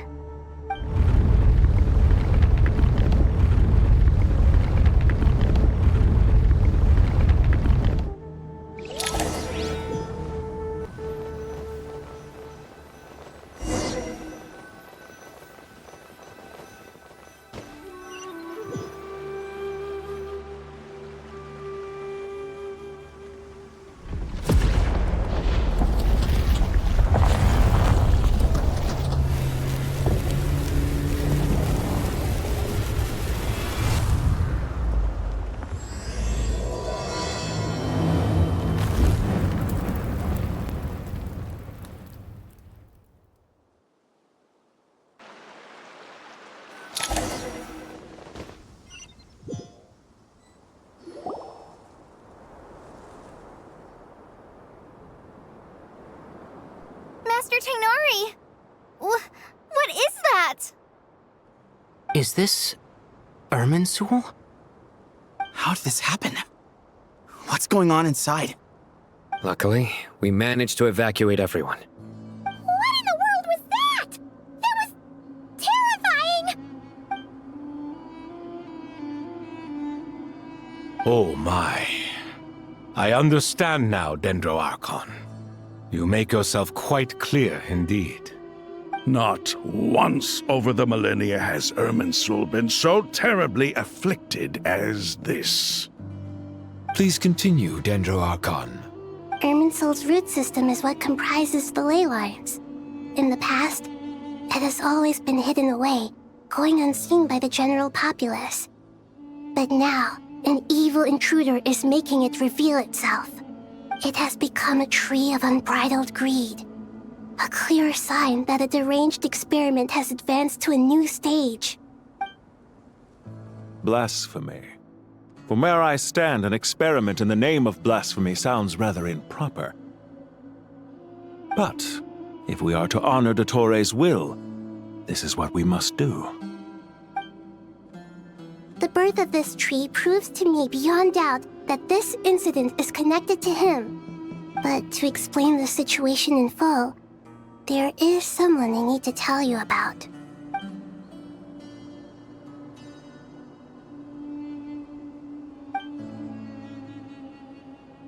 Zandik. So it was him. I saw him in the desert once. A man of supreme arrogance. So this is where it has taken him. But didn't Dottore die and not cry? How is he still able to do all this? He must still have loyal followers amongst the Fatui. Even so, I'm still unclear as to how he has been able to wield such a profound influence over Irminsul. I can confirm that Fatui forces have arrived in Sumeru City. Furthermore, Irminsul seems to be undergoing some kind of mutation. Evil branches are beginning to grow. Things that do not belong to this world are slowly but surely materializing. Sorry, I couldn't think of any other word to describe it. They don't seem to be fully formed physical entities yet, after all, but they are gradually becoming real. A baleful tree climbing up into the heavens. Speaking of Dottore, I have some information on that front as well. I didn't think it was wise to state this out in the open. But my theory is, the mole wasn't cut off after he was caught. They wrote him off from the beginning. You mean, the Fatui never intended to follow through with him? Then why plant a mole at all? It's hardly a conventional strategy, and the rationale behind it is pretty twisted. But as it happens, I know someone who works exactly this way. And when it comes down to it, his goals are very simple. He just wants to confuse people, so they can't figure out what he's up to. He's been a collaborator of Dottore's from the outset. That fact alone confirms that Dottore is involved with this somehow.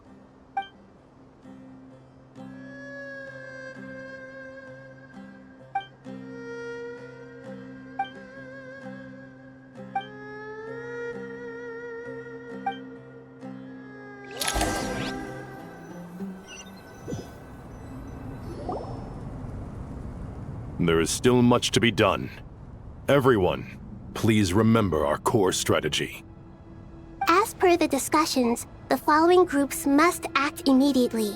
Mr. Alhaitham and Mr. Kave, the next phase of the Aru renovation project must begin right away. Godspeed to you both. We'll give it everything we've got. The plan looks feasible, but the implementation will require certain resources. General Mahamatra Sino and his team will help to procure the materials required for modifying the terminal. No problem. I've already spoken with Sethos and Hat Guy, and they've agreed to assist me. This kind of thing is best left to the fleet-footed, right? Hat Guy? If it's efficiency you're after, we're the right people for the job.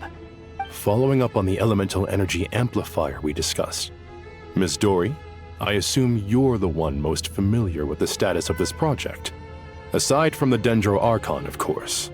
Yep, that's right. Leave it to Lord Sangamabe. Got it. Well, I'd like Madame Farazan, Kale, and Nicole to support Dory on the technical side. You can count on us. Will do. Rest assured, I'll take good care of Kale. Dia, Candace, and Nefer, you'll be in charge of negotiating between the various parties. I trust you remember our goal. You bet. We can handle it. Good. I believe that covers everything. Tainari will provide ad hoc support as needed, if that's okay. Poor Tainari. Must be tough being Nephis' student. Getting bossed around all day, every day. Hey, don't try and drive a wedge between us, you old rascal. All it says to me is that Master Nephis has faith in everyone's abilities. While I'm nominally here as backup, I doubt there will be many situations where my help is needed. Exactly. Finally, Traveler, you and I will head to the border between Sumeru and Natlan. Once that task is complete, I'll be asking some of you to accompany me to the Eternal Oasis. The Eternal Oasis? I thought that was just a legend. So it does exist after all. Regarding your trip to Natlan, under normal circumstances, a meeting between our two nations would be a far more formal affair. Unfortunately, Sumeru is all but completely cut off from the outside world at present. So regretfully, we won't be able to give the Pyro Archon Mawika the grand reception that she deserves. My apologies for the inconvenience. No point putting too much pressure on yourselves. That goes for everyone. Right. Especially you, Dendro Archon. I'm sure you're still feeling quite weak. Don't worry about me. The Dendro Dragon's life force will sustain me. Plus, we'll be there every step of the way. Nahida will be just fine. Yes. I believe in myself. And I believe in every one of you. Well, time to get going.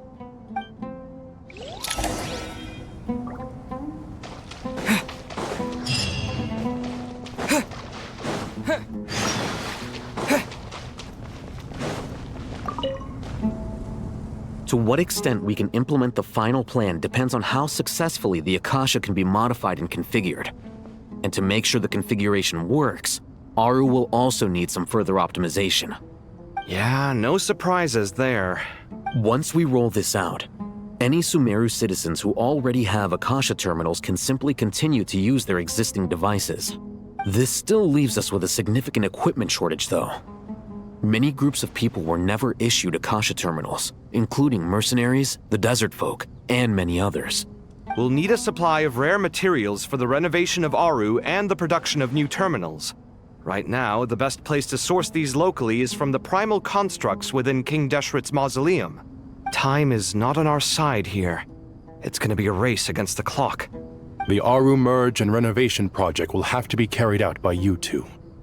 Everything's riding on this, so failure is not an option. Best of luck to you both. As discussed, General Mahamatra Sino and Mr. Hatguy will source the required materials. Mr. Sethos is quite familiar with the layout of King Deshret's mausoleum. With him accompanying them, things should go quite smoothly. I have every confidence. In the meantime, we may as well take a breather. Makes sense. There's not much we can do until the materials arrive. Get information and stay close. What is this, boot camp? Knock it off. It's just Sino being Sino.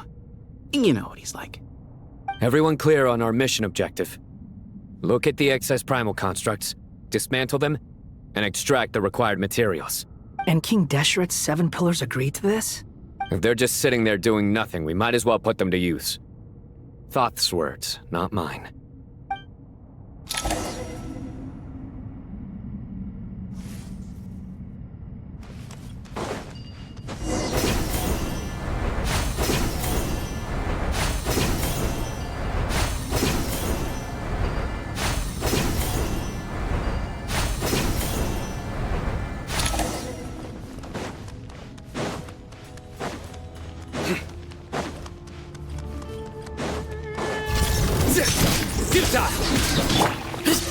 Excuse me? Through me, justice is served. You stand condemned. Your penance is due. Guilty. Your penance is due.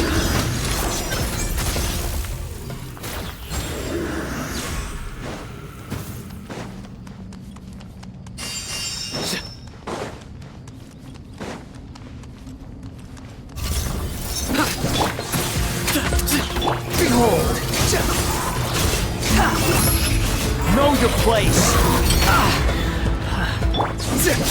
Nowhere to run. Judgment is upon you. You stand condemned. Guilty. You stand condemned. Guilty. You stand condemned! Your penance is due! The sage's wisdom! The wind rises. Bow your head!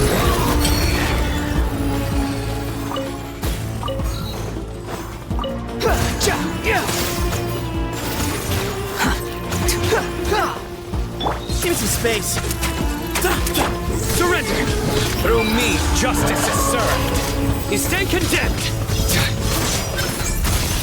These devices should still be usable even though they're broken down. Let's take them back for the others to review.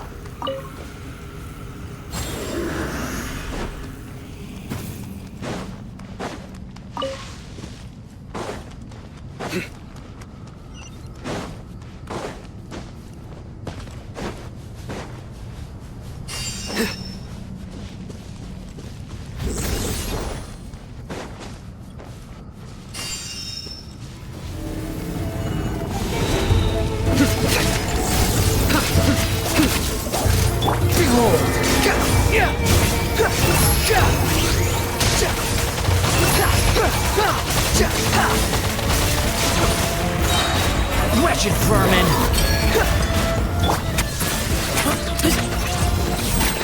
Move or be moved! Nowhere to run!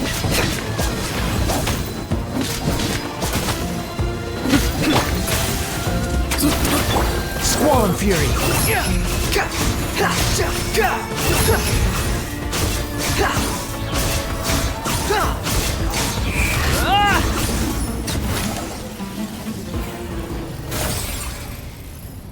How many do we need again?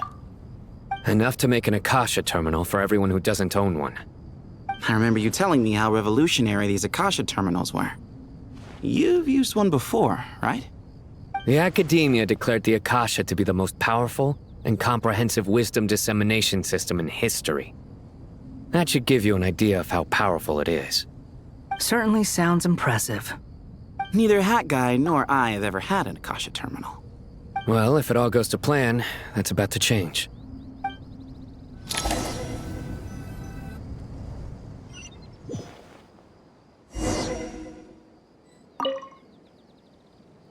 Oh, goody! Thank you so much for handling the delivery. What a long way it was.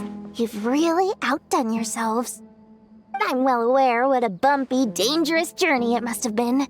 Now, I would have loved to oversee the process myself, but of course, those of us who know the plan can't leave the mausoleum.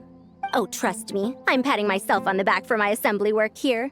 Simply flawless work. But will you really be needing all of this? According to our plan, yes, this is the quantity required. I have no complaints about the quality either. Only the price. So expensive. I heard you covered a lot of the funding out of your own pocket. Oh, that's an exaggeration. The Academia provided most of the funds. I just offered a small token of my goodwill. Of course, the real tragedy is how little profit I'm making on this. You know, it's a serious crisis when you can't even make money out of it. It's really quite a beautiful design. And I'm intrigued by how such a diminutive device is able to output the power of the Light Realm. Did you attend the lecture on Light Realm energy, Madame Farzan? I don't believe I saw you there. Of course I attended. I was just a little late, so I had to listen to the whole thing from outside the back door. Anyway, I have a perfectly good understanding of Light Realm, elemental and abyssal energy, as well as the relationship between the three. Good to know. Master told me in private that the conversion process between Light Realm energy and elemental energy involves highly classified knowledge that shouldn't be disseminated too widely. But even so, the scholars still shared said information. Well, you can't enforce a rule that everyone breaks. Is that the idea? At first, the Dendro Archon was reluctant to explain it in great depth for safety reasons. Later, she came to terms with it, and simply informed my master that we would all have to face the question of survival together. To protect someone from such dangers means keeping them in the dark. But for someone to know and embody the wisdom within, they must understand its very essence. It's an information hazard. We're exposed to danger just by knowing the facts. And just like bait, it lures us in by offering us the solution to our problems. But if you're not careful, you'll end up pursuing it down a dark path. A tricky problem. But today, this big problem has been broken down into many smaller, more trivial ones. What do you mean? Ah, I get it.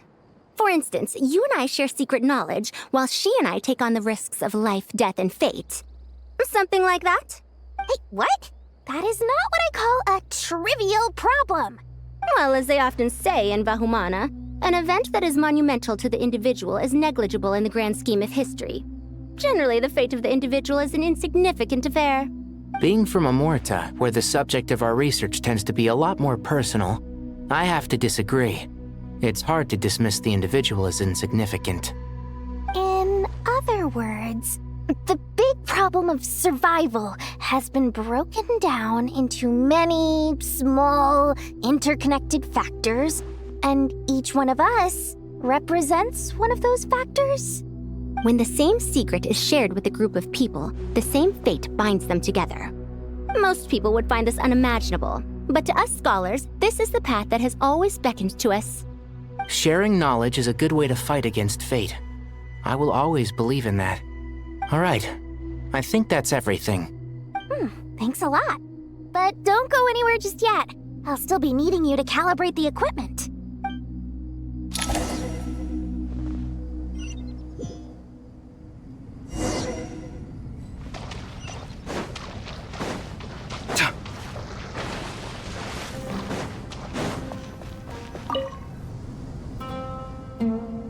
Okay, the materials are ready. We can proceed with the next phase. Alhaitham, how are you getting along? Most of the information in Aru is written in ancient desert scripts. Some of this is written in a tribal language, while other parts seem to be a variant of an Oasis script, based on the glyph forms. Oh. Not lost to history, I hope. Some are. All we can do is infer the meaning based on the rules of related languages. Although, this section actually fills in some of the missing historical record. I'm transcribing it so we can bring it back to the academia. After Aru started up, 2 more lines of text appeared here. Can you read them? Humans may not read what is written by the gods, except by not reading. Victory should not be easy to attain, for it symbolizes divine wisdom. Knowledge must not waver, for it has external borders. Is this a clue to solving a puzzle? Or is it being symbolic? You can't read it unless you don't read it. Victory is wisdom. Knowledge is confined by borders. Wait, I think I've got it. It's a metaphor, isn't it? It's talking about... a chessboard.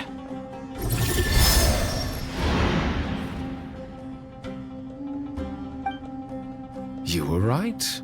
The youth of today are skilled at solving riddles. Have the secrets buried in the desert not been unearthed over the years all the same? Since Aru is a place reachable through wisdom, this day was bound to come sooner or later. Oh, I've always been against overly cryptic sentences. Don't you get tired of reading and writing all that? Ah, it's you 3. Just in time. We've been delving deep into Aru, and now this board has appeared. I've heard this was how you'd while away your free hours. You must be quite the experts by now in that case. It is true. King Deshret's chess games are some of the most well-loved of all his wonderful creations. If you have ever been to Safhe Shatranj, you may well be familiar with the chess pieces you see here. Is this chessboard supposed to be another visualization of the interior of Aru, then? Naturally. Visitors, everything is ready. Only by completing the challenge on the board in accordance with the rules will you be permitted to overwrite Aru. 1 second. It's not dangerous, is it? Dangerous? Why, yes, of course. I should be the one to go, then. Wait for me here. Sounds like the self-confidence of our present company has rubbed off on you. Don't be ridiculous. I'm your upperclassman, and that means I have to look out for you. I appreciate the sentiment, but a game of chess typically requires 2 players. Besides, I'm sure they won't let things get out of hand. Keep keeping things relatively safe is in your best interest too, isn't it? Fair enough. I mean, you guys are controlling the difficulty, so please don't go too hard on us, all right? Ah, but Bennu said he wanted to put some respect into these whippersnappers. All right, all right. Thank you. Obviously, we'll still try to be careful. This doesn't seem like ordinary chess.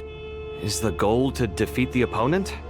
No, you must enter the board and pass the trials we have placed there. Ready?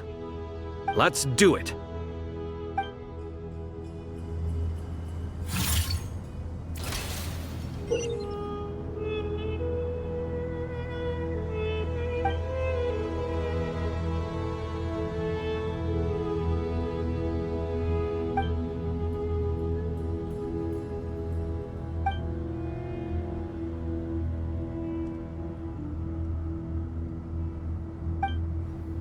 The first trial is posed by me.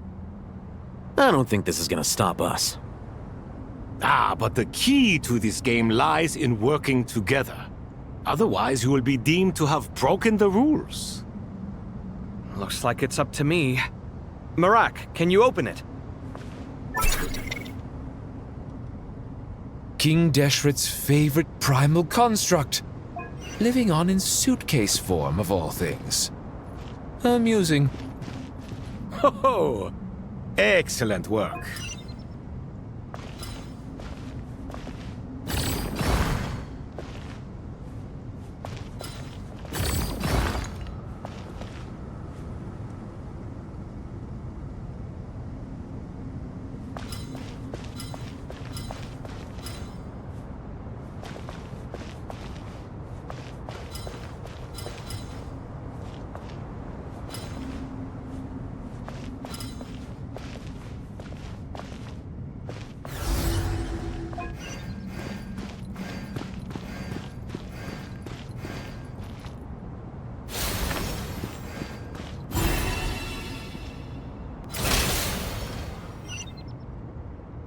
Now is the time for my trial.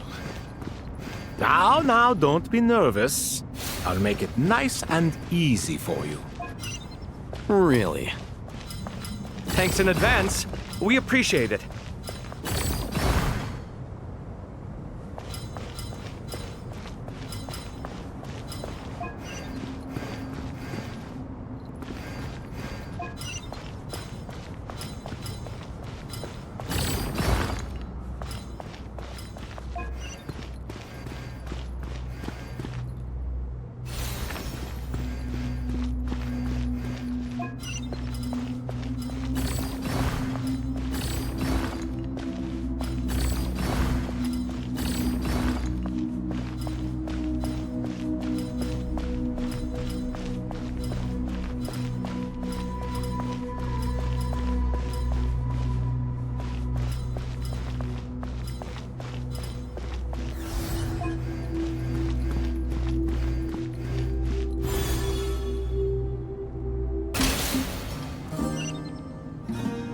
Ibis King, don't you think this all rather inappropriate?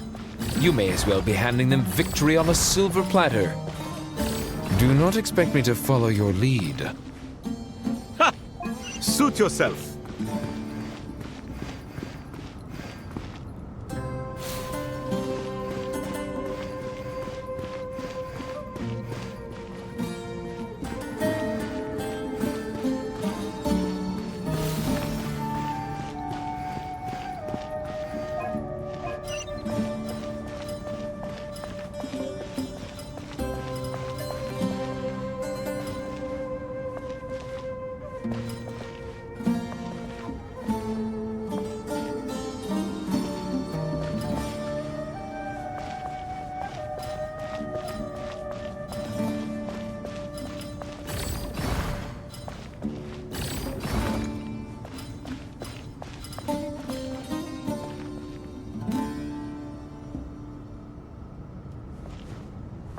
Strange time to catch up on sleep. I'm not sleeping, I'm thinking! It's not that simple, you know.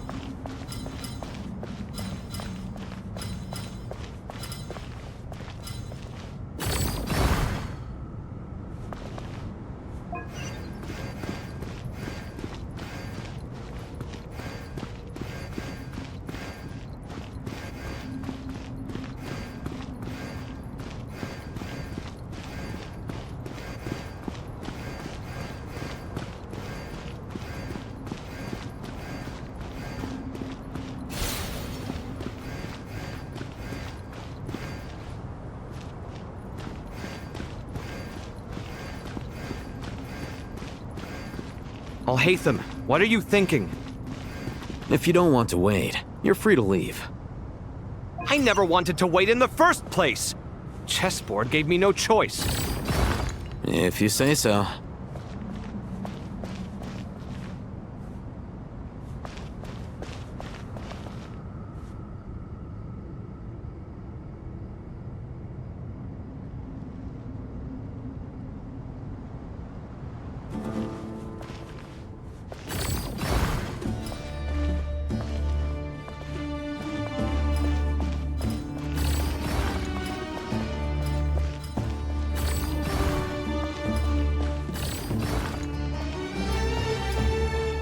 Strange time to catch up on sleep. I'm not sleeping, I'm thinking! It's not that simple, you know.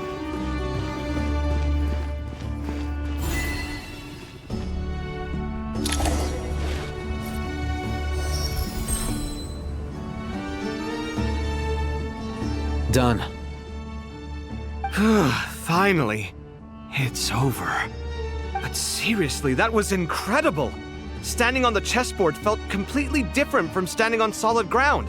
And also... Oh, sorry. I'll save my thoughts for later. Thanks to the three of you for helping us out with this. Is it just me, or were you giving us quite a lot of guidance along the way? We made but a humble contribution. You lived up to our expectations. Bravo! Our aid was not given for naught. In addition to the existing functions, I'd like to ask you for another favor. Since Aru's interference shield can cover the entirety of the mausoleum, it should be possible to extend its range even further. Perhaps you can find a way. So, building upon the existing functions to... I'm with you! Imagine for a moment.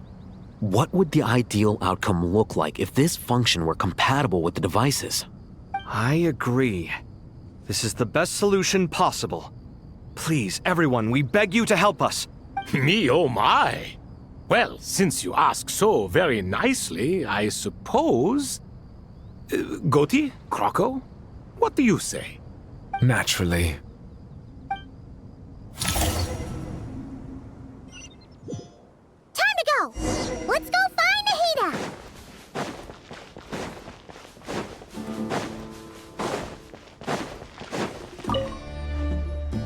There you are. Miss Nicole truly is an angel. She shows great wisdom in guiding others, and she has already sent word to Natlan on our behalf. She said that while the other members of the Hexen Circle are busy with important work, she is quite free, and she's more than willing to accompany the people of Sumeru for the entire journey. Oh, there's Nicole, all right. Always super patient and loves to help everyone out. She's the best. She is. So kind and enthusiastic. Well, time for us to get going. Let's head out.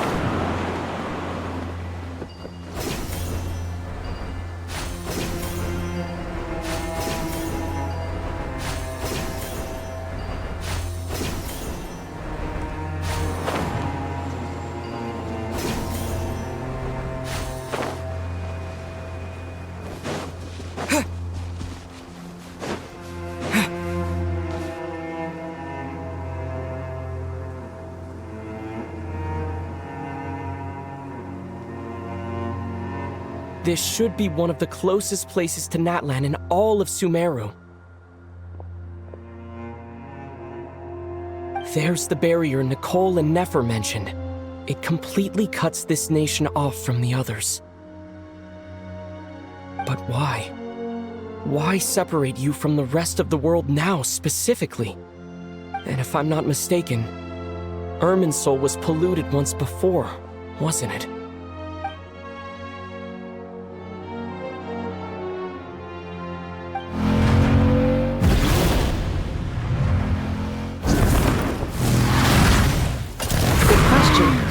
wondering the same thing myself. That voice. Mawika! You got here pretty quickly. Hello, traveler. It's been a while. Hello there. Hello, Dendro Archon. Malika, I apologize for asking you to meet at the border on such short notice. I also apologize for not being able to greet you in person. The form in which you see me now is one carried by the Traveler. The real me is inside the mausoleum of King Deshret, and I am reaching out to you with my mind from here. Irminsul has been infiltrated by the Doctor. We must be on our guard, as he can spy on information in the world from within the tree.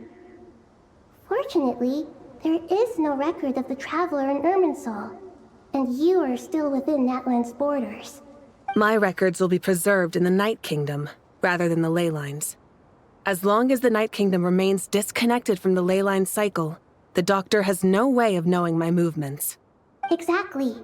So by meeting each other in this way, the meeting essentially never happened. No wonder Paimon didn't come.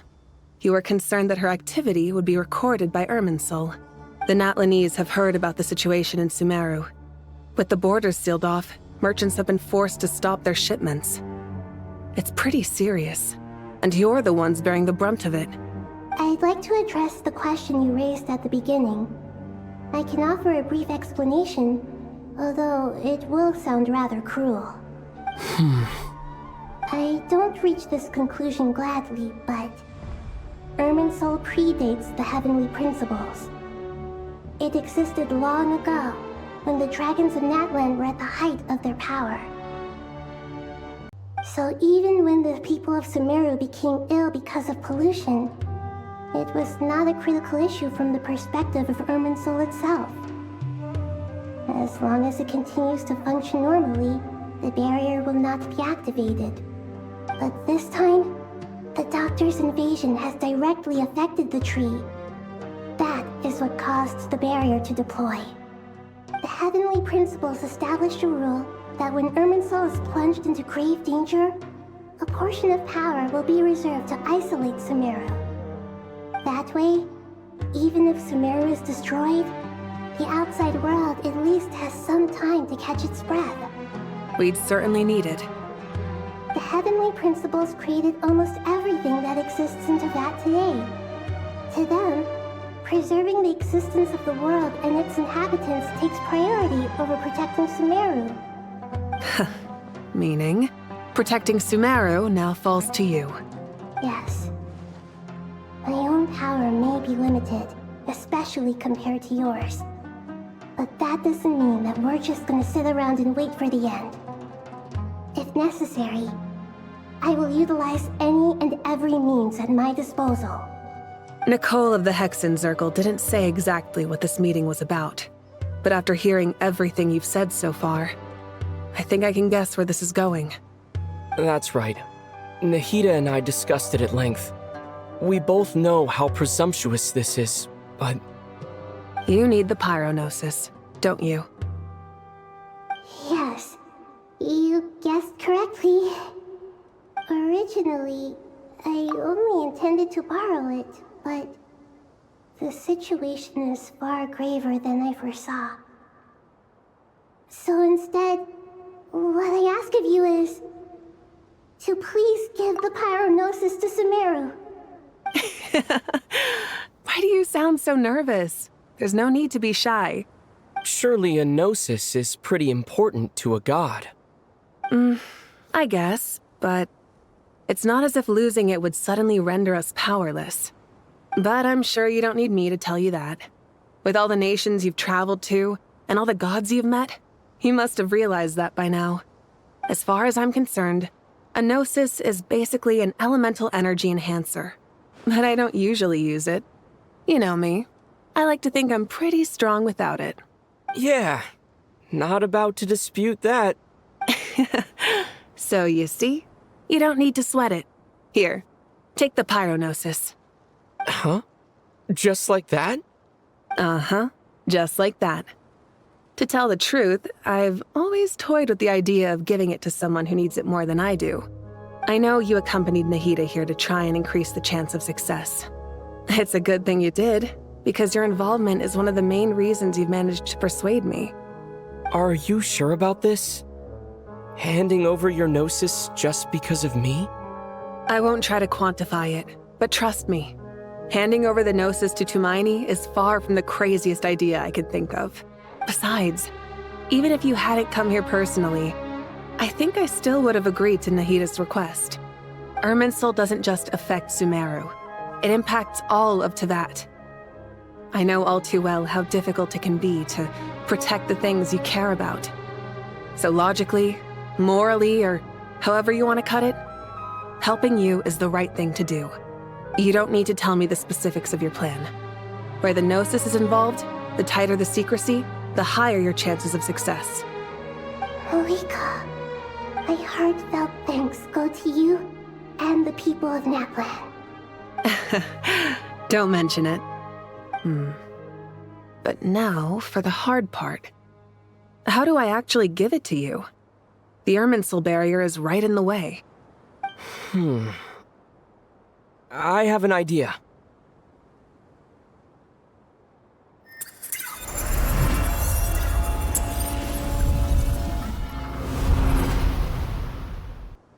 Just as I thought. Incredible. What did you do? Just made a lucky guess. This seems to happen quite a lot. Things that apply to everyone else don't seem to apply to me. I figured the same might be true here. Irminsul usually produces effects based on the records it holds. Since the Traveler is a descender, Irminsul contains no records of him, and thus has no way to impede him. Is that right? You really are full of surprises. Catch. Whoa! Thank you, Mawika. Thank you for trusting us with something so important.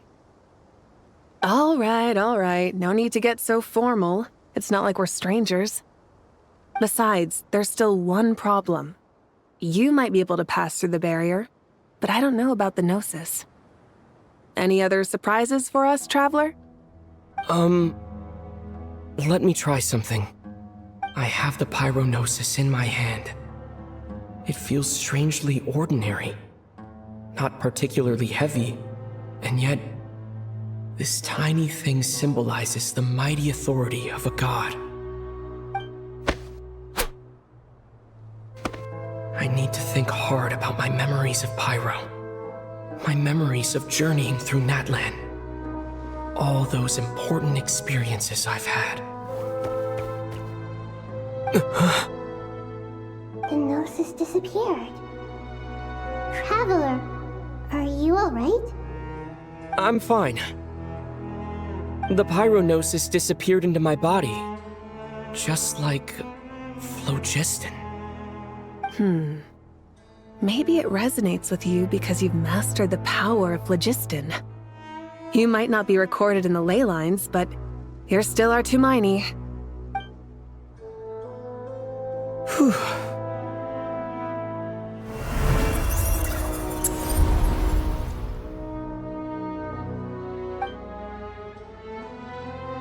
Please allow me to express my gratitude once again, Malika. Pleasure. Well, I've given you all the help I can. The rest is up to you. Good. We won't let you down. Yeah. We aren't about to lose.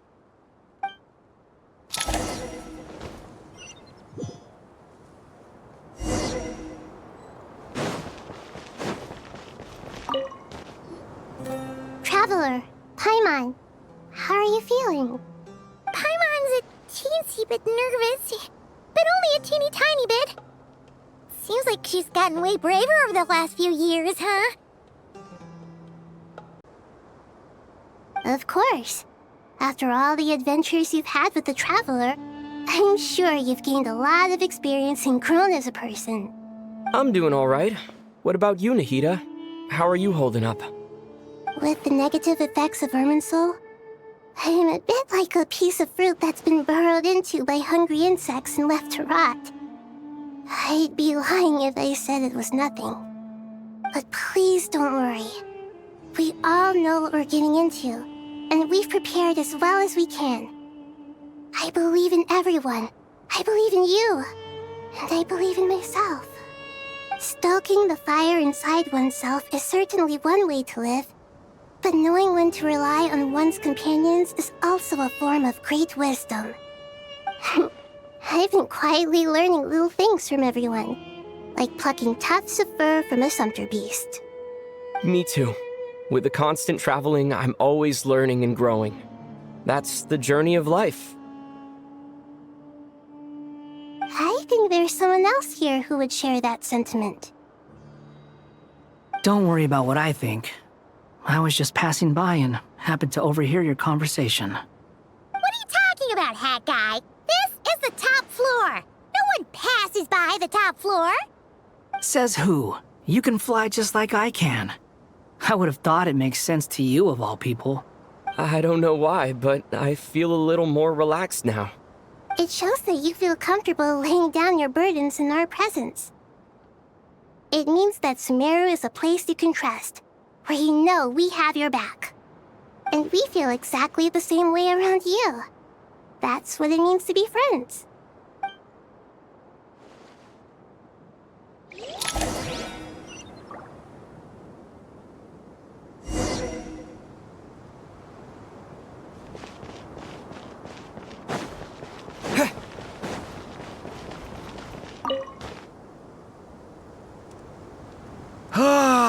It's finally done. Ugh, but I have a nagging feeling that there's something I've forgotten. Oh, there you are. Everything wrapped up on your end?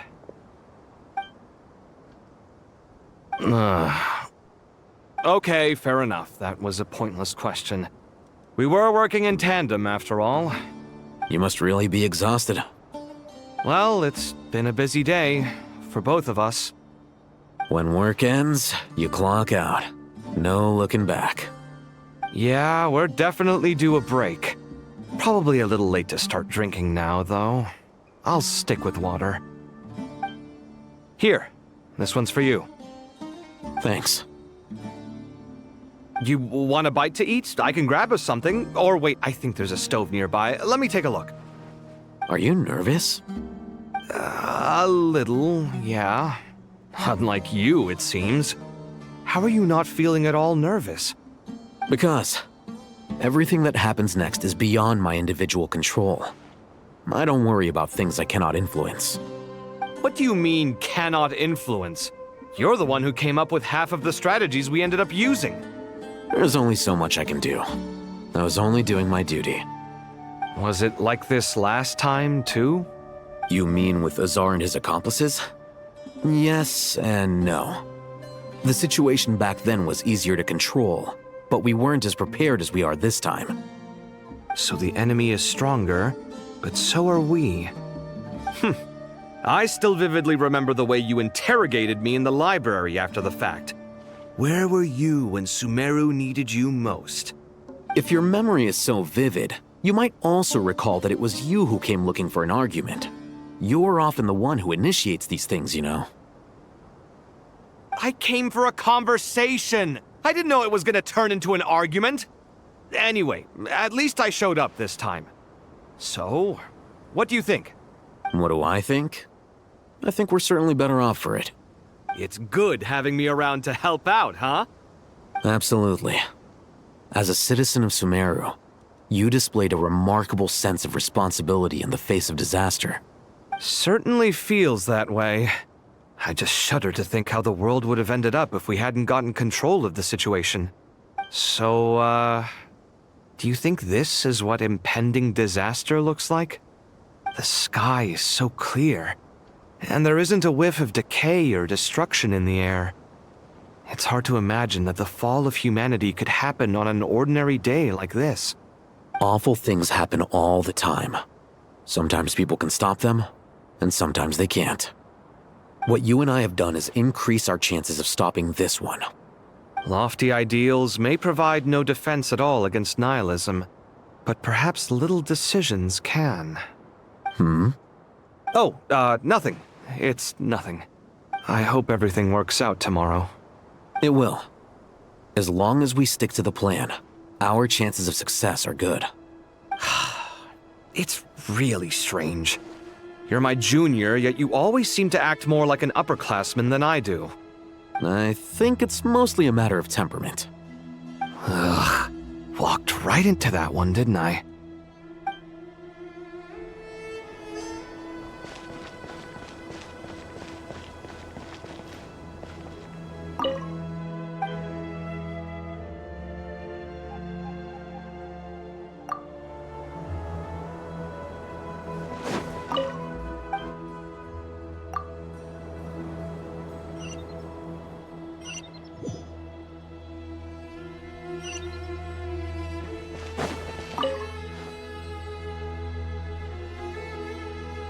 We'll make our move after sunrise tomorrow.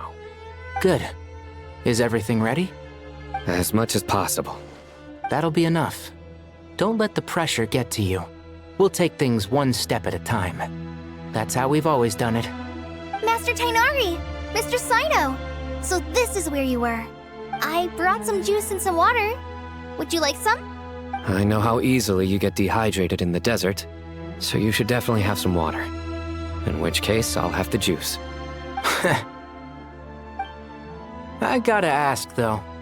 Who's on juice-making duty at a time like this? Madame Farazan said she was feeling a little nervous, so I told her about the automatic juicer my friend invented. She took it right off me and started making carton after carton of juice. A juicer? Did Sucrose send that to you? Yeah. I hadn't had the chance to try it out before this incident occurred, but I couldn't bear to leave it behind in Gandharvaville. The juice is very sweet. I think so too. Kale, how are you feeling? Physically, I'm okay, but it just still feels strange to me. Why would a great power like this come to someone like me? I know the feeling well. That same question ran through my mind every day as a kid. At least now, you have someone who can relate to you. All the more reason that you should apply for Spantamod. Tainari fiercely opposes the idea, though. Those two things are completely unrelated. What are we all chatting about, Would anyone like any juice? Oh, you have some already. I had some earlier, ma'am. Maybe give the extra to someone else? Very well, very well. I shall be off then. There's this enormous power, and then there's little old you. You feel like there's no connection between the two. And that sense of dissonance is difficult to get used to. Yeah. But after all this time, I can't believe this stuff still gets to me sometimes. Makes me feel a little childish. Kale, just because we normally keep the conversation light doesn't mean we can't discuss deeper issues. I don't think it's childish at all. You were the victim of a terrible crime. It's normal to struggle with the fallout from it. You have absolutely nothing to be ashamed of. My professor once told me that no incident can be considered truly resolved until the victim says it's over. Your rage and your pain are completely justified. Thanks. Miss Nicole said that the same god remains which were once used to inflict so much pain upon me have now become a weapon with which I can protect everyone. It's like my own personal kind of evolution. Every innocent person who's been hurt needs time to realize that it wasn't their fault. I was the same. But it's all about to be over. Tomorrow, it ends for good. I don't know if you've noticed, but you rarely stumble over your words anymore, and your outlook has become much more positive. It's a big change from how you used to be. And since this isn't over, you can settle the matter on your own terms. It's time you seized back control. I believe in you. Yeah. Sumeru is my home. And it's so important to me. I have to protect it. No. I will protect it. And once you're done, how about you come back and apply for Spantamod? Stop it with the sales pitch, would you? Hey, excuse me. There are still 3 unclaimed cups of juice here. Why don't you take one each? Ugh, my arms are getting sore from carrying them around everywhere. Madame Farazan, why are you... Here, let me take them off your hands. Thank you, Madame Farazan. Drink up and enjoy my handiwork. I think I'm going to make something else now instead. Please, try to relax, Madame Farazan. Your nerves are starting to get the better of you. I know.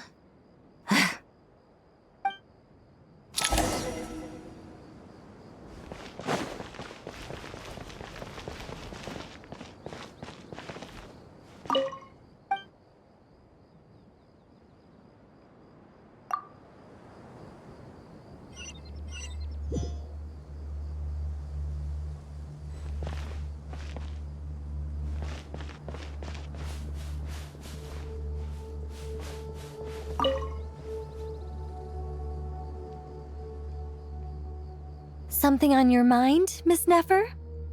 Nothing in particular. It's just... right now, the future feels strange and unfamiliar. But the future has not yet arrived. How can you say how it feels? Some people know that there's an impending disaster. Others remain blissfully unaware. Each group is imagining an entirely different future while walking towards the same one. But when they get there, they'll still find they feel differently about it. People are shaped by their circumstances. Different circumstances create people with different perspectives. I've always found the perspective of the Vahumana Darshan to be a particularly incisive one. Even at the height of the crisis in Nodcry, people held diverging opinions. But things are different this time. Indeed.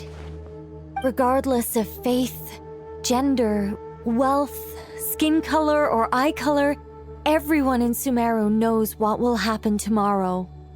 The world has never been an especially fair place. Yet now, against all odds, a moment of unprecedented unity and equality is about to take place. It's fascinating. If only my father could have lived to see this era. Era. To me, that term represents a much greater span of time. It can be an unsettling word. I would even say I'm afraid of it. Do angels even feel fear? Yes, at least I do. I fear the gap that grows wider with each passing day, and the never-ending flow of time. Time renders all memories insignificant and reduces all splendor to nothing. But those memories are the one thing I do not want to lose. You're very human in that regard. If angels draw too close to humanity, our wings burn away in the bright flame of awareness, and we fall to the earth. After spending so long among humans, I have lost much of my former glory. Maybe that's a good thing. You're more human than some humans are. I've been talking to Kale a lot in recent days. We seem to be in completely opposite situations. I suppose that makes us good case studies for comparison. Case studies for who? Myself, I suppose. After comparing the two of us, I suddenly discovered that I desired more than before. It was a gentle, pleasant sensation. Just as most people pursue glory and miracles, I too am pursuing miracles of my own. Guiding humans to make the miracles in their hearts a reality. That is my miracle. It doesn't sound so bad, does it?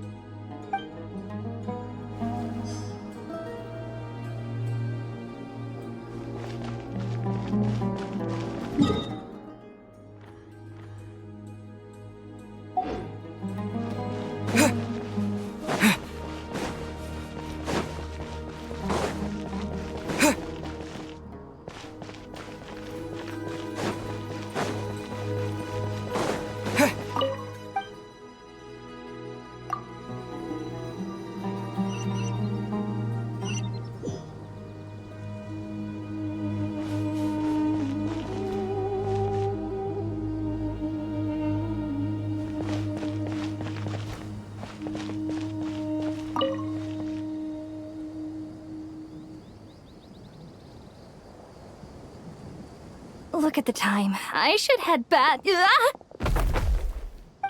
I'm so sorry. I was in a hurry and didn't look where I was going. Are you all right? I'm fine. Wait, you're... Have we met? Not exactly. I think we may have crossed paths by the house of Dana before. Oh. You're Hat Guy! From Vahumana, right? You recognize me? The clue's in the name. Mr. Hat Guy. Fair point. It's getting pretty late. What's keeping you up? I could ask you the same question. If I'm not mistaken, all the workload for the Ratawahist Archon wrapped up a good while ago. Well, I have something of a background in Satyavada life, so I was helping the Dendro Archon make some preparations. But I must have lost track of time. Did you find the experience enlightening at all? Honestly, it was tedious and uneventful at first. But eventually, I think I did sense some profound truths. But they also brought a lot of suffering with them. I was told that I even shed tears while I was meditating, though I have no idea why. Sorry. I hope I'm not scaring you. Not at all. It just proves you're very accomplished in your research. Good night. I wish you all the best for tomorrow. Thank you, sir. You too.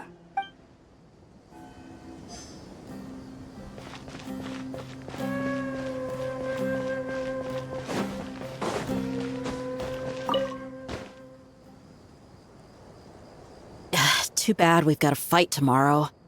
I could really do with a stiff drink. Let us pray instead. Prayer. How nostalgic. Lord Sangama Bay. Came to get some fresh air too, did ya? That's right. Actually, I was hoping I might run into you, Dia. I wanted to let you know that I've stocked up on that perfume you said you were so fond of. No, really? I'll take 2. Any chance of a friends and family discount? I knew you'd ask that. And I'm afraid to say that. Surprise! It's free of charge. That's very generous of you, Lord Sangama Bay. Does this mean you've made a fortune in Notcry? Nope. Turns out it's not that easy to turn a profit there. I even ran some assorted losses. But anyway, that has nothing to do with why I wanted to give you and Dia a small gift. Remember that merchant caravan you two rescued in the desert last month? That was transporting my goods! No way! I had no idea that was your shipment. Explains the, eclectic mix of goods, though. Lord Sangama Bay's investment in the desert and generous stockpiling of goods has helped many people over the years. The shelters you funded especially have made life a little easier for the children and the elderly. Wait, how did you know about that? Oh, I see. Nefer told you, didn't she? Ugh, that pesky lady. Aren't intel brokers at least supposed to charge for divulging people's secrets? She and Candace go way back. It's normal for close friends to share things you wouldn't tell to everyone else. Sure, but why did they have to be things about me? That's how Nefer shows that she cares. She wishes for all of us to know what a generous person you truly are. It must be hard trying to make a living far away from home. Just because we can tell what kind of person you are doesn't mean everyone else can. Well, maybe her intentions were partly good, but I don't think that's the full story. I'm sure she enjoyed knowing how much it would annoy me. I'm telling you, Nefer's got a mean streak. Definitely with you on that. Does praying help you stay calm? Defending one's home is a just cause. My heart is filled with a mix of anger and hope. Anger. You know, being able to get angry is a good thing. It shows that you're in touch with the real world, and that you have the passion to pursue something you believe in. Oh,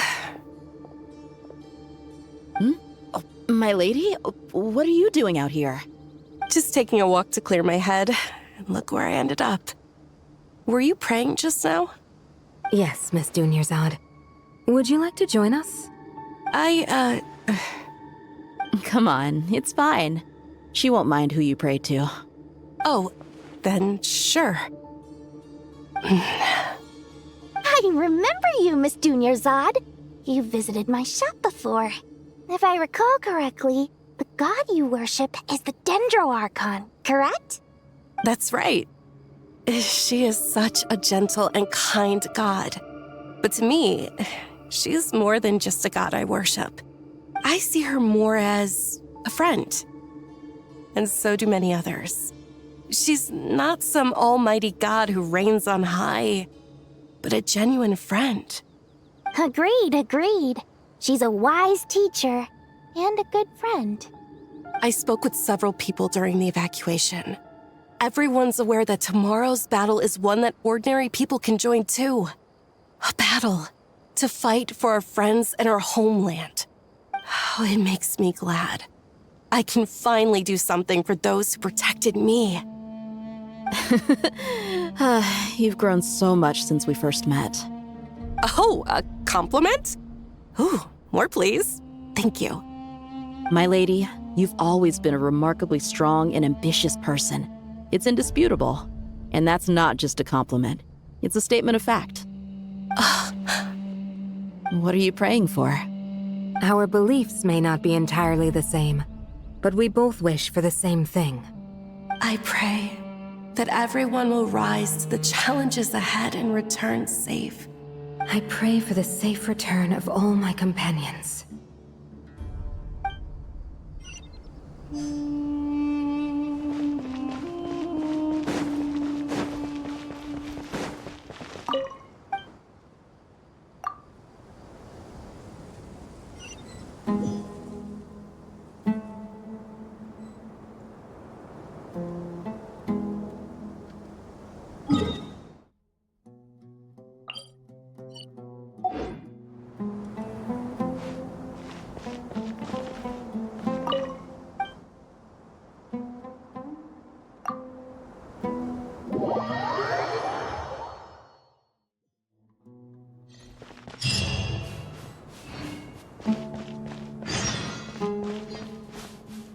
Time to go!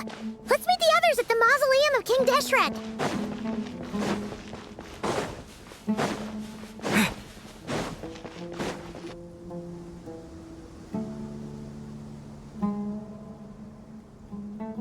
I have not felt this way in a long time. Standing up high, gazing out at the rolling dunes. One cannot know what freedom truly means without first losing it. The Golden Slumber truly lives up to its name as a dreamland. Though desert sands exist there too, no mirage, no matter how glorious, can compare to true beauty. Dendro Archon, what is on your mind? I was wondering whose counsel I should seek on the questions in my heart. What kind of questions? So many. More than can be put into words. As I once said to a friend, we look, we see, and we comprehend. But the question still troubles us. What are the many disasters that this world faces, but the sum of all irresolvable questions? The biggest question you should be asking is how to seize victory. Yes. Although, I would express it differently. I must not fail.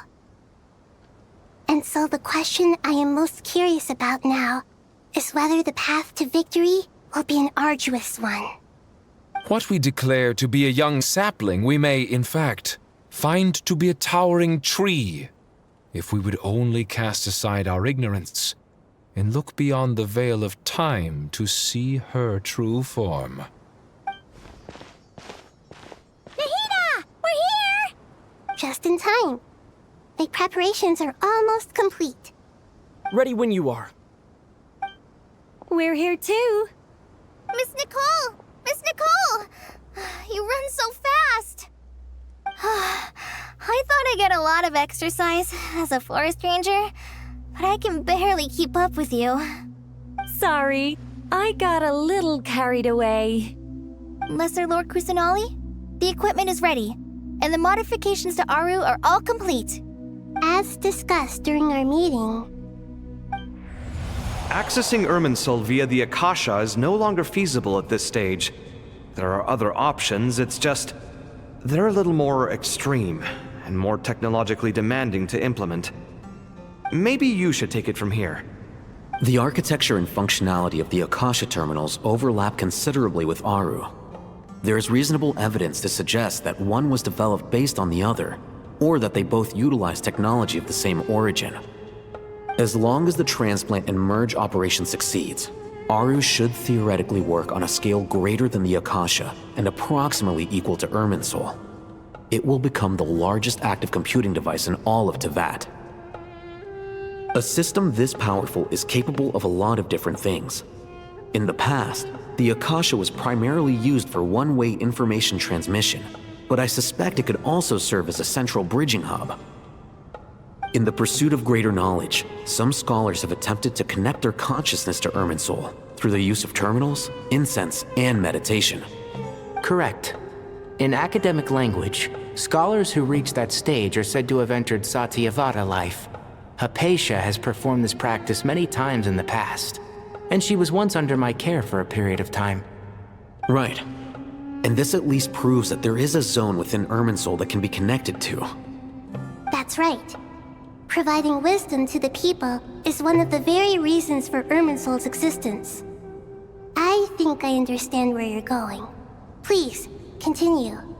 In that case, I'll skip to the conclusion then. We need to further modify Aru, merge it with the Akasha, manufacture terminals, and distribute them to every single person we can reach. Every person? Even the desert folk? Yes, everyone. I've already calculated the amount of raw materials we need. So you mean we're going to get new Akasha terminals? Yes, but this time the people of Sumeru won't be using them to acquire knowledge, just to connect to Irminsul. That's the key. When we evacuated the city, we brought all the important assets from the House of Dana, in case we ended up needing them. Fortunately, this included the Akasha system's main terminal. We've checked all the relevant records, and one thing is certain. Nothing like this has ever been done on this scale before, so... Everyone in Sumeru is part of the plan. Whoever controls the people controls the situation. Since this function of Irminsul was introduced, it has only ever been made available to scholars, who don't constitute a particularly large group of people. But by expanding the scale to include all the people of Sumeru, all the individual connections will stack up to create a significant load on the system. Under normal circumstances, Irminsul would be able to cope with the additional load. But with it already being under strain from other activities, its remaining capacity is limited. Thus, it might be possible to shut it down completely by overloading it.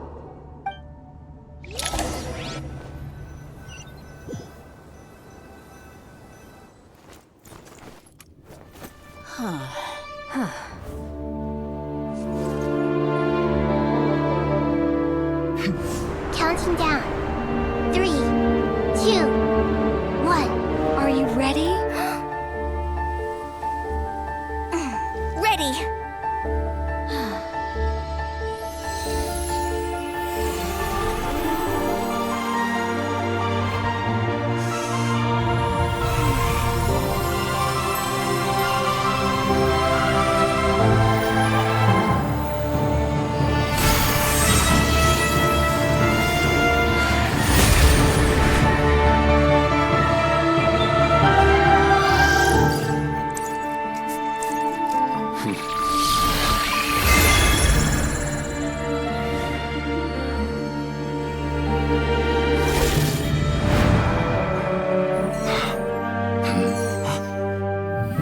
In the past, when people sought knowledge, they turned to the Tree of Wisdom.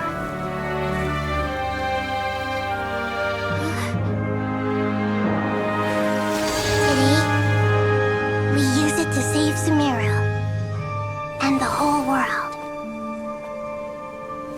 These boughs that nurtured learning must not become tools for destroying the world.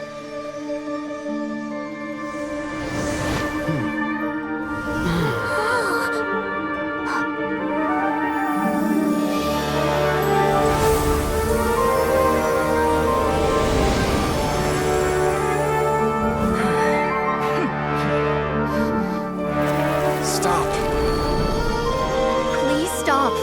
End this transformation.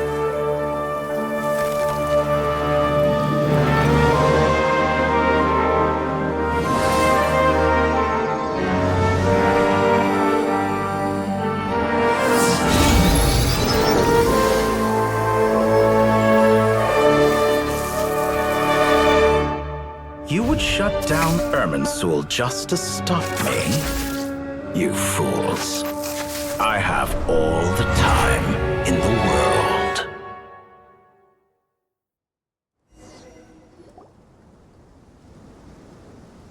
Success! The evil Irminsul tree has stopped growing! Great!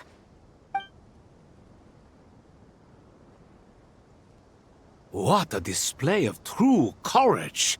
The courage to think and the courage to act! I never thought I would witness the shutdown of Irminsul with my own eyes. Perhaps this is human wisdom in action? Indeed, only humans could do such a thing. Gods are few and far between. What was once created for spreading knowledge is now used for another purpose. A rather ingenious plan. I am grateful to you three for your help. Only thanks to you were we able to extend Aru's interference capabilities to cover all terminals. Now, nobody who wears a terminal will have their activity accurately tracked by Irminsul. No matter how many eyes Dotori possesses, he will not be able to see us clearly. Now for the next step. I will need the help of your supreme powers once again. How might we be of service, Lord of Dendro? I need to reach the Eternal Oasis immediately. Right now? In that case, Ibis King, would you agree that this is a fine opportunity to dust off our old tricks? Never. I assume you have that chess set with you? You mean the one you gave to me as a gift? Asking for it back, are you? How could I? You misjudge me. I just wanted to show you another way you can use it. Connect to Safei Shatranj.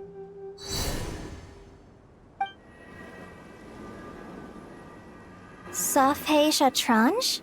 You mean that place in the desert?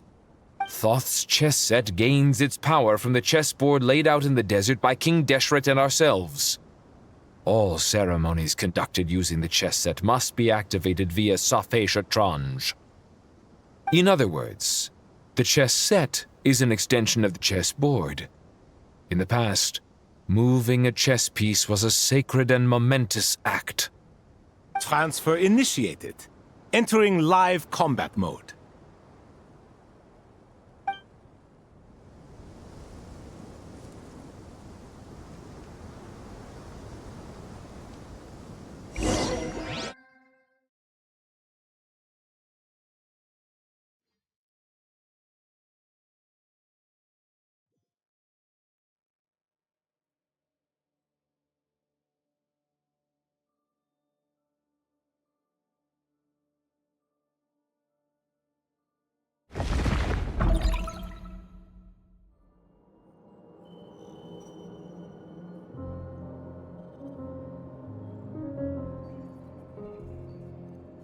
We haven't heard a single word from our spy in the desert.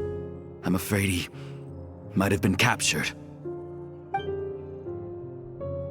Never mind. But we spent years turning him. And a lot of Mora.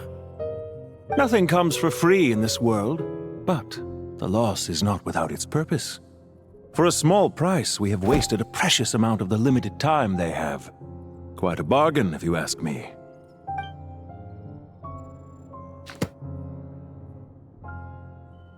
Understood. Weighing profit against loss is a necessary part of life.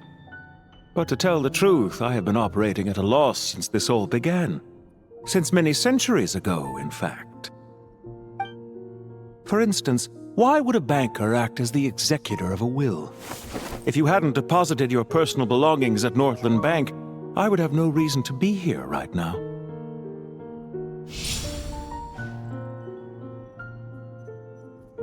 Dottore, I've placed your final data backup into the ley lines as per our contract.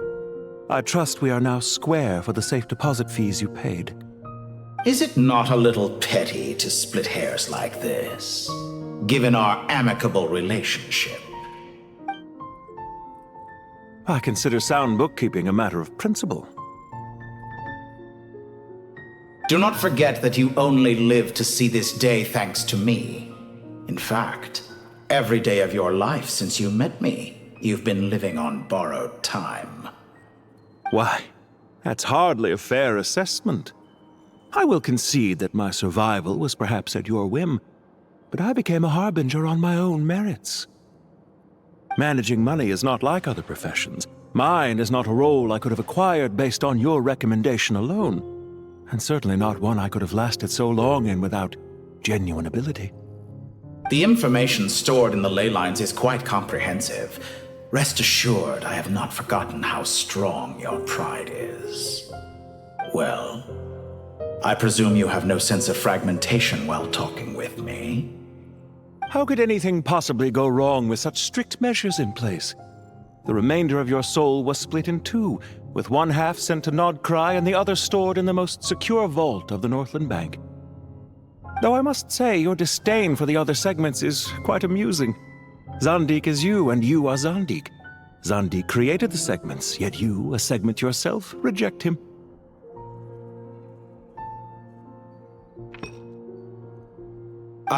That is, Zandik, created segments of various ages in his later years. To achieve this, he had to freeze time and part with a portion of his soul. But as constructive as it sounds, it erases my uniqueness. If each segment is equally me, then by the same token, none of them are truly me. A soul living forever in the past inevitably holds different views than he did in his later years. The same thing that completes me also restricts me. You too might ask yourself which stage of your life you want to be preserved at. The day your business failed?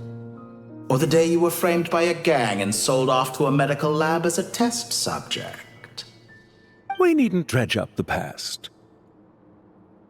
This undesirable plan was eventually scrapped. Lesser Lord Kusanali was quite right.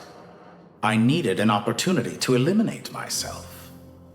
And after that, I concluded that there was no more effective plan than directly splitting the soul. Once the soul is transferred out, you will find that creating a physical body is far simpler than creating a puppet. The other half of your soul suffered a crushing defeat in Nodcry, you know. And yet in the process, I obtained the information I always wanted, did I not? Because now we finally know where the best testing ground truly lies. I once thought your ultimate goal was to ascend to godhood. But as it turns out, that was merely one of your experiments. Experiments take many forms. Most people are too eager for success, too fixated on the end goal. They forget that the experimental process itself is just as important. A suspiciously vacant seat, a new face. I trust you can put two and two together. The reason it doesn't exist is because someone tampered with the record. What can I say? After all your efforts, you really did uncover the world's secrets. So, is the new world you promised a lie? No, it never was. I am glad to be able to control Irmin's soul from within. Now I shall attempt to create a new world inside the existing one. Almost everyone faces the prospect of death, but not a single person has ever been able to experiment unrestrained in the afterlife through sheer force of will. I am the only one to have overcome this enormous challenge. Would I not be letting the world down if I didn't make the most of the opportunity to experiment? Clearly, the dividing of your soul did not affect the magnitude of your ego. Out of all the versions of you that have ever existed, this you is the most insane and the most radical. Is that why you chose to work with me? Which was it then? My insanity? Or my radicalism? Could I call myself a venture capitalist without a suitably ambitious plan to invest in? Yours happened to fit the bill quite perfectly. Well then, I must say, while I am surprised enough that you showed up at all, what surprises me more is that you chose to present yourself as my former subordinate, and not as the banker Pantalone. Why make things harder than they need to be? Exposing my true identity in a situation like this would only serve to destroy diplomatic relations between Snezhnaya and Sumeru. I daren't imagine the consequences. Showing up in the name of the original antagonist gives you the recognition you rightly deserve, while also being sensitive to Snezhnaya's predicament. It was an easy win. As for why I'm here, if you're suggesting that your credit is in the negative, I won't argue with that. Many people say that about you. I'd argue that a significant factor in your willingness to cooperate is the fact that you have but a few years of life left after my death. Living and dying together has a way of binding two parties together rather closely. Is it not true that a relationship should be judged by both the positive and negative returns it yields? So some of what I said actually made it into your head after all. It's true that I hope you don't die too soon, but don't you find that a strange thing for me to say? After all, you've already had quite a long life, especially for a human being. Let's not pretend that you're any more innocent than I am. Are we not the same in this regard? We both despise the existing laws of this world, and neither of us enjoy being under anyone else's control. Is it really so greedy to want the world to operate by a new set of rules? Of course not, my dear friend. And as I've said before, mutual interest is the foundation for the most reliable of relationships. You can attest to that. I just hope there never comes a day when I have to work too hard to prove that. Regrader, sir. People have been spotted approaching Sumeru City. How strange. Despite your access to Irminsol's data, it appears the soldiers noticed before you did. They must have found a workaround. Well, Dottore, I trust you know what this means. The fact is... They're coming. They'll breach the city gates any moment now. But even so, I would say Irminsol is a wonderfully convenient thing on the whole. If you do manage to create a new world, perhaps you could plant one outside my office, too. I'll consider it. What do you need me to do? Stall them? The experiment will take time. Stall them for as long as possible. Very well. But you're really asking for the moon here. Have you heard this story? There was once a guilty man, kneeling in the center of a church while an angry mob outside waited to bring him to justice. He pleaded with the gods, begging them to grant him one final request, the chance to finish confessing his sins before he was sentenced. Many suns and moons passed, seasons changed, and still his confession continued, as if he intended to speak until the end of time. Are you suggesting I worship you as a god? Or were you hoping that I might confess my sins to you? Certainly not the latter. That would make my life miserable indeed. For someone who despises them so, you never seem to have any objections to me creating or becoming one. At first, I thought you'd be furious. Concerned I would terminate our partnership, were you? Not at all. You had reasons why our partnership must continue. Don't you find people's attitudes toward gods amusing? A god descends from the heavens and people worship it unreservedly, blindly following whatever rules are given to them. And yet, when they see an ordinary person gain godlike levels of power by virtue of their own hard work, they treat him with nothing but suspicion, even if he is a compatriot. Is that supposed to be a compliment? No. I was just thinking. I pity the man who would call you a compatriot. There's no need to be so self-critical.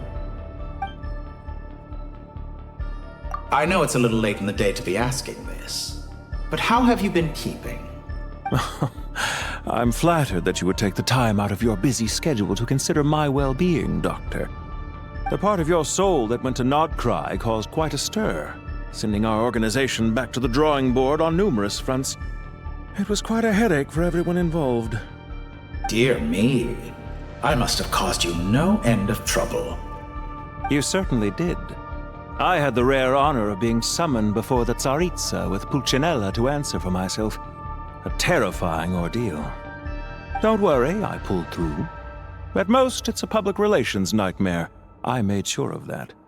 Now I'm curious. How did you explain yourself? Oh, it was quite simple. I just pinned the blame on someone who wasn't there to defend himself. I could hardly be expected to defy the demands of someone as insistent as the Second Harbinger, now could I? How you slander me. You know full well that I am perfectly amenable to reason. There's no question that you are partly to blame for the ruin of my reputation over the years. Do you have anything lined up for when this is all over? Hard to say. Field work always takes quite a toll on me, as you know. Once I'm back at Snezhnaya, I'll start with a well-earned cigarette. Why are you so eager to ruin your lungs after I went to the trouble of replacing them for you? If you have an issue with it, feel free to try to stop me. What's on your mind? The limits of humanity. It's a pity. Despite running countless calculations, I find there is simply no way to reduce any further the amount of one's soul required to sustain an individual. It's rare to hear you admit to being unable to achieve something. I beg to differ. For instance, as I've told you before, the original me was prone to motion sickness and couldn't make long train rides. Ah, yes, of course. One of the reasons you often sent yourself out on errands. What are you thinking about now? A new experiment. In the event that my soul was depleted, say we extracted my data from someone else's memories, yours for instance, and then combined it with your intact soul as the base material, what would we create? Such a scenario would be impossible. Oh? As long as your current soul survives, there will be no need to create a new individual. Don't forget, you were the one who approved of the present situation wherein only one Dottore remains. And if you ceased to exist, who would be capable of performing this experiment?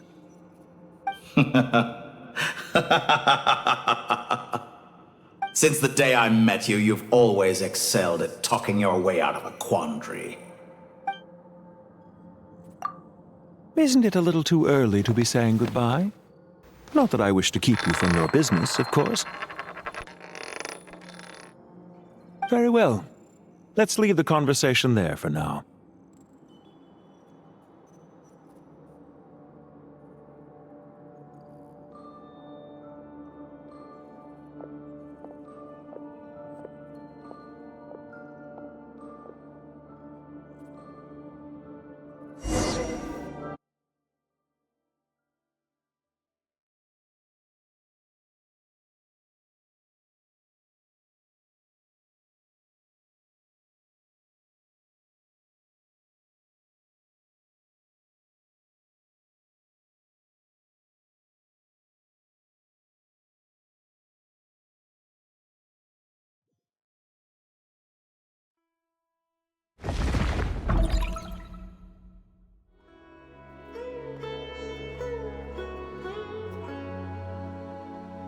The power of King Deshret's 7 pillars is truly remarkable.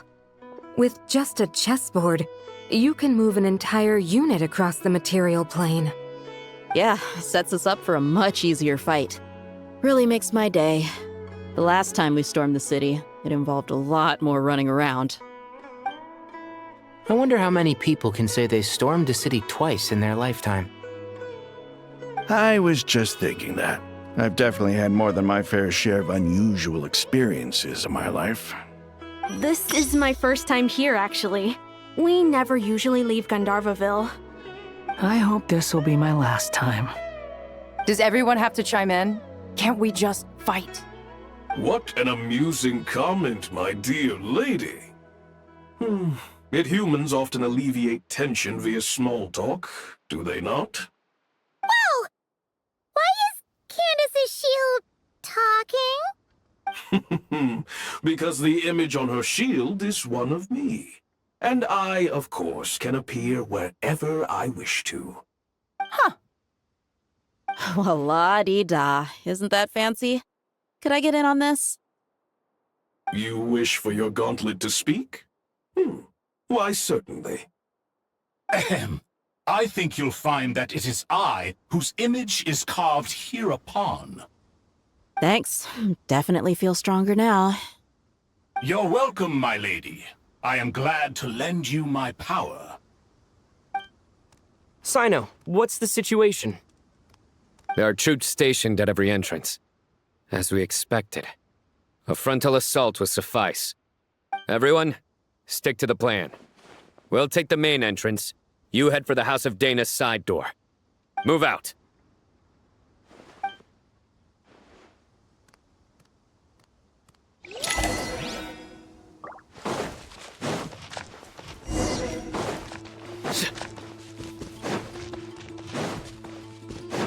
Out of my way! Take this! Watch out! Ah!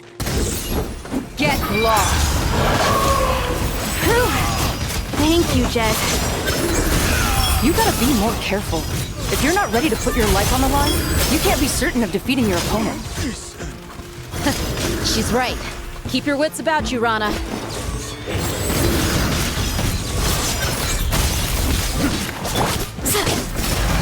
Hear my prayer! Buckle up! Gloves off!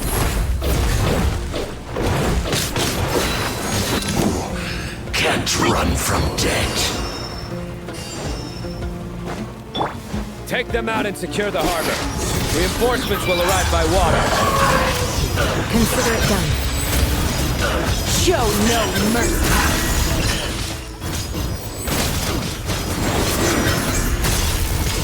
Your penance is due! You stand condemned!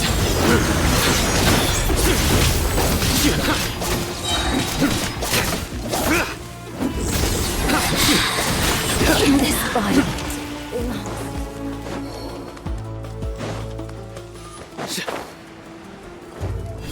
Looks like we're into a tough fight. You asked for it!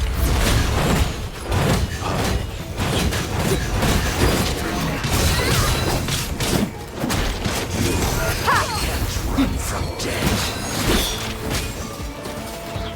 You support Yield! Grant us your blessing! Please! Nowhere to run! Judgment is upon you! Guilty! Save yourself!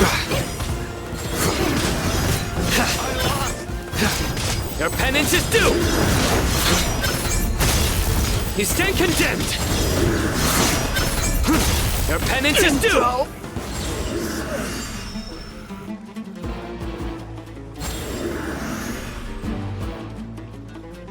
Waterway secured.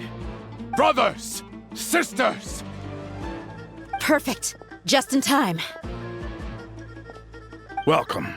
Once we've linked up, we'll continue the advance. The team has arrived at the north entrance, as planned. Good.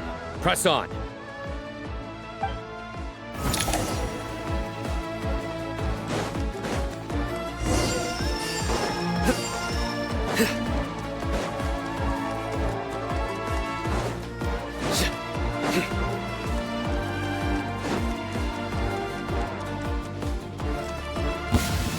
There you are. Let's get it on! You're dead meat!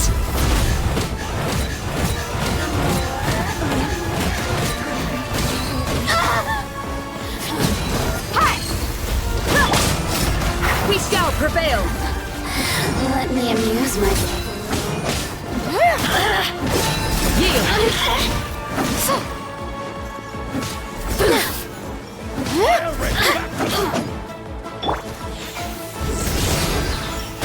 Look at me.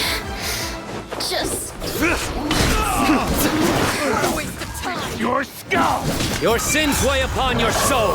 You stand condemned. Guilty.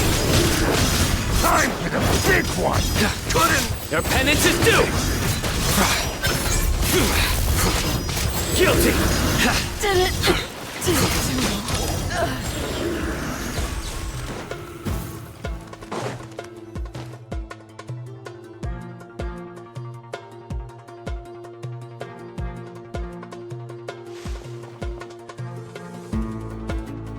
Look out! It's an ambush! Finally. We need to hurry. Take the middle road now. Mahamacho Sino, area clear. Don't relax just yet. More Fatui approaching from the right.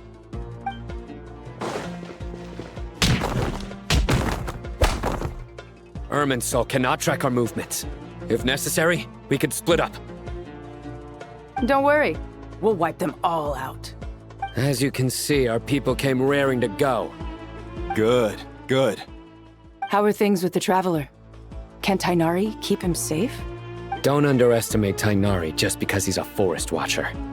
He can handle it. All right. You know that's not what I meant.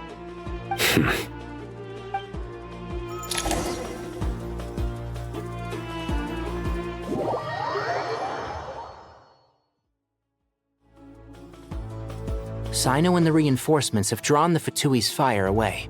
It's our turn. By using a cluster leaf of cultivation, we can pass through certain terrain silently. Good luck with that. We'll just fly up there. Huh? Oh, yeah. I forgot you could fly. Ready? Ready.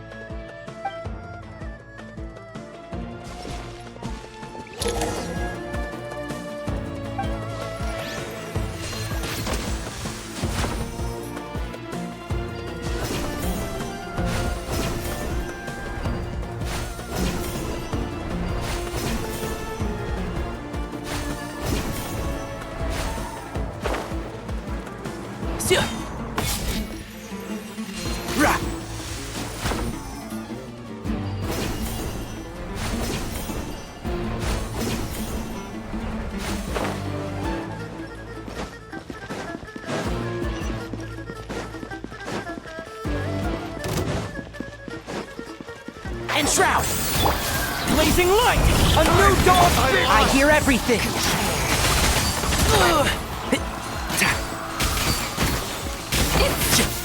Jammed! Keep up! Can't see? So quiet. The wind rises.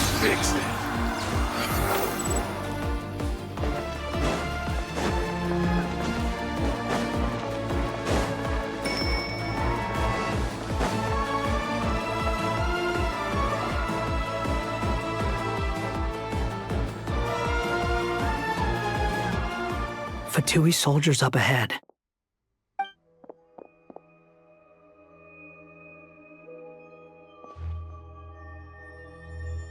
Careful. Prepare for battle. Hey! There's people over there. You have some nerve showing your faces here in the center of Sumeru City.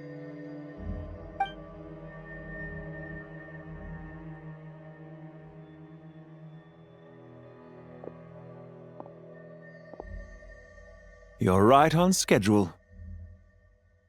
Well, this guy sure as heck isn't your average Fatui sergeant. They've stationed quite a few people nearby.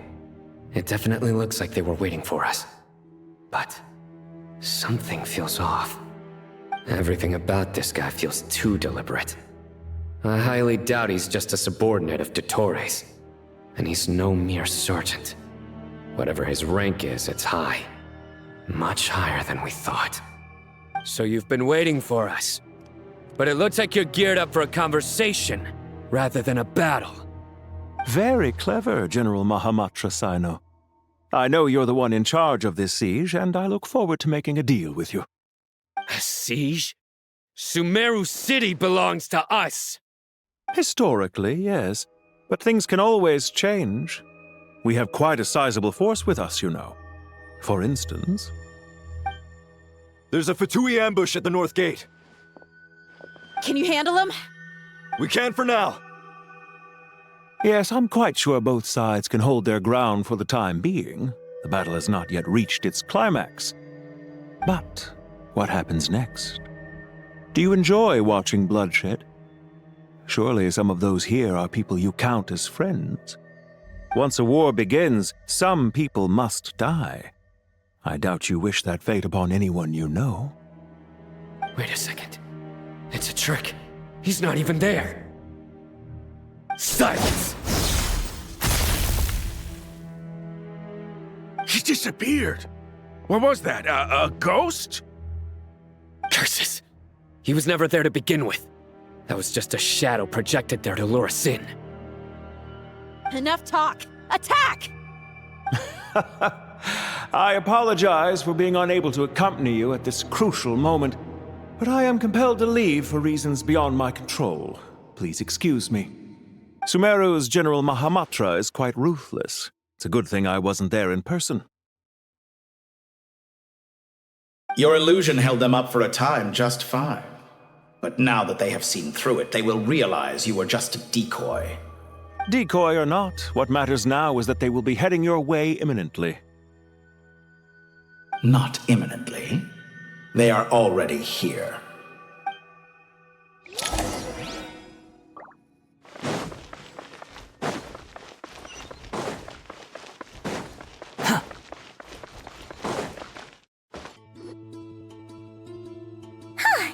We made it! This is far enough. Tainari, you go help Sino. Don't worry about us. We'll manage from here.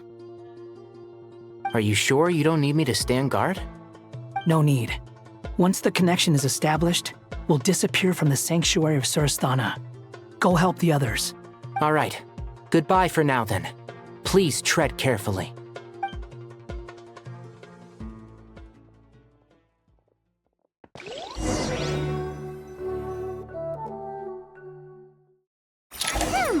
Now where's the interface Nahida mentioned? Come on, where's it hiding? Found it. We can connect to the inside of Irminsul through the Sanctuary of Surasthana's built-in security system. You should be pretty familiar with the process. Is it the same route as last time? For the most part. We don't need to adjust any of the parameters. Then I should be fine. And Paimon? Once you're both ready, we'll set off. Wait! The stakes are way higher this time, right? Maybe Paimon should stay outside and help the others. Then, you can focus on the fight without having to worry about Paimon! Huh? Why are you staring at me like that? It's nothing. I just suddenly realized how much you've grown. Hey, you've grown quite a lot yourself. Don't you two start getting into it again. Well, anyway, Paimon thinks she's pretty knowledgeable. Who's the best guide in Vatican? And don't forget, Paimon's a college student now. If we say Alhatham's not a weirdo, it's hard to explain how he came up with the idea of you applying to the academia. But for all that he counts, you're doing surprisingly well in your studies. Just goes to show how important it is to have someone supporting you. And Paimon's not the only one. Let's not forget that you only became a student because of Nahida's personal recommendation. That's fair. I have learned a lot in Sumeru. Oh yeah. Did you ever come up with that ugly nickname you promised me? What? No way! We're friends now! Paimon gave up on giving you one ages ago. Anyway, isn't Hat Guy enough of a nickname for you? Fine. Suit yourself. We need to go. Paimon, if you're staying, look after yourself. Will do. Paimon's gonna link up with Tainari and Sino. You guys are the ones who need to be careful. We will be. Bye for now.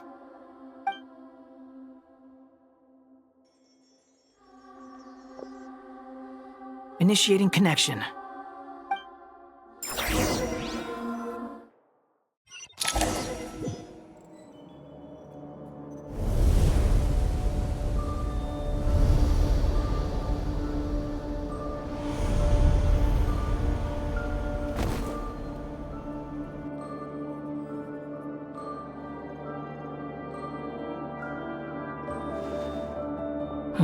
Well, here we are again.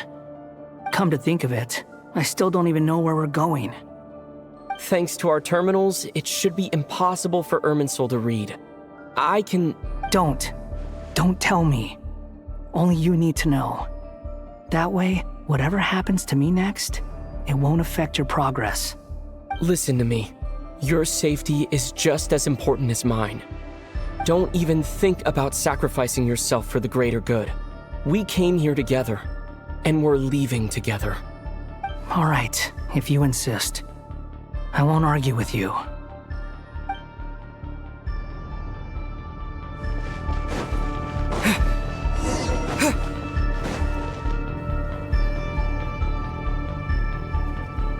This place looks so different from how I remember. It's unrecognizable.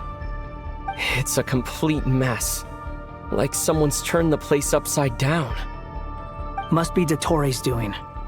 Either he's searching for some information he needs, or... It's still changing. He has to know we've entered Irminsul. But luckily for us, he can't pinpoint our location. Be on your guard. Don't let him find us.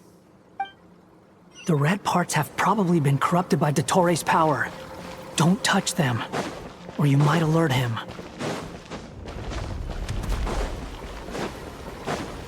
He's looking for us. Tread carefully. That wall could be a problem. Fortunately, it looks breakable. Give it a shot.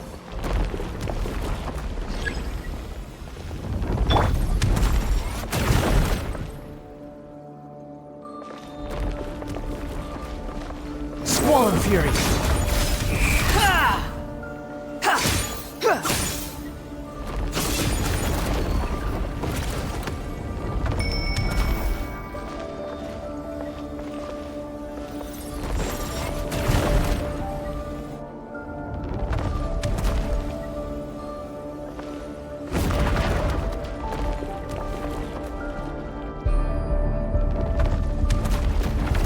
The wind rises.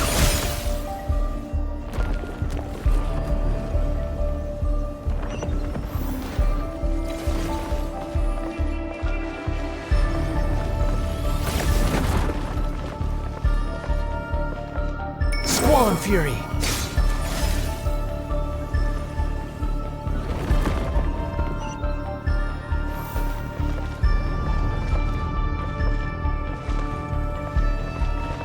The wind rises.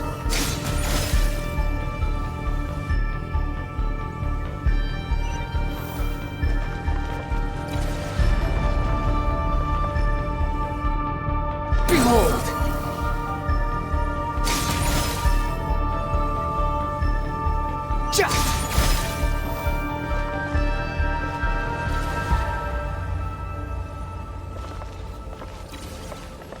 Squall Fury!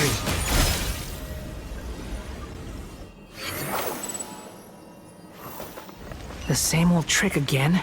Are you kidding me? Let's handle it just like we did before. This cheap trick isn't gonna stop us. Oh no, it's a trap! Is that why he was using the same trick over and over again? To get us to lower our guard?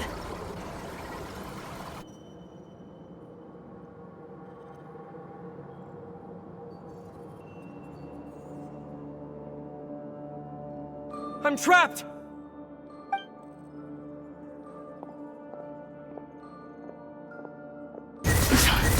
Why won't this thing budge?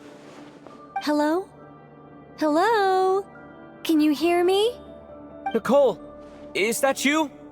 Yes, it's me.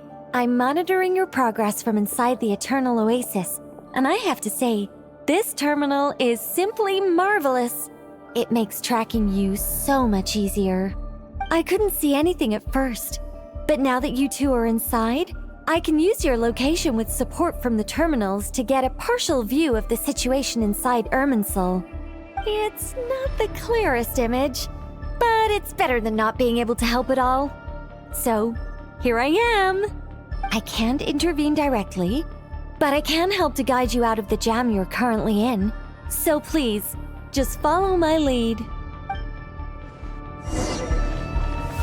Dottore in his current form is a blight upon both Irminsul and the ley lines. Pay attention to your surroundings. There must be sources of his contamination nearby. The corrupted... Is that one of them? Precisely. Take it. Good work. But we're not done yet. Stay close, and let's see if we can find any others like it nearby.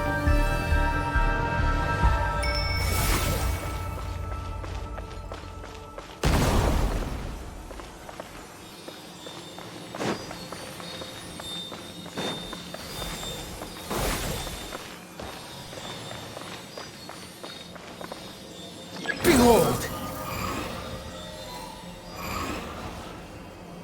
This must be another one. Agreed. Now... Wait! Watch out! It's Dottore. I think he's found us.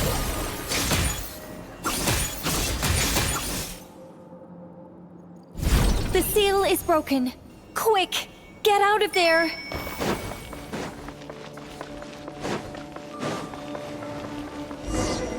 And where exactly do you think you can run to? Wait, what is that? Pursuers! That's gotta be it!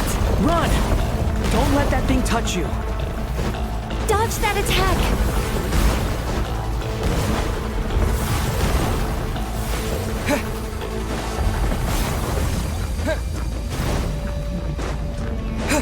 There's more than one path. Which way do we go? To the left! Trust me! Fleeing like vermin. What a pathetic sight. Hey! Watch yourselves! Stay focused! There's a cliff ahead. Jump!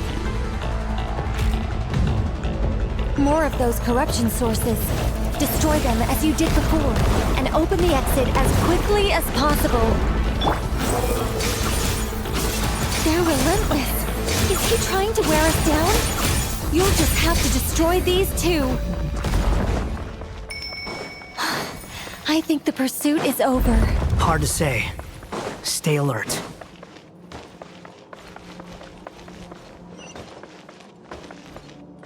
Behold!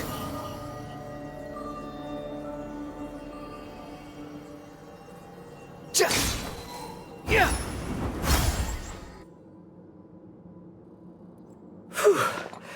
I think we've made it to relative safety. Phew, goodness. That was tough.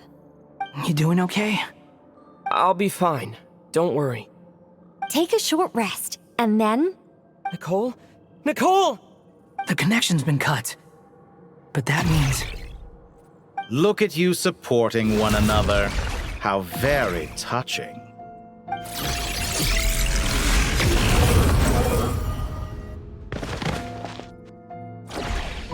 Dottore! Took you long enough to find us. You're more useless than I thought. Oh, really? I think I deserve a little more credit for my methods than that. Rather than hunting you down, I chose to let you roam free. I indulged your presumption that I was unable to track your movements, played along with your clever little plan. Fleeing is for animals, but I rather enjoy watching you flee. Some things lose the will to run altogether as soon as you put them in a cage. If that's true, then why did you come looking for us? Because I wanted to observe you up close, of course. Don't misunderstand me, I'm not here for a fight.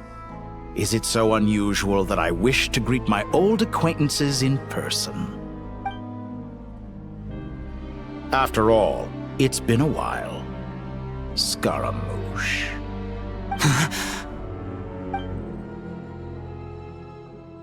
Why are you so afraid? I have done nothing unprecedented in discovering the truth. Nor did I go to any great lengths to uncover your story. You made a bold series of moves in deciding to erase yourself. And with the power of this great chronicling device called Irmin's Soul, you were able to achieve something quite remarkable. Once most people form an opinion about someone, it tends to imprison their mind. Yet you managed to erase every trace of your existence. A novel take on death indeed. However, this meant that you stood out to me all the more when I saw you in Nodcry. I didn't even have to go looking for you. Just the sight of you was enough for me to intuit the truth. For someone in my position, connecting the dots was a trivial affair. It would have been more surprising if I hadn't managed to piece it together. You seem very pleased with yourself for figuring it out. I'm sure you'd even be more delighted to learn the full extent of your crimes. That would hardly be necessary. Besides, isn't there something that concerns you more right now? Something that fills you with dread? Let me put your mind at ease. I have no intention whatsoever of restoring any of the records you deleted. For one thing, it would be exceptionally difficult. But more to the point, I doubt that the prospect of losing your current life is all that frightening to you. Because in your case,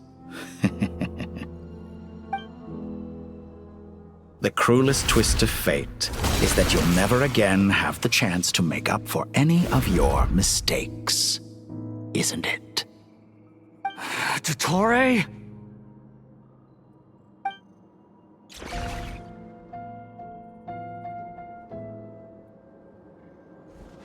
All here shall bend to my will. The wind rises.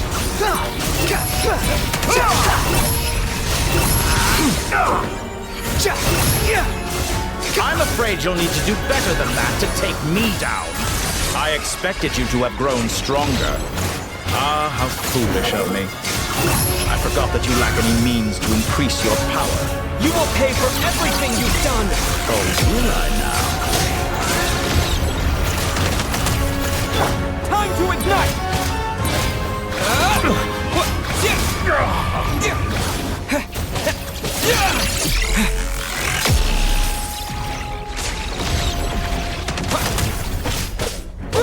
Squall Fury!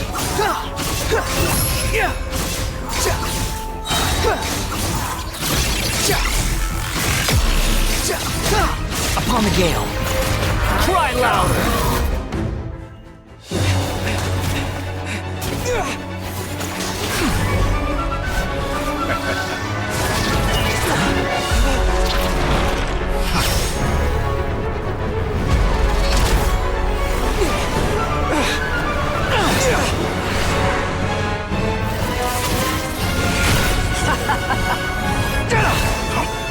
Does the prospect of death amuse you? I could ask you the same question! I'll distract Dottore. You focus on the mission. Got it!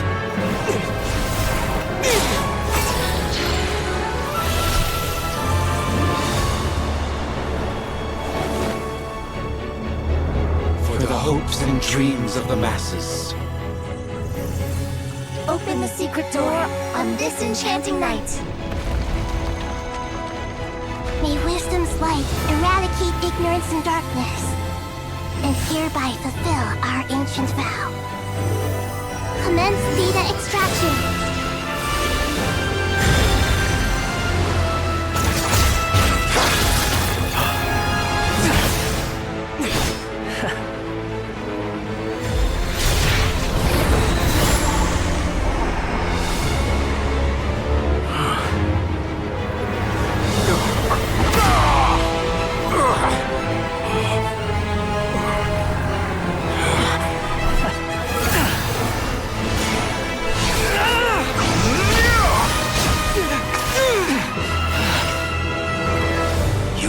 to outdated ideals and stand in the way of progress.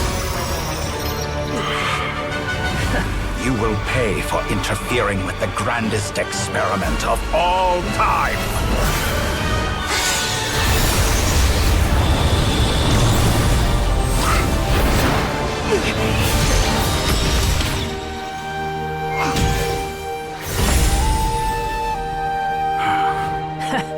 Good timing. Dottore, as clever as you are, you fail to understand wisdom. Wisdom takes many forms, but the path you have chosen eschews them all. Huh.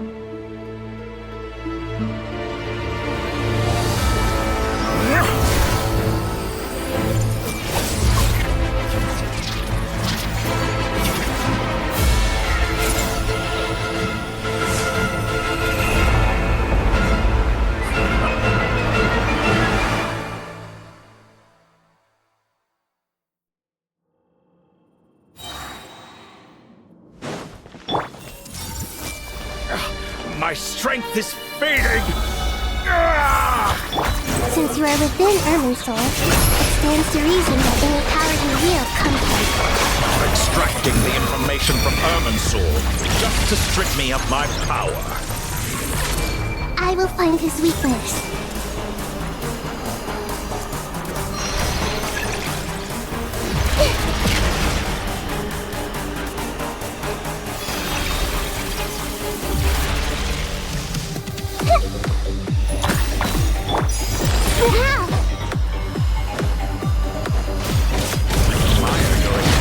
Introduce a new variant, but it's nowhere near enough.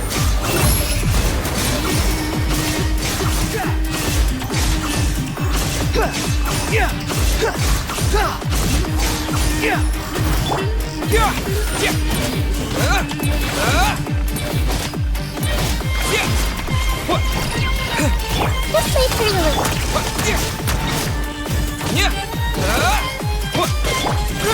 Grow!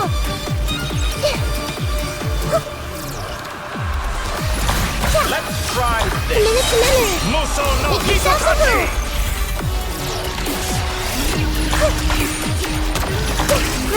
Grow! Squall Fury! You won't just... We're so close! Just hold on a little longer! I'll hold him up. Traveler, Hat Guy, the rest is up to you. We certainly have a knack for surprising each other, don't we? I'm just getting started. It's time. Say your prayers. Stay on your defensive, but watch your back.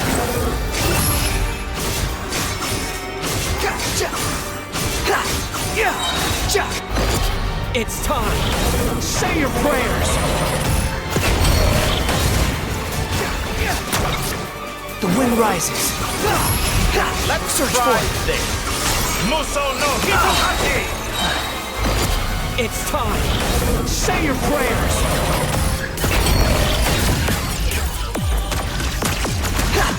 Squall Fury.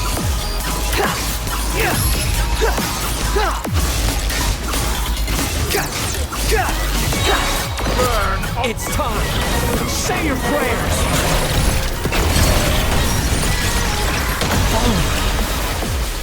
The wind rises.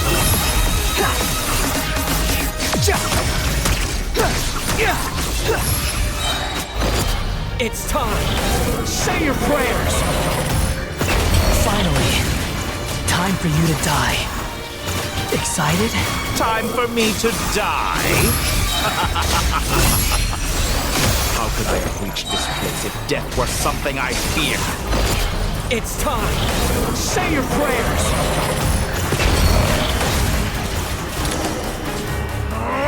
That's enough!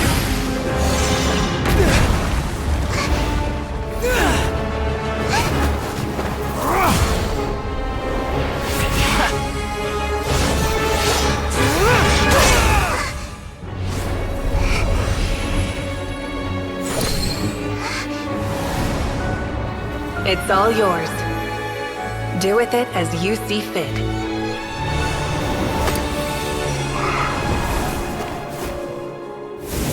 Just as As you say, this world is home to some archaic things. And as you suppose, you are a formidable opponent. You have long coveted the secrets of wisdom. So now, I will demonstrate true wisdom in action. I invoke my supreme authority as the keeper of Irminsul. Commend me or condemn me. But give your verdict now!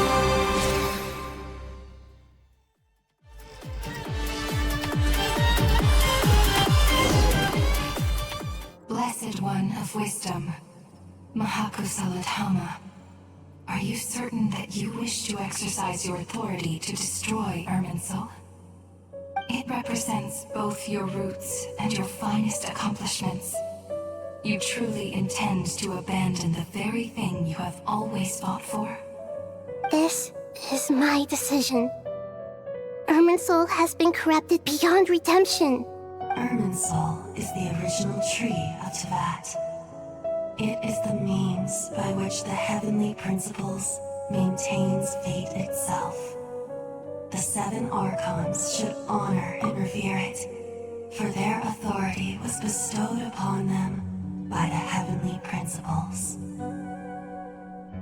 It is precisely because I honor and revere it that I fight for the humanity it exists to protect. Wisdom is knowing how to weigh the options and make the right decision. If you truly care about the fortunes of this world, then it is me you should seek to preserve. Planting a seed begins the chain of cause and effect. Since you have become a great tree yourself, why should the loss of another tree be anything to fear? Till we meet again, Lord of Dendro.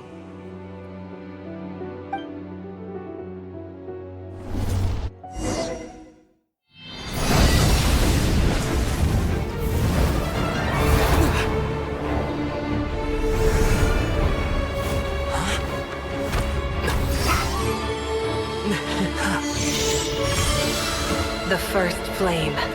The pure, cleansing fire.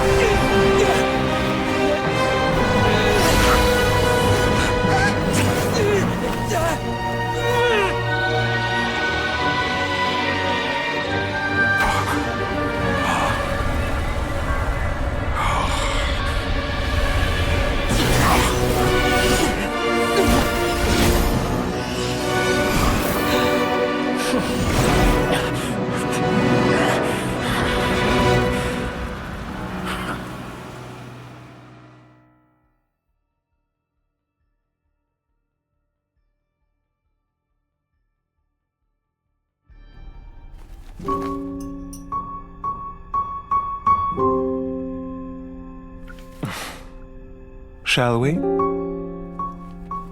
Where were we? I was suggesting that you needn't perform when signing a contract. You're only sitting here because your bank demanded an evaluation of the trustee. So you told a story about a young scholar from a merchant family in Sumeru? I told a compelling tale, didn't I? The post-expulsion story is far more captivating. The human experiments or the elixir of immortality? The part where you die. Ah, yes. My favorite part. The 35-year-old Segment thought of himself as Dottore, reserving the name Zandik for the original specimen. Of all the Segments, he was the most selfish. After his expulsion, Dottore searched for a new direction. He joined the Fatui, studied Elazar in great depth, secured resources. He was rather fortunate in his career. Zandik turned to Conrian technology and successfully created his segments. But this was not immortality. Even with backup segments, his body would still age. Still, thanks to Snezhnaya, Zandik found the ideal base for his experiments. Then a perfect partnership materialized at a crucial moment. The year that both parties realized they needed more time. Fortunately, Zandik succeeded. In a miraculous turn of events, he gained the extra time he needed. I seem to recall it differently. All right, it's true. No matter how much elixir he took, Zandik remained human and continued to age. Then, on the morning he turned 85... Help me up! Call for help! Surely he would be rescued, Zandik thought. But to his surprise, no one helped him. Zandik was too selfish for that. Don't forget, you're one of us. Yes, and we're all waiting. Waiting for me to die. Pantalone arrived for a meeting and happened to witness what followed. He found it unsettling. I never said that. But the Zandiks were unfazed. It was a rare opportunity for self-dissection.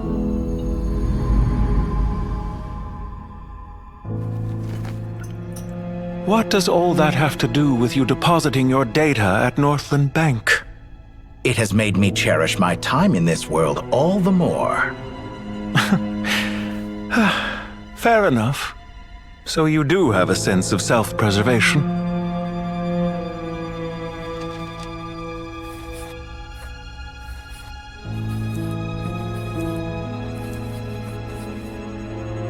What do you mean?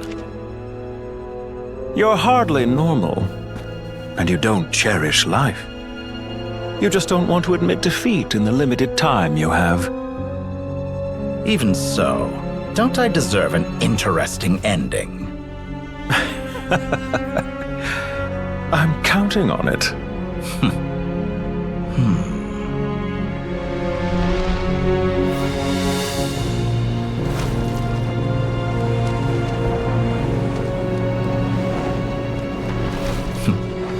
If nothing else, I expect my funeral will be a grand affair indeed.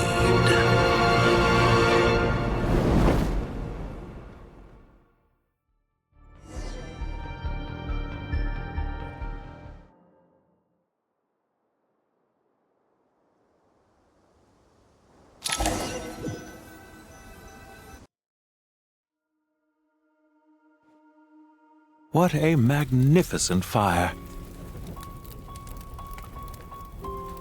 In Snezhnaya, we light fires to ward off the cold. Fire, it seems, is antithetical to ideas such as cold, frozen, and unchanging. Perhaps it has always been that way. From the beginning, fire has been used to drive away wild beasts and warm the body and mind. You could say it's a form of treatment. One that cures the human heart of mortal fear. Mortal fear? Something you haven't been acquainted with in a long time, by the sounds of it. Whereas you, I'm sure, must know the feeling quite well indeed. I remember when we first discussed the elixir of immortality, you claimed that extending your lifespan was about buying more time.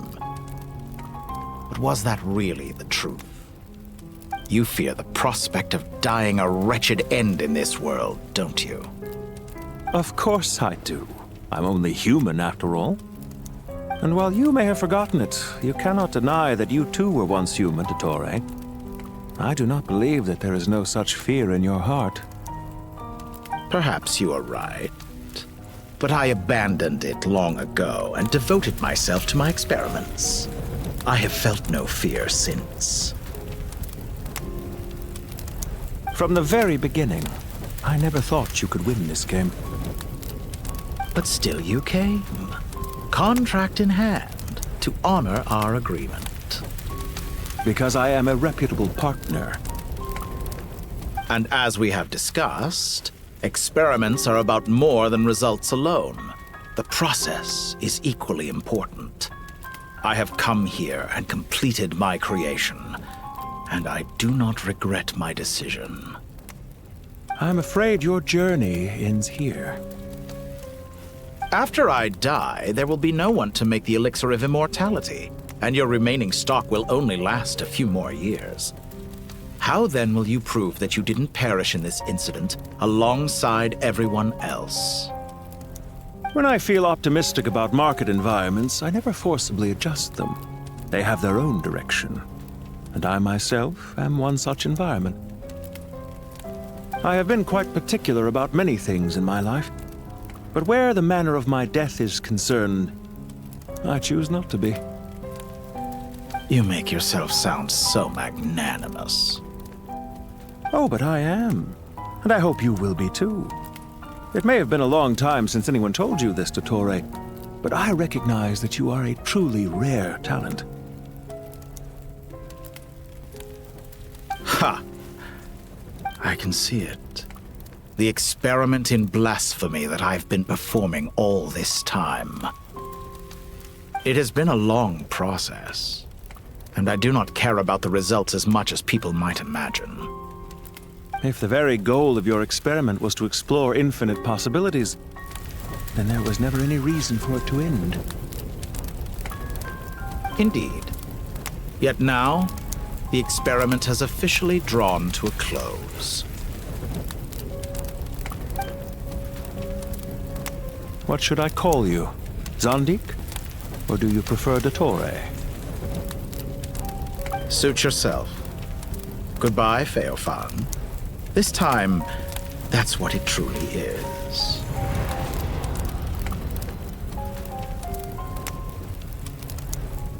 And don't I know it? Goodbye, Zandik.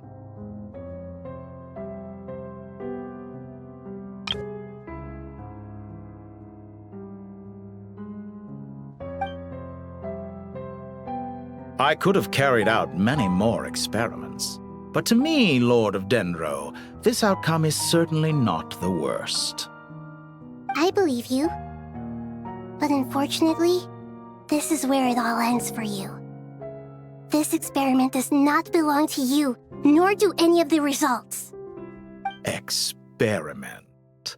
It sounds like you're trying to outdo me in my own field. Wisdom is conveying information in terms that people can clearly understand. You know exactly what I mean. Indeed. I can see no further outcomes. Ha. You have a formidable mind, and you are braver than I thought. Setting fire to the very thing your survival depends on. Your previous threat was empty, but this time, it is real. When necessary, wisdom can be as fierce as an inferno. Some of the flames that incinerate you come from within yourself. Perhaps you are right. You see what lies at the bottom of the human heart, and that is your wisdom. Here is where your journey comes to an end. All that is yet unknown belongs to those of us who will carry on living. It seems I have unwittingly been your arch-enemy all along. But now, it's all over. I do not deny your intelligence. But what you refer to as experiments, I would never describe in those terms. They are events that take place in the real world, and they are so much more than mere data. Goodbye. We will never meet again.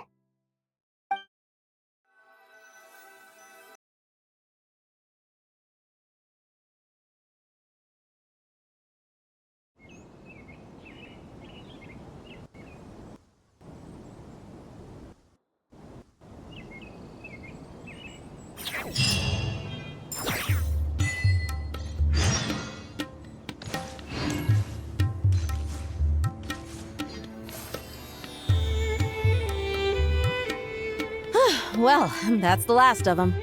Everyone on the list is already back where they should be. It was a long, hard road, but we finally finished escorting everyone back.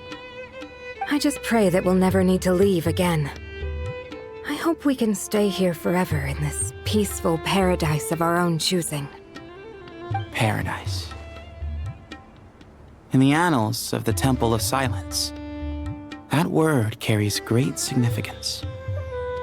It represents the hopes and desires of the gods. Their longing for a place to rest. I wouldn't think gods need such a place. People always think they're the only ones who can lose their homes. They forget that gods too need a place to reside. As the Goat King once said, "A god without his people shall cease to exist." Gods need their believers every bit as much as their believers need them. Only we can truly understand how much the desert faith has faded over the centuries. But we still talk about the gods as though they're part of our lives. Given the myriad ways in which gods and humans interact, I'd say they really are. How else could Dunyarzad consider the Dendro Archon a friend? Well, that sounds about right to me. Describing them as friends sure makes us feel a whole lot closer. If you told me a few years back that I'd have this many friends, I'd have called you a liar. Belief is a choice, just like friendship. We've made our choices through battle. The right ones, wouldn't you say? I'll be heading back to the Temple of Silence. I heard the Goat King and the Ibis King decided to pay us a visit. How about you? It's back to Aru Village for us. Still plenty of supplies to distribute and people to help. Until next time, old friend. As long as you can find the time, you're always welcome to visit us in Aru Village. Right back at you. Make sure to drop by the Temple of Silence the next time you're free. Word is that 2 of the other 7 pillars, Shezapang and Bennu, might also be dropping by. Since you're wearing the symbols of their power, it'd only be fitting if you came to see them for yourselves. Dropping by? That makes it sound like they're visiting a neighbor's home. Well, the temple was founded by Hermanubis, so I guess to them, that's exactly what it is. Guess that's true. All right. We'll make sure to find time to stop by. Stay safe on your journey home. I will.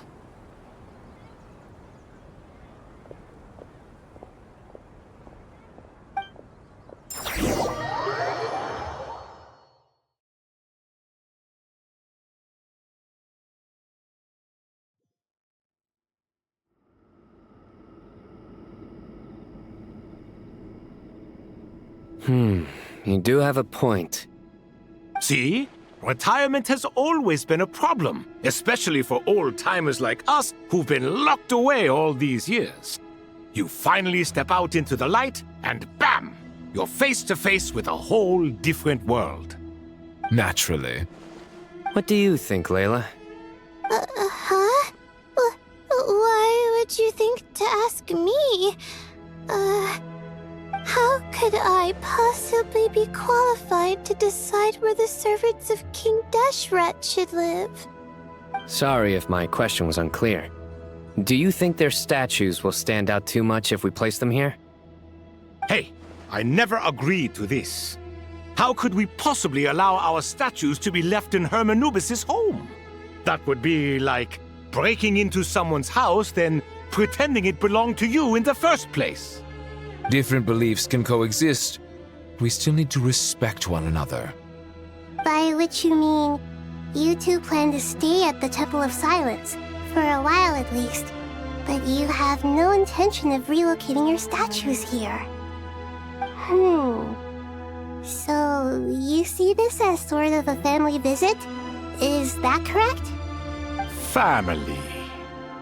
Huh. You could say that. In a sense, Hermanubis would view this as his home.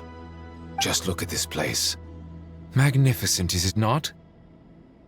The sad truth is, in the past, all 3 of us invested so much into misguided ventures.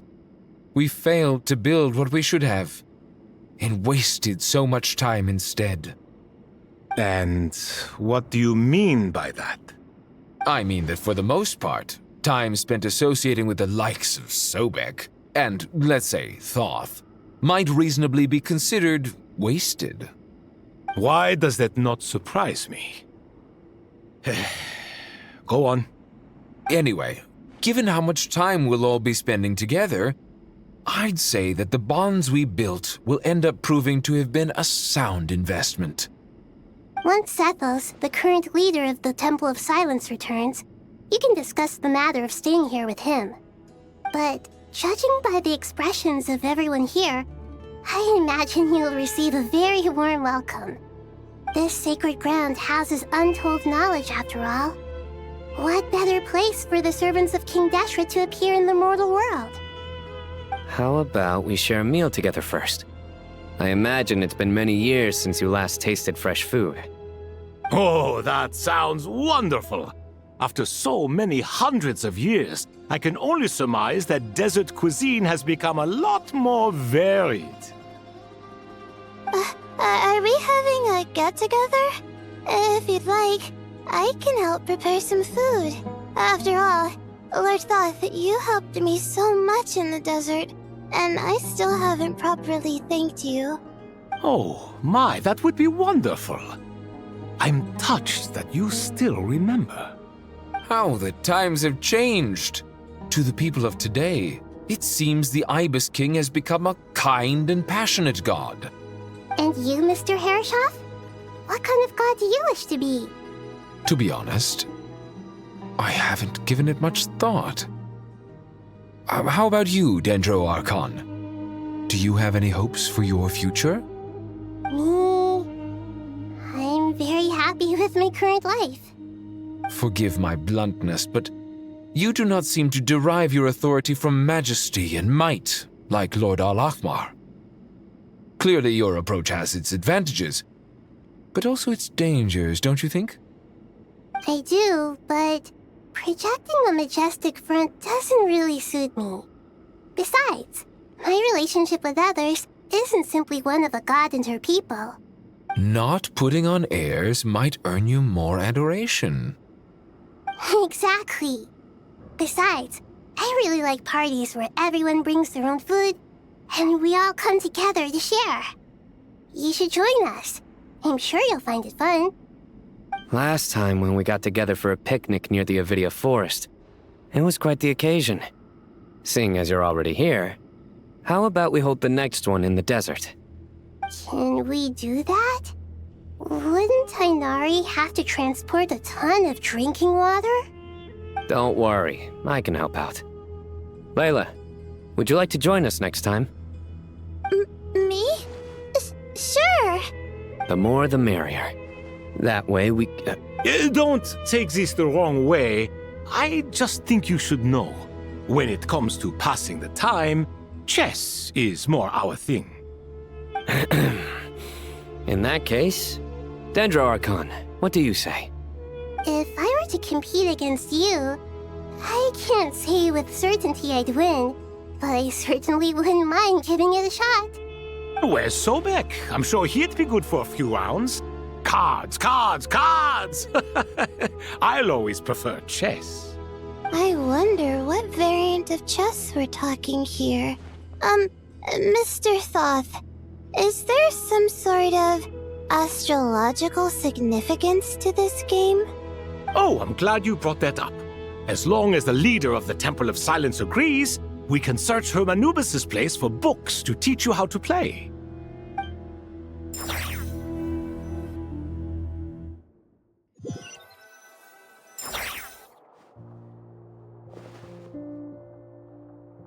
Such devastation visited on Sumeru City. So many houses destroyed or damaged in the fighting. Who could have foreseen this? Look at all of this. It's going to take me forever to tidy up. I suppose living below the academia doesn't always work out to your advantage. I would have thought a little appreciation of my sincerity and effort in helping to clean up this mess might be in order. Helping? Effort? This is your house! Of course you should be putting in the effort! If anything, I'm the one who's helping! So you see yourself as just a helper in this situation. I must admit, I'm rather shocked. If you're trying to say that since I live here too, I have an obligation to tidy up, fine, I suppose I do. Wait a second, stop changing the subject! Nevertheless... In the wake of a great storm, A missing roof is a predictable inconvenience. Can you stop making it seem like I care more about this house than you do? Doesn't it upset you at all to see your home in this state? I won't pretend it's ideal, but that's no reason to be upset. This is the roof over your head, your shelter from the cold. The furniture is scattered, the paintings have fallen off the walls, the windows are shattered. Don't you feel even a little disheartened? The way I see it, these problems are easily solved. Ugh, this is precisely why I hate talking to you about sentimental things. It's like banging my head against a wall. You simply don't understand just how much work goes into making a proper home. It sounds like this is causing you a lot of anguish. You mean the house or the paintings? I mean your sentimentality. Oh, well, yes. But I'd rather not dwell on such things right now. Generally speaking, when anguish becomes the norm, people usually make an attempt to improve their situation. But there are so many people and things in life that are difficult to change. It's not like you can force them. Besides, anguish can be a source of inspiration. And I'm not sure I could break my reliance on it. I'm glad you're able to make yourself think like that. What kind of a response is that? I was stating a profound truth about the very nature of art. Suffering is the cradle of all creation. Even you can't deny that. And I wasn't trying to. I'm just happy for you. Pure and simple. Can't you tell? Happy about what? Happy that you can always find an answer that backs up your views. You... More often than not, life is a process of running into problems and then searching for answers. Yours more than most. Not everyone's so good at justifying things to themselves. It's something that you've been steadily mastering. Huh. What about you, then? What skills have you been mastering lately? Pass me that box. Huh? Okay. You may consider this my progress on the path to mastery. What? Wait a second. Isn't that box mine? Hey, it is! It must have fallen off that shelf. I'll hate them. Those are my paints and inks. Would you like me to put it in your bedroom for you? Huh? I mean, sure, if you don't mind. What kind of progress is this? Does he think he can bribe me? Not that giving me back my own things is much of a bribe. These books on the floor, they're a complete mess. And this one, didn't he say it was an out-of-print collectible? It's completely covered in dust, and some of its pages have even fallen out. Ugh, guess I should help him repair it. This one too. And this one.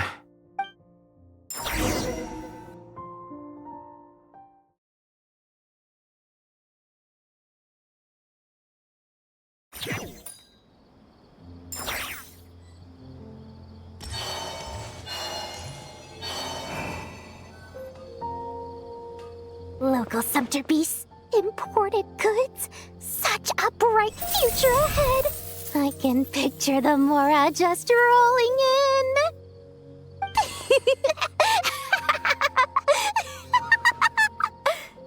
You do realize you sound like a choking cow? It's called being imposing. Can't you feel it? Are you not intimidated? Oh, I'm positively shaking in my sandals. What commands do you have for me, oh mighty Lord Sangamabe? You've got a lot of nerve, Nefer. You went and told Candace and the others everything, didn't you? Seriously, do you have any idea how differently they see me now? Surely that's a good thing. I presume they're more disposed to actually like you now, maybe even view you as a friend. You traded my secret for sympathy! Thanks to you, I've lost every last shred of my mercantile majesty. How am I supposed to make anyone think I'm a big, scary investor now? The dark days of Lord Sangamabe are behind you.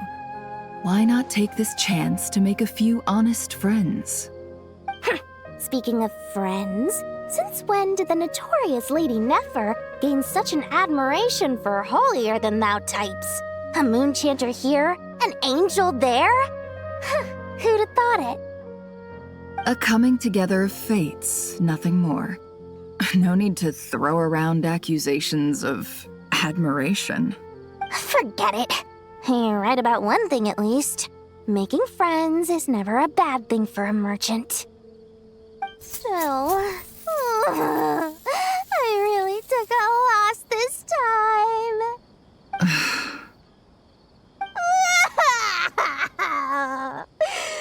What are you looking at? I'm trying to see if you're really crying or if those are just crocodile tears. A little birdie told me that when Lord Sangamabe makes money, the tears flow from the center of her eyes, but when she loses it, they flow from the corners. Which is it this time? Ugh, you are so annoying. I'm not talking to you anymore. Nefer, thank goodness you're here. I've been looking everywhere for you. Huh? Oh. If it isn't the House of Dana's very own librarian. What can I offer you today, Miss Katayun? Oh, no, I'm not here to buy. I'm here to bring Lady Nefer a book, and a fascinating one at that. We agreed to meet at the entrance to the mausoleum of King Deshret. One more thing, I bought this copy with my own money. It's not borrowed.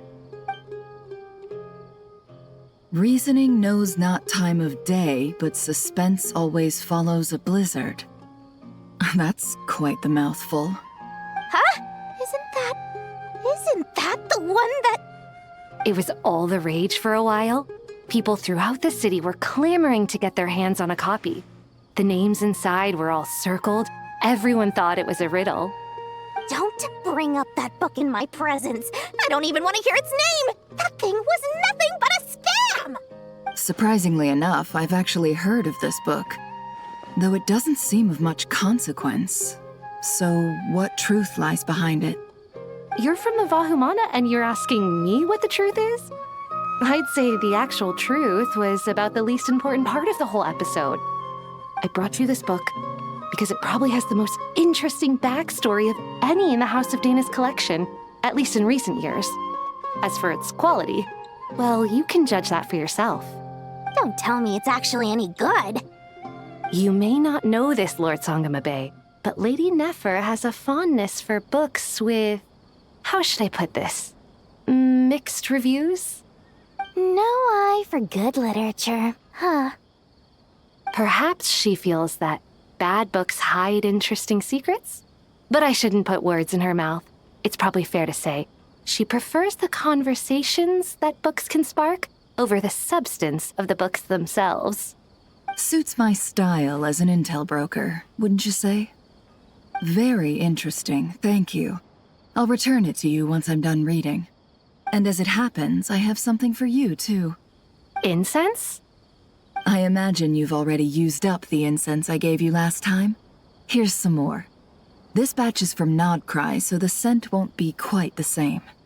Well, actually, I've been saving the incense you gave me. I couldn't bring myself to waste it without a special occasion. But I'll gladly accept this, too. And I promise I'll use it this time. Katayun, you haven't changed a bit.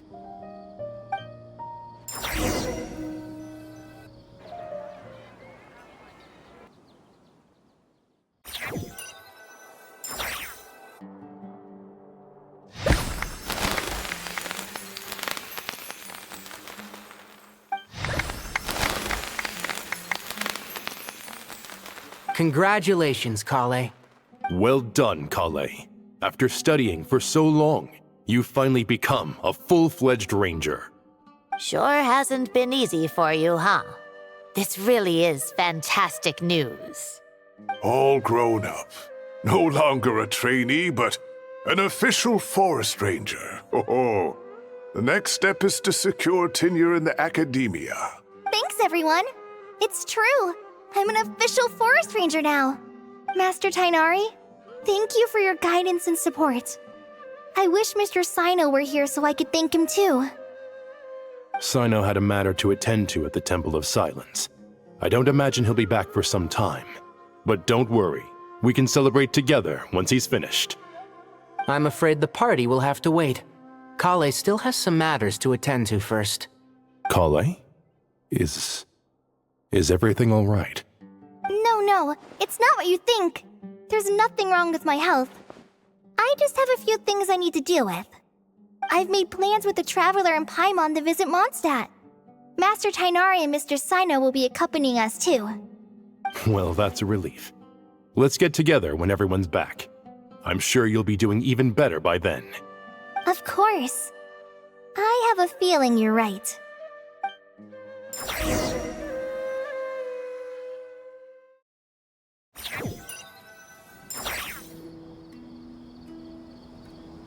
Phew! After all that catching up on sleep and food, Paimon's feeling full of vim and vigor again. For someone who spends so much time resting, your recovery routine is surprisingly simple. Hey! Paimon's been working her butt off too, you know. She flew all over the city helping everyone out. Don't worry, I saw how hard you worked.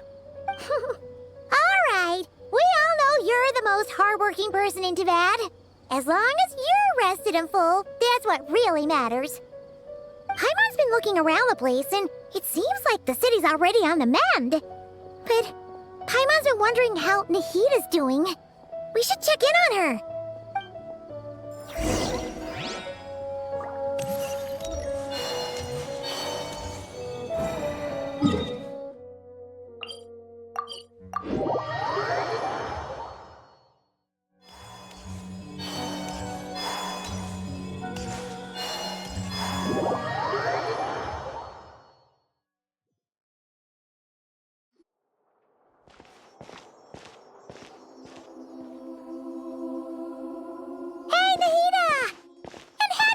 Too!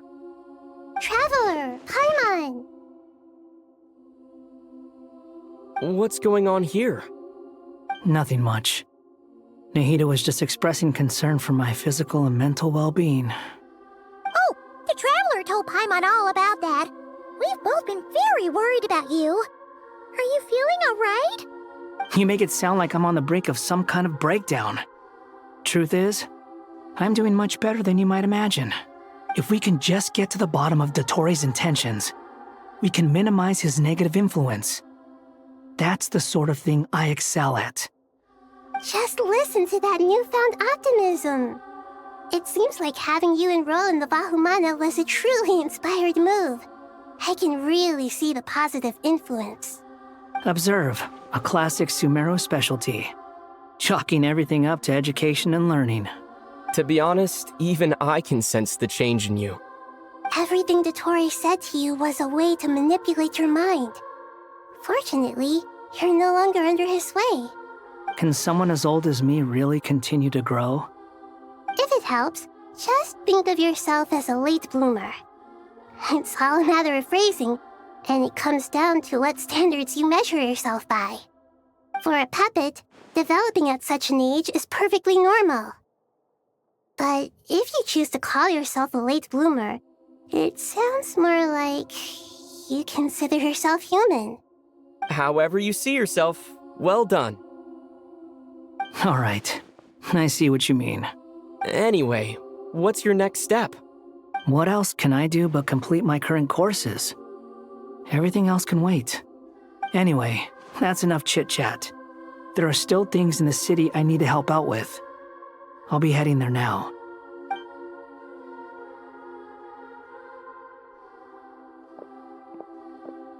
I'm so happy that Hat Guy is doing better than we thought.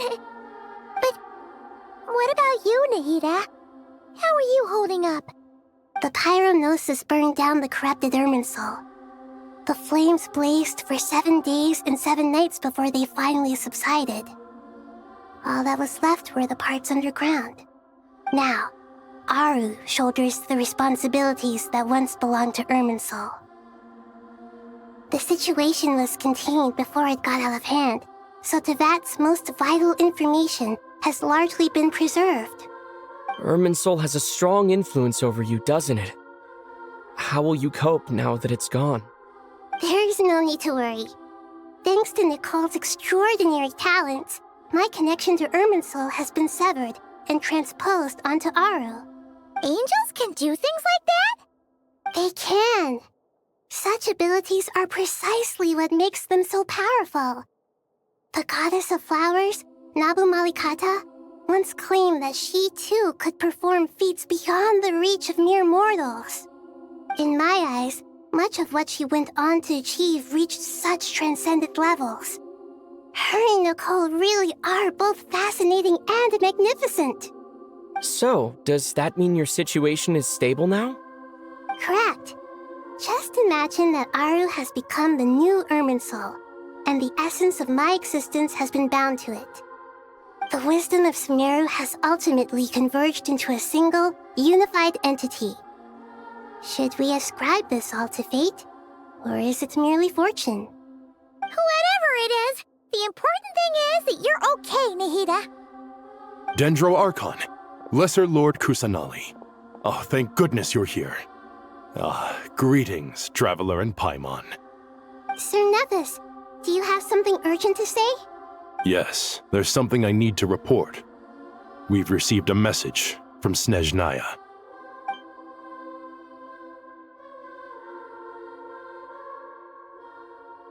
The Fatui Harbinger, the Rooster, sends us his sympathies, along with all the usual pleasantries.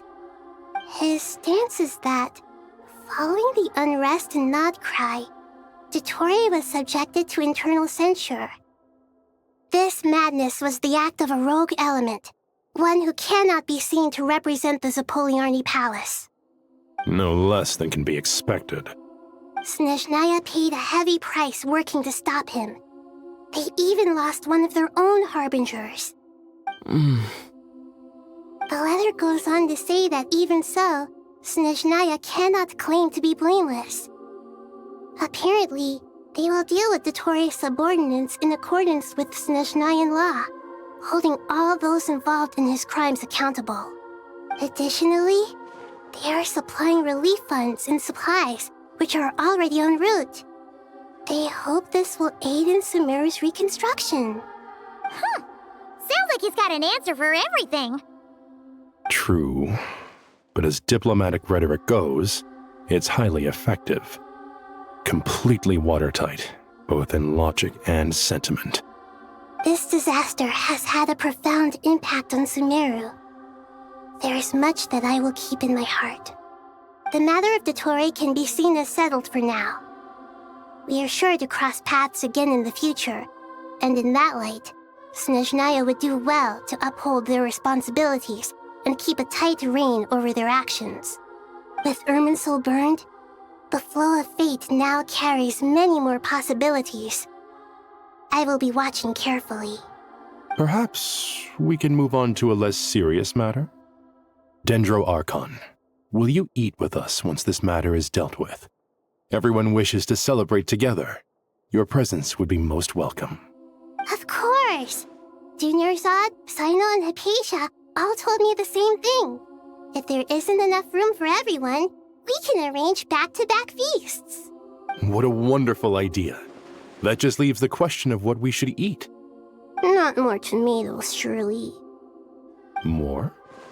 Dendro Archon, what do you mean by more tomatoes? Those good friends of yours are always talking about tomatoes.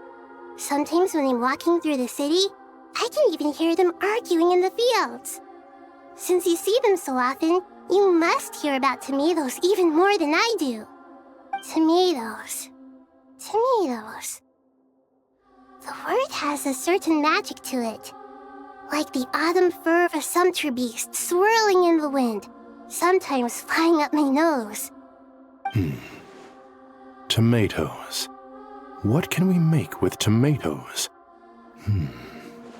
Wait, why tomatoes? Take your time, there's no need to rush. The Traveler, Paimon, and I still have somewhere we need to visit. You'll have plenty of time to think it over before I return. Does this mean you're going to Natlan? Meet them there in person. It will require a long journey. I know. but this is necessary. I must go myself. Traveler, Paimon, we'll set off as soon as you're ready. Is that all right? Sure, we'll be ready whenever you are. You'll hear no objections from Paimon. We should grab some snacks along the way, though. It'll be just like going on a long holiday. Wonderful. I'm looking forward to this so much.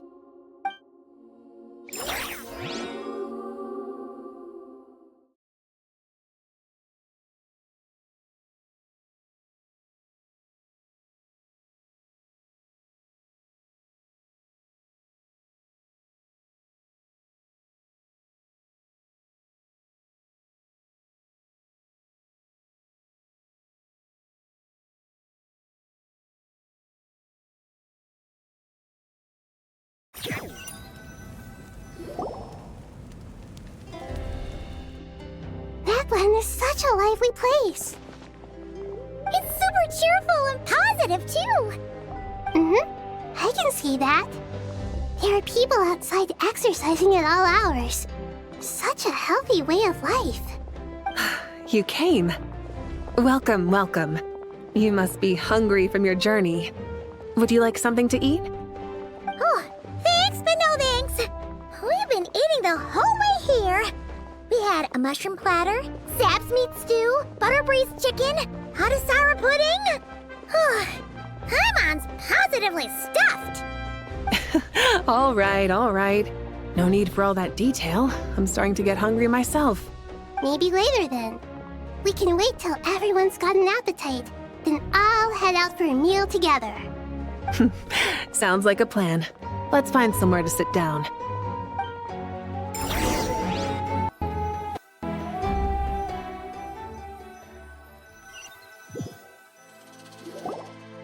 I should tell you, I already have some sense of why you've come. Why's that, Malika? To say thank you. Your senses are spot on. But on top of that, we also feel guilty. Because the pyronosis has vanished? I sensed its loss. Despite scouring through the remnants of Irminsul, we couldn't find any sign of the pyronosis. Not even any trace of it burning to ash. That's certainly unusual. Still, the potential fallout from Irminsul's loss is significant, to say the least. Perhaps the pyronosis's disappearance is simply a knock-on effect of the impact it's had on a certain strand of fate. There's no need to feel guilty. We were clear that this time, there was to be no returning, only giving. Pure and simple. Thank you really is a fascinating phrase. We use it to express gratitude for the smallest of things. Yet, when faced with a kindness too immense to describe, we use exactly the same words. It's not that we lack other means of expression.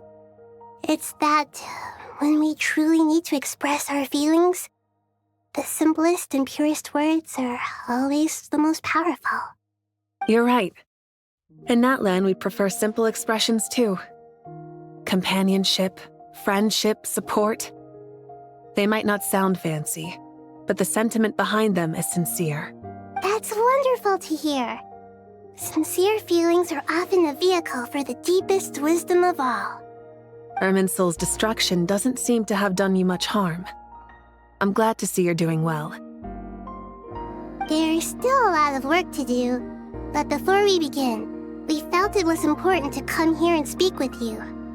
Partly to express our gratitude, but also because we felt that seeing you, in a sense, is like basking in warm sunlight. That's a nice way of putting it. I like that. To tell you the truth, though, I'm not a fan of somber meetings. So, since there's nothing more to say, why don't we go bask in some actual sunlight? The weather's beautiful today. What a great idea! Paimon's gonna lie back and soak up some rays.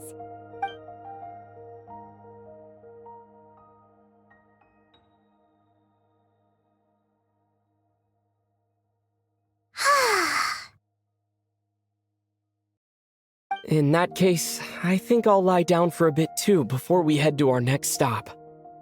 And where might that be? Mondstadt. Paimon and I are gonna head back there with Kale and the gang.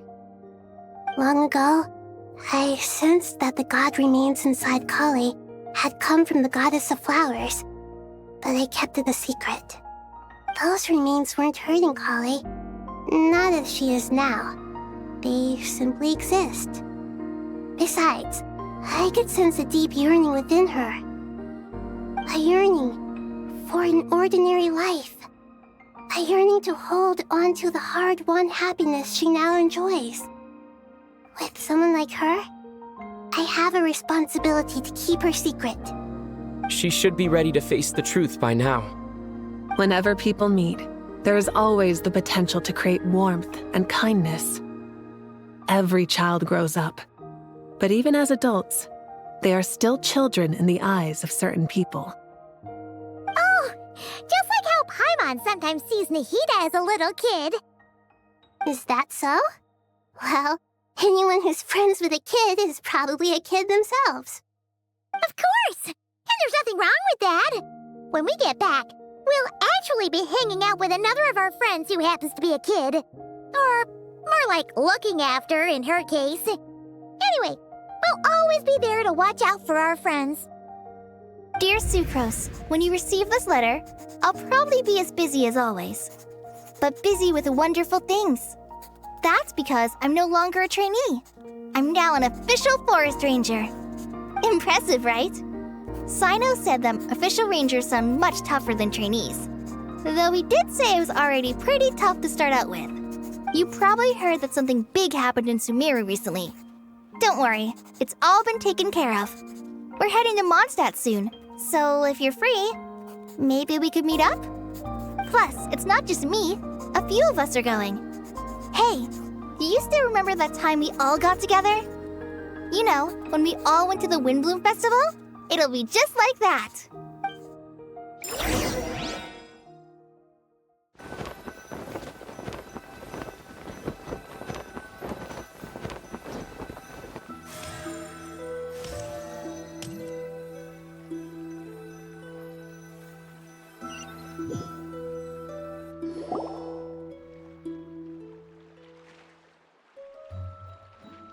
Dainari, is that... Don't you say it! Is that the great Vayu-Vyastra? Behold, the great Vayu-Vyastra, General Mahamatra. How times have changed. I wasn't expecting you to beat me to the punchline. You've changed. You've really upped the aggression in your battle against Sino's jokes. Kale, how did you know what I was going to say? For the love of... Hey! Traveler! Paimon, you're right on time! I hope we haven't kept you waiting. Kale! Sucrose! It's been so long! How have you been? I've been well. Everything's going great. What about you? Are you still busy? Not at the moment. Oh, right! That juicer you gave us works amazing! Farzan loves it! Seriously? That's wonderful. I don't suppose you drew up a detailed test report. Oh, what fruits did you use? How's the texture of the final product? Sucrose, you might want to try asking your questions one at a time. Albedo! Paimon didn't see you there! It's been a while since all of us were together like this. How about we follow the same plan as last time? Good idea, my friend. You never disappoint. So, what are your identities this time? Don't remind him. First things first. Allow me to introduce our very own official Forest Ranger Kale. The rest of us are simply her humble travel companions. This sounds like one of those mushy stories that gets people hooked on some corny, heartwarming premise. Oh, is our story not heartwarming? If I recall correctly, there was even a scene like this in King of Invocations. Besides being heartwarming, our story's also about tough, impressive-sounding job titles. At least that's what I think.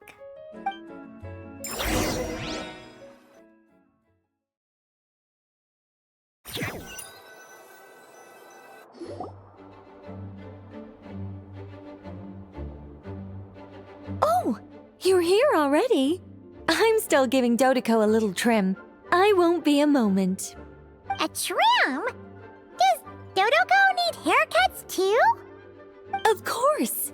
It's important to know how to take loving care of the apples of your eye. All of these trivial matters get left to me. It's because I'm an angel, and angels are, in a way, the guardians of all Teyvat. Oh, right! Wow, that's definitely an impressive sounding job title. What are you writing? I'm just brainstorming some cool sounding lines. Oh, write them on these card backs. Of course. Clearly, my lines are pretty amazing, wouldn't you say? Miss Nicole? Kale? You seem a little nervous. I was just wondering, who was the person you mentioned who needed their wish fulfilled? Wish? What do you mean? Miss Nicole asked if we could meet up in Mondstadt once everything was over. She said a friend of hers had a wish that needed my help to come true. Well, you never mentioned that before. All we knew was that you'd arranged to meet in Mondstadt. But we thought it had something to do with the god remains. To be fair, everything I told you was true. Anyway, my friend is waiting. Come on, let's pay her a visit.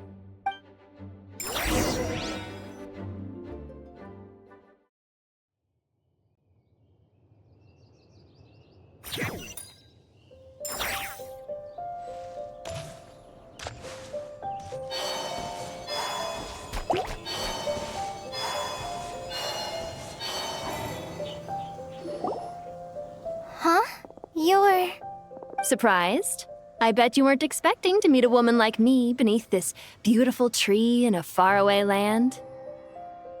An oasis will spring from the place where a djinn resides. That saying falls somewhat flat here in Mondstadt, given that everywhere is already so lush and green. Lilupar, what are you doing here? I made friends with Miss Nicole. I asked her to bring me here and then invite Kale to come. The prologue to this story is that I have a wish. It has stirred within my heart for centuries, millennia even. Originally, it was merely Al-Ahmar's lie, but now it has become reality. Could this be... related to the goddess of flowers? My dear young lady, my mistress left her final trace in this world upon you. I can't tell you how glad I am to see you here. And now I have seen you, and peered into your heart. You have experienced hardships and suffered setbacks. The torment an ordinary person might expect to face has befallen you threefold. This is the source of your resilience. But, beneath all this, I've witnessed the seeds of desire. You yearn to return to the simple life you once knew, do you not? I do. I want to throw away everything that isn't mine. But how do you decide what is yours? The scars that others carve into your flesh? The kindness and love they inscribe? Are these things not yours as well? They are. This is something I've talked about with Miss Nicole. Miss Nicole said I should learn how to adjust my standards. I just want to live as an ordinary human. Anything beyond that isn't mine. Don't you want anything from the remains of the goddess of flowers? She gave me a revelation once. I think that's already more than enough. In the past, you would not have possessed such a rich heart. Your brief life has taught you to hold on to everything good, to home in on kindness. How fascinating. You're nothing like Nabu Malikata, and you're certainly not her. Of course not. I'm not some great and powerful being, Miss Lilopar. Yet I am a djinn.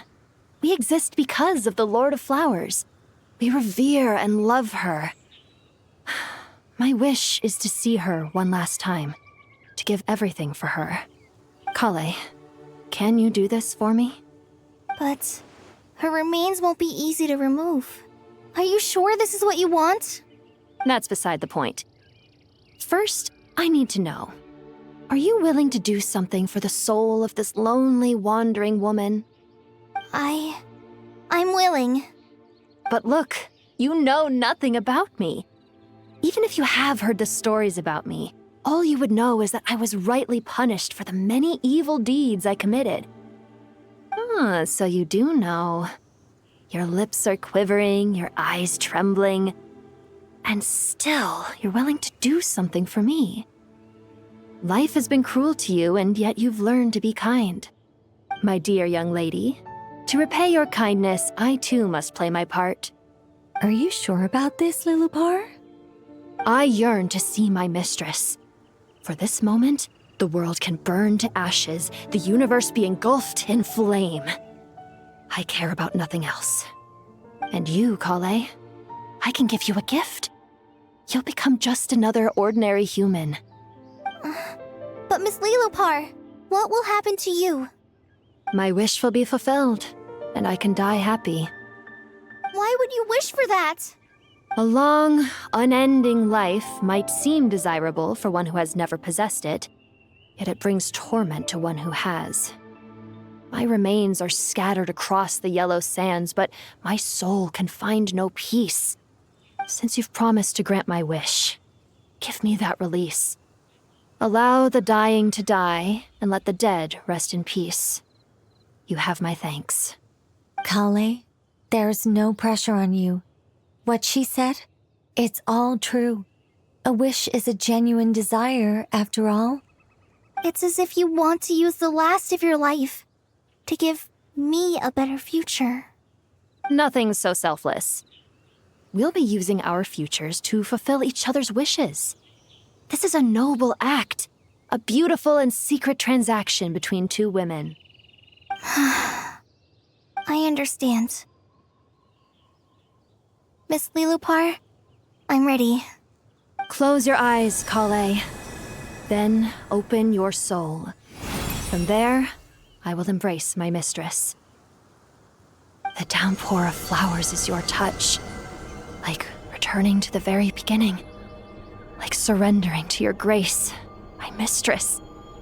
People say that devotion is beautiful, yet filled with pain. How foolish of them. For me, devotion is beautiful, pure and painless. Devotion is my love. Thank you.